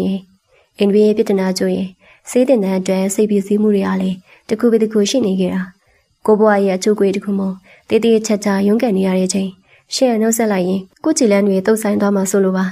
ါအဲတော့မှရှင်ကကောင်းနေငုတ်ပြီးလေတံလေးတူးသွားကဟိုရောက်တော့ဖုန်းတော့လှမ်းဆက်တင်တာပေါ့စာလေးတစ်စောင်ပြပြပို့လို့ရရတာနဲ့သူမစိတ်မကောင်းစွာညှိသွားလိုက်တယ်ဆရာရှင်ရဲ့မျက်နှာနုလေးကိုစူးစူးဆဆဲဆိုင်ချင်းအနာကုန်းနေငယ်ချက်တိုးကလာပြီးခက်တူတူနဲ့ယနေ့ကမန်တရားကိုဖွင့်ဟပြလိုက်တော့တယ်ဖုန်းဆက်လိုက်ရင်ရှင်ရဲ့အတန်လေးကိုကြားရနေတယ်ကိုဟိုမှာတစ်စက္ကန့်မှမနေနိုင်တော့ပဲအရာအလုံးကိုဆွတ်လွတ်ပြီးရှင်စီချက်ချင်းပြန်ပြေးလာမိမှဆွလို့ဘောရှင်ရဲ့အတန်ဟာကိုယ်အားနေသွားစေနိုင်မယ်ကိုဒီလိုကိုမနေစိတ်ထိန်ပြီးအဆက်တွေဖြစ်ထားကြရတာ ရှင်အဝေးကနေလွမ်းနေကြတာပါကလေးရဲ့ကိုစံစီကနေကလေးရဲ့ဆွဲခေါ်တန်လေးနဲ့အတူလက်ဆိုင်လာတဲ့ချက်တွေအလွမ်းလေးကိုအတိုင်းသားကြားရတဲ့အခါရှင်ရင်ဘက်တစ်ခုလုံးပောက်ကွဲသွားသလိုရင်ခုန်တန်တွေဆူဝေးကုန်တော့တယ်သူမပေါ်မယိုသားခဲ့တဲ့စိတ်တွေရှိခဲ့ရုံတင်မကပဲသူထက်ကွာသွားခဲ့ရခြင်းရဲ့နောက်ွယ်မှာလေသူမပေါ်ထားရှိတဲ့အချက်တွေကဆဲဆန့်ချလို့အကျဉ်းရုံးကန်ခဲ့ရမယ်သိလိုက်ရတဲ့အခါရှင်ဖို့တကယ်ကိုဝမ်းသာကြည်နူးမှုတွေကအတိုင်းအစားမရှိပြည့်ရှမ်းသွားတယ်ကိုယ်တဘောချနေခဲ့ရတဲ့သူကမိမိအပေါ်မှာဒီလောက်တာချစ်ချစ်ချင်းနဲ့မျက်နှာနေခဲ့ရပဲမဟုတ်လားရှင်တရားမျက်နှာလေးရက်ခနေဖြစ်သွားပြီးကိုစိတ်ရဲ့ဆူရှာရဲ့ကြည့်ရအောင်မှာဘာမှဆက်မပြောနိုင်တော့ပဲရှက်ရှက်နဲ့ကောင်းလေးကိုသာဆန်ကုန်ငုတ်ထားမိတော့တယ်ကဖေးဆိုင်လေးချိန်မှာပြန်လဲရင်ဖွင့်စကားတွေအများကြီးပြောပြီးနေလေစာတူတူစားတော့ပြီးတဲ့နောက်ကိုစန်းအရှင်ရဲ့မျက်လုံးဝိုင်းလေးတွေကိုစိုက်ကြည့်အပြေတောင်းခဲ့တယ်ဒါပေမဲ့ရှင်လေးကဘလောက်ပဲရင်းနေမှကျင်းနူးနေပါစီဦးတော့သူ့လူလူလေးကြီးကိုအလွယ်တကူတော့အရှော့မပေးချင်တာမို့ရှင်စဉ်းစားအောင်မေအပြေတော့ခုချက်ချင်းမပေးနိုင်သေးဆိုပြီးအချင်းစိတ်ထားကြတာပေါ့ဆန်ရောရှင်လေးတရားသူ့ကိုတမင်တက်တက်အစားနောက်ပြီးမူနေမှန်အထားနဲ့ပြီးသားမို့ဘာမှထပ်မပြောပဲအလိုက်တတိနဲ့ပဲစေယုံကိုပြန်လိုက်ပို့ပြီးခဲ့တယ်ညရောက်တော့အပြင်မှာမိုးပွဲပွဲလေးရွာသွင်းနေတာကြောင့်ဤသူကတကယ်ကိုအေးစိတ်လိုနေတယ်ရှင်တယောက်ရီမိုးချုပ်ပြီးညအိတ်ကဝမ်ဝိုက်ကကရင်ပေါ်မှာလေးလျောင်းရင်ဖုန်းလေးကိုကိုင်းလို့နေလေကကိုစံပြောခဲ့တဲ့စကားတွေကိုတလုံးချင်းပြန်တွေးပြီးပြုံးစစ်စစ်ဖြစ်နေမိတာပေါ့အဲဒီချိန်မှာပဲဖုန်းလေးကတုံခါပြီး notification တန်လေးမြင်လာတယ်ဖွင့်ကြည့်လိုက်တော့ပုံမှန်ဆိုတည်ငြိမ်လာတဲ့ဆရာဝန်ကြီးစီကနေလူစိုးကြီးလာစာနောက်အကြီးစဲထားတဲ့စာသူလေးဖြစ်နေတော့တယ်အကြည့်ဖိဖိလေးကို့အဖြစ်မြန်ပြီးနော်တနေ့ကုန်ကို့အကြောင်းပဲတွေးပြီးအိမ်မပြောဖြစ်နေပြန်မလားမနေ့ကျရင်ကိုစိမ့်ကိုတူတူသွားဖို့လာကောင်းမယ်ပြီးတော့ကြည်ပြလေမနေ့ပြန်မနေ့စောပြန်လာမှလေလေးစိတ်ကိုနဲ့တူတူလိုက်ပြီးသွားကြကြမလားကိုဘက်ကတော့ရှင်လေးကိုအိမ်တူတက်တာဖြစ်နေကြည်ပြကိုကြည်အဝေးမဆက်ပြီးချလာပြီးသူစရာစကားတွေကရှင်ဦးတက်စေခဲ့တယ်တကယ်အရှက်မရှိရသူကြီးကြည့်ဦးဘာရေးပို့နေရလဲမသိဘာသူသူ့ချင်းသူ့ပြပြမလို့လေရှင်တယောက်စာဖက်ပြီးမျက်နှာတစ်ခုလုံးရက်ခနေဖြစ်သွားကဖုန်းရင်ဘက်ပေါ်တင်ဖိခဲ့ထားမိတယ်ကိုစံတယောက်ညဖက်ကြီးစားပို့ပြီးလူကိုအသေးရအောင်စားနှုတ်နေတဲ့ပြင်အချီဖိဖိနဲ့ပါစားလာရမို့ရှင်လေးခမကတင်ပေါ်မှာဟိုဘက်ဒီဘက်လူလေးရင်ရှင်ခွန်တန်တွေတောင်းနိုင်စီမရအောင်စူဝေးနေရတော့တယ်မနေ့ကျရင်သူဘလို့မျက်နှာနဲ့ဆုံးရပါမလဲဆိုပြီးတွေးပူနေမိသလိုတပတ်ကလည်းမနေ့ပြန်မကြည့်ပြပြန်လာတော့မယ်ဆိုရဲ့တီကြောင့်စိတ်ထဲမှာတမျိုးလေးခံစားလိုက်ရရှိတယ်မနေ့တည်းကမမပြောလို့သိပြီးသားပါလာကြုံမယ်လို့တော့ပြောပြပါပြီလေစိတ်ကိုတူတူသွားကြရအောင်ဆိုရင်ကိုစိတ်ရဲ့စကားကြောင့်ရှင်ဒီမှာပို့ပြီးအရှင်းဟုန်နဲ့ခုံလုံးလျက်ညနဲ့တဲ့တီအိမ်မပြောနိုင်ပဲရှိနေပါရီမနေ့ကမိုးလေးချိန်မှာပဲအိမ်ကန်ပရင်းပေါက်ပြင်ဘက်ကနေကျင်းငယ်တန်လေးတွေတာယာစွာထွက်ပေါ်နေလေတူတဲမှလေမနေ့ကင်းရဲ့အိမ်များတဲ့နှင်ငွေအေးလေးတွေကပြန်လွင်လို့ရှင်တယောက်ညကိုစိတ်ရဲ့စားသူကြီးကြောင့်ရှင်ခုံလုံးလို့အိမ်မပြောပဲမနေ့9နာရီခွဲတည်းကနိုးနေခဲ့တာဖြစ်တယ်ကရင်ပေါ်အနေထားရေမိုးချိုးပြီးကြဲကပါဝေးရမလဲဆိုတာကိုမန်တင်ကုန်းရှိမှာရွေးကြရခက်နေမိတာပေါ့မမကြည်ပြောင်လေးစိတ်မှာသွားကြရမှာဖြစ်တယ်လို့ကိုစန်းရှိမှလည်းအလားဆုံးဖြစ်ချင်နေမိတယ်စိတ်ကြောင့်မန်းရှိမှသည်အချိန်နဲ့တော်တော်လေးကုံဆုံးတာရှာတယ်နောက်ဆုံးတော့ရှင်အားသူမနဲ့အရင်လိုက်ဖက်တဲ့ပန်းညူရောင်ရွှေချီထိုးဝတ်စုံလေးကိုရစ်ချပြီးဝတ်ဆင်လိုက်တယ်စပင်အေးလေးတွေကိုနောက်မှတည်တည်ကြကြစုစည်းပြီးကလစ်လေးညှက်ထားလိုက်တော့သူမရဲ့ဖြူစင်တဲ့ဘားပြစ်လေးနဲ့လေတိုင်ကြော့လေးကပိုးပြီးပေါ်လွင်လို့နေတယ်နှုတ်ခမ်းနီးပန်းရောင်နုနုလေးကိုဆိုမိတ်ကပ်လေးပပလိမ့်လိုက်တဲ့အချိန်မှာတော့ရှင်တယောက်တကယ့်ကိုအေးချမ်းပြီးမိအားသူအသေးရစရာကောင်းလွန်းတဲ့အလားလေးတယောက်တွင်ပြီးပြည့်စုံသွားတယ်မန်နေကမိမိကိုပြန်ကြည့်ဟိုလူကြီးကိုတရိယာသွားကဘားပြင်းလေးတွေရဲသွားပြန်တယ်ဒီလူကြီးကတော့တကယ်ကိုခရီးတီလွန်းနေမနေ့ကတကယ်လာကြတော့မှလားမသိစိတ်တရားတွေးနေတော့မှပဲအောက်တဲ့အကဲစီကနေထွက်ပေါ်လာတဲ့မိမိရီမောတန်တဲ့သူအကျွမ်းသူဝင်ရှင်းလာတဲ့ယောက်ျားတစ်ယောက်ရဲ့ဩဇာရှင်လေးတဲ့အေးကြီးကိုအတိုင်းသားကြားရတာကြောင့်ရှင်ကြောင်လက်တရအိတ်လေးတောင်ပြုတ်ကြလို့မတန်လန်သွားရယ်ကိုစက်တကယ်ရောက်နေပြီလားရှင်ရင်ဘက်လေးကိုလက်နဲ့ဖိရင်တရွေတစ်ချမ်းမြွန်ချလိုက်မိတယ်အောက်တဲ့အကဲထဲမှာတော့စံတယောက်ဂရိအတိုင်းမနဲ့စောစောစစ်စစ်ရှင်တို့အိမ်အောက်ကိုရောက်ရှိနေခဲ့ပြီးဖြစ်တယ်သူအယံမြင့်မြင့်ပကွန်ကျင်းနဲ့နှက်ပြရောင်ရှယ်အင်ဂျီလက်တူတည်တည်ချာချာဝစင်ချပြီးကားတော့လေးကိုလက်ကခိုင်ကဆိုဖာပေါ်မှာတီတီငိမ့်ငိမ့်လေးထိုင်နေမိမိကတော့မနဲ့စောစောစစ်စစ်အိမ်ကိုရောက်လာတယ်တမက်လောင်ကြီးကိုကြည့်ပြီးမျက်နှာတစ်ခုလုံးပြုံးပြလို့ဒါစရာလေးကွယ်မနဲ့စောစောကြီးရှိသေးအောင် အာနာစရိုင်းဘာရေးကြည့်လို့လဲတာရဲ့ရှင်လေးကတော့အပေါ်ချက်မှာပြင်သုံးစင်သုံးမင်းအကလေးမောင်လေးကလှုပ်သွားကနေဆိုရင်အမြဲတမ်းနှုတ်နီးနေတတ်တာမမေကသမီးဖြစ်သူကိုအပြစ်ပြောသလိုနဲ့တဘောတကြစားရီကိုစံအနုခံတောက်လေးကွဲယုံများပြုံးလိုက်ပြီးမမေကိုရိုးရိုးတည်တည်ပြန်ပြောပြလာတယ်ရပါတယ်မမေရဲ့အာနာစရာမလိုပါကျွန်တော်ညီမလေးကဒီနေ့မနေ့ပဲရန်ကုန်ကိုပြန်အောင်မလို့ပါဒါကြောင့်လေးစိတ်ကိုသွားကြုံရင်ရှင်လေးကိုပါတကားရဲလိုက်ခဲ့ဖို့လာခေါ်တာပါဆေးရုံကျူတီကလည်းနေ့လယ်မှဆိုတော့လေးစိတ်ကအပြန်ဆေးရုံကိုတကားရဲလိုက်ပို့ပြီးမလို့ပါအိုးဟုတ်လား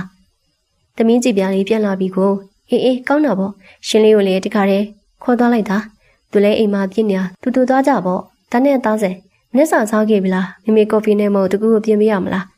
းအန်တီကဆန်ကိုအန်တီလို့မခေါ်ခိုင်းတော့ပဲမမေလို့တော့လလိုတုံပြီးအရန်ကိုခင်မဲတွေ့တာပြနေရဖြစ်တယ်မစားရသေးဘူးမမေဒါမဲ့မပြေမနဲ့တော့လေးစိတ်ကပြန်ရှင်နဲ့တူတူဆိုင်တဆိုင်မှာဝင်စားလိုက်ပါမယ်ဆင်ကလေအကွက်မြင်စွာနဲ့မမေလို့ခေါ်လိုက်ပြီးအာနာတလို့ညင်လိုက်တယ်အမေသားစင်ကတော့တကယ်ကိုအားကိုရတဲ့လူကောင်းလေးပဲသမီးကိုလည်းဆက်ဆက်ရကြိုးဆိုင်ပြီးလို့မမေကတကယ်ကိုစိတ်ချတာရှင်လေးကတခါတလေကလေးဆန်ပြီးကြီးကန်ကန်လို့တက်တာဒါပဲတီးကန်ပြီးထိမ့်မိပါအောင်နော်မမေကသမီးကိုကိုယ်ဆက်လက်တဲ့အဖို့လန်ကဲနေတယ်လို့စကားတွေပြောနေရပေါ့စိတ်ချပါမမေရှင်လေးကိုကြိုးဆိုင်ပေါ်ကတွန့်ရတောင်းမမေဘယ်တော့မှစိတ်ဆင်းရအောင်မထားပါဆင်အားလေးတန်းကိုအတီးပေါက်ကြည့်နေပိုင်စိုးပိုင်နဲ့ပြောလိုက်တာကြောင့်မမေကများသဘောကျလို့တကိကင်းနဲ့ရီမောလို့နေရော်ရီအန်ဒီယာဒီเจ้าတွေကိုရှင်မသိပြင်တဲ့ကတီးနေရဖြစ်တယ်အန်ဒီနဲ့တိုင်မင်ကသူကအမြဲတမ်းအကွက်တွေရွှေ့နေရပြီအပေါ်ချက်ကလေးကတက်ကနေတီတီချာချာပြင်ဆင်ပြီးဆင်းလာတဲ့ရှင်တရားမမေနဲ့ကိုစန်တိုနီယာအောက်ထက်မှာမမေနဲ့သမင်းကိုအနံပိုတီစကားတွေဖောင်းဖွဲပြီးရီမောနေကြတာကိုကြားရတော့ခြေလန်းတွေပါတုတ်ခနဲ့ဖြစ်သွားတယ်ဟ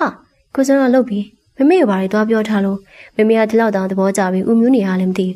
ရှင်တရားရှင်ရင်းမှာရှက်စိတ်နဲ့တူချောင်းပိန်မိတယ်လို့ခန်းစားလိုက်ရပြီးမျက်နှာလေးနှီးမြန်းလျက်လေကအတိုင်းပြပြချင်းဆင်းလာကြရယ်ရှင်မြင်လိုက်ရတဲ့အချိန်တော့အကန်တရားစကားတန်တွေအချက်ချင်းရက်တန်သွားတယ်ကိုစားဆိုဖာပေါ်ကနေမတက်ထိုင်လိုက်ပြီးရှင်ရဲ့ပုံစံလေးကမြတ်တာမခတ်တဲ့ငေမောကြည့်နေမိတယ်မမေကသမီးပြက်သူရဲ့ရှက်ကိုရှက်ကန်မျက်နှာလေးကိုကြည့်ပြီးချက်ချင်းပဲအကဲခမီကစားနောက်တော့တယ်မမလေးရှင်ရဲ့ဒီနေ့မှပြင်ဆင်လိုက်တာတကိကိုအချင်းယူလို့လိုက်တာ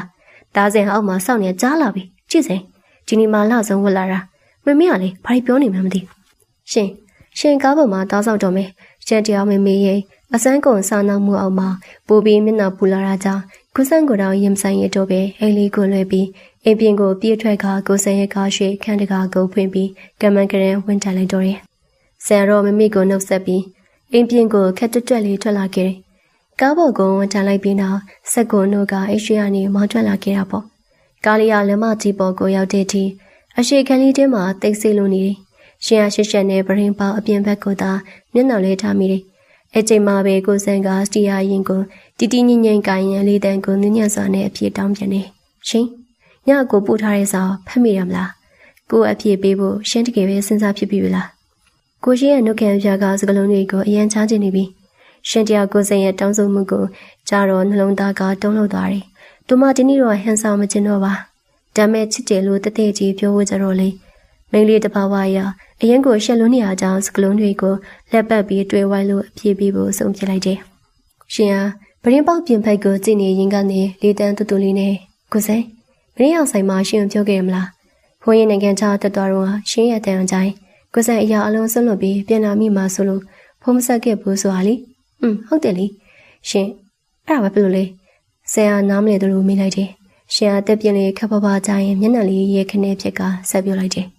တကယ်တော့အဲ့တုန်းကကိုစန္ဒာဖုံးဆက်ပြီးရှင်းကိုခေါ်ခဲ့ရှင်လည်းစီချောင်းတက်နေရတွေကိုရက်ပစ်ပြီးကိုစန္ဒာကိုလိုက်လာမိမှသိချပြီအခုလေကိုစံရှင်ရဲ့သဘောထားတကယ်သိချင်နေဆိုရင်မမကြည့်ပြောက်လေးစိတ်မကြိုတဲ့ချိန်တိုင်းရှင်ဘယ်လိုမိတ်ဆက်ပြမလဲဆိုတာကိုစံပုံမှာပဲမူတည်ပါတယ်စကားဆုံးတော့ရှင်တယောက်ရှက်လွန်းလို့မျက်နှာကိုတစ်ပတ်တိုးလေးထားမိတော့တယ်ကိုစံတယောက်ကစားကတော့ရှင်ရဲ့စကားတွေကိုတည်တည်ချာချာနားမလေးပဲကြားရတဲ့အော်သွားတယ်ဒါမဲ့စက္ကန့်ပိုင်းလောက်ရှင်ရဲ့စကလုံးတွေကိုယနေ့မှအနက်အတိတ်ပဲပြန်ကောက်ကြည့်လိုက်တဲ့အချိန်မှာတော့သူသာဖုန်းဆက်ခင်ရှင်အသွနောက်ကိုလိုက်လာမာပြီးတော့ကြည်ပြောက်မိတ်ဆက်ပြီးဖို့ကသူ့ပေါ်မှာပဲမူတည်ရဲဆိုတော့ရှင်ကသူ့လက်ခံလိုက်ပြီးပေါ့ရှင်စံတယောက်သဘောပေါက်သွားတဲ့အချိန်မှာတော့ယနေ့မှပျော်ရွှင်မှုတွေအတိုင်းစားမရှိပြည့်ရှမ်းသွားတယ် သွားကောင်းလမ်းဘေးတနေရာမှာချက်ချင်းပရိအုပ်လိုက်ပြီးထိုးရက်လိုက်တယ်။ဆန်ရှင်းဘက်ကိုတကိုယ်လုံးလှည့်လိုက်ပြီးမျက်လုံးတွေမှလည်းဝမ်းသာရိတ်တွေတောက်ပလုံးနေတယ်။ရှင်ဒီကိလားကိုလက်ခံလိုက်ပြီပေါ့နော်။ကိုအရင်ပြောတာပဲရှင်။ရှင်မျက်နှာလေးနီးမြန်းပြီးလက်လေးကိုဖဲကစူပုတ်ပုတ်လေးကြည့်လိုက်တယ်။မသိဘူးသွားလူလေးကောက်ပါလို့ရက်လိုက်တာလေနောက်ကြတော့မယ်။ဆန်ရှင်ရဲ့အသေးရစရာစူပုတ်ပုတ်မျက်နှာလေးကိုကြည့်ပြီးနှုတ်ခမ်းထောက်ကြီးကွေးသွားကတုံရင်စွာနဲ့ခွင်းတောင်းတော့တယ်။လေစိတ်ကနောက်ကျရင်လည်းအရေးမကြီးတော့ရှင်။အခုကိုရှင်ကိုဖတ်မယ်နော်။ဘောက်ရှင်စကားပြင်မဆုံးလိုက်ရပါဘူး။ကိုစင်ကသူ့ရဲ့ပခုံးချက်ကြီးလက်မောင်းအစုံနဲ့ရှင်ရဲ့ကိုလုံးလေးကိုရင်ခွင်ထဲရောက်အတင်းဆဲဖက်လိုက်ပါရီ။ကိုစင်ရဲ့ရင်ခွင်ကြီးကတကယ်ကိုနေကျွေးလွန်လာတယ်လို့သူ့ရဲ့ပြင်းထန်လာတဲ့နှလုံးခုန်တန်းတွေကိုလည်းရှင်တယောက်အတိုင်းတာကြားနေရတယ်။ကိုစင်ကရှင်ရဲ့ရင်ခွင်ထဲမှာမြင့်မြတ်နုနုနဲ့တင်းကျပ်စွာပုတ်သက်ဖက်ထားရင်သူမရဲ့ဆန်တွေအေးလေးတွေပေါ်မိတင်ကအသက်ကိုပြပြင်းရှူတွင်လိုက်တယ်။ရှင်ခမရလေးအစတော့လန့်သွားပြီမယ်နောက်ဆုံးတော့ကိုစံရဲ့ရင်ခွင်နည်းနည်းကြီးတွေမှာဟမဆောင်နိုင်တော့ပဲငြိမ့်သက်သွားပြီသူမရဲ့လက်ချောင်းလေးတွေနဲ့ကိုစံရဲ့ကြောပြင်းကြီးကိုအသားရပြက်လဲဖက်တွယ်လိုက်မိယွန်းတယ်မကနှလုံးသားတစ်ခုလုံးလေးအတိုင်းစားမရှိတဲ့တာယာကြည်နူးမှုတွေနဲ့ပြေးရှမ်းသွားရီလေစိမ်းရောက်ရှိချိန်မှာတော့လူဝင်းအထက်တွေများနေရဲ့ကြည်ပြားတရားလင်းရဆိုင်ကလေးကအထုပ်ပိုးတွေကိုတွင်တက်လာခဲ့တာဖြစ်ပြီးလေစိမ်းရဲ့ကျိုးစိုးရေးကရိယာမှာသူမကိုအပြေလွှာလာကျနေတဲ့ချစ်သူဖြစ်သူအရင်ဆုံးစုံတွေ့နေခဲ့ပြီးဖြစ်တယ်။ချစ်ရဲ့တကယ်လွမ်းနေခဲ့တာ။ချက်ကကြည်ပြကမြင်မြင်ချင်းစိတ်လှုပ်ရှားစွာနဲ့လမ်းနှုတ်ဆက်ပြီးနှစ်ယောက်သားတရိယာချင်းများစွာနဲ့အလွမ်းတည်ရင်အကိုပြစ်သူကိုစောင့်မျှော်နေကြတယ်။အချိန်မှာပဲစံတယောက်ရှင်ရဲ့လက်လေးကိုတင်းတင်းကြပ်ကြပ်စုပ်ကိုင်းထားရင်ကြည်ပြတို့ရှိရာစီကိုပြပြတလေးလေးရောက်ရှိလာခဲ့တယ်။ဆယ်ရက်မျက်လုံးတင်မှာတော့ညီမလေးကြည်ပြလွယ်လို့ဘေးရမတည့်ရက်နေတဲ့ထက်ကိုတော့မြင်ကွင်းနဲ့ထဲရမကြပဲမျက်စိထဲကိုမမြင်နိုင်လောက်အောင်ဖြစ်နေတာဖြစ်တယ်။ကြည်ပြလေကိုကြီးရဲ့ပြီးမှရှင်းတယောက်ပါလာတဲ့ကိုမြင်လိုက်ကြတော့မျက်လုံးလေးတွေဝိုင်းဆက်သွားပြီးဝမ်းသာအားရအောင်မိတော့တယ်။ဟာရှင်းလေမမကြည်ပြရှင်းရလေဝမ်းသာအားရနဲ့ဆက်လက်ကိုအသားလွတ်ပြီးကြည်ပြစီပြေးသွားကနှစ်ယောက်သားတင်းကျပ်စွာဖက်၍အလွမ်းသေးကြတယ်။မတွေ့ရကြပြီးပြတဲ့ညီမလေးတယောက်လိုဖက်တာကြိုင်တကိကိနဲ့ယူမောနေကြတယ်။ထိုချိန်ကျမှဆင်းရရှိရနောက်မှာတွန်းစိုးနဲ့မတည့်ရက်နေတဲ့ထက်ကိုတည်တည်ချာချာမြင်သွားပြီးမျက်မှောင်ကြီးကျုပ်ကအံ့ဩသွားတယ်။ရှင်ရလေကြည်ပြနာမှာဒေါက်တာထက်ရှိနေရကိုမြင်တော့စင်းုံက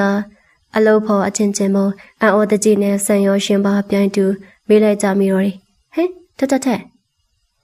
ထက်ကဘာလို့ဒီကိုရောက်နေရလဲ။ကြည်ပြတော့ထိုမီကွန်းကိုကြားလိုက်ရတဲ့အခါမျက်နှာလေးရိတ်ခနေဖြစ်သွားပြီးအလိုက်သေးစွာနဲ့ထက်ရက်လက်ကိုအာကိုတကြီးတင်းတင်းကြပ်ကြပ်ပြင်လဲဆုပ်ကလိုက်တယ်။ပြီးမှရှင်တို့နှစ်ယောက်ကိုကြည့်ပြီးပြုံးဖြစ်ဖြစ်လေးနဲ့မစ်ဆက်ပြီးတော့ဟိကိုကြီးရှင်လေဒါကြည်ပြရဲ့ချစ်သူလေးကြည်ပြတို့တွဲနေကြတာကြပြီ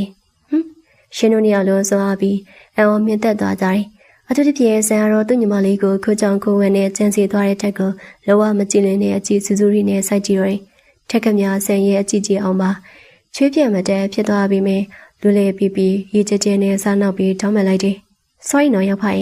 ့ဒီကြားရဲ့စိတ်ယုံမှတွေ့ရတာလိန်ထားကင်းမလို့အားနာပါရဲ့ဗျာ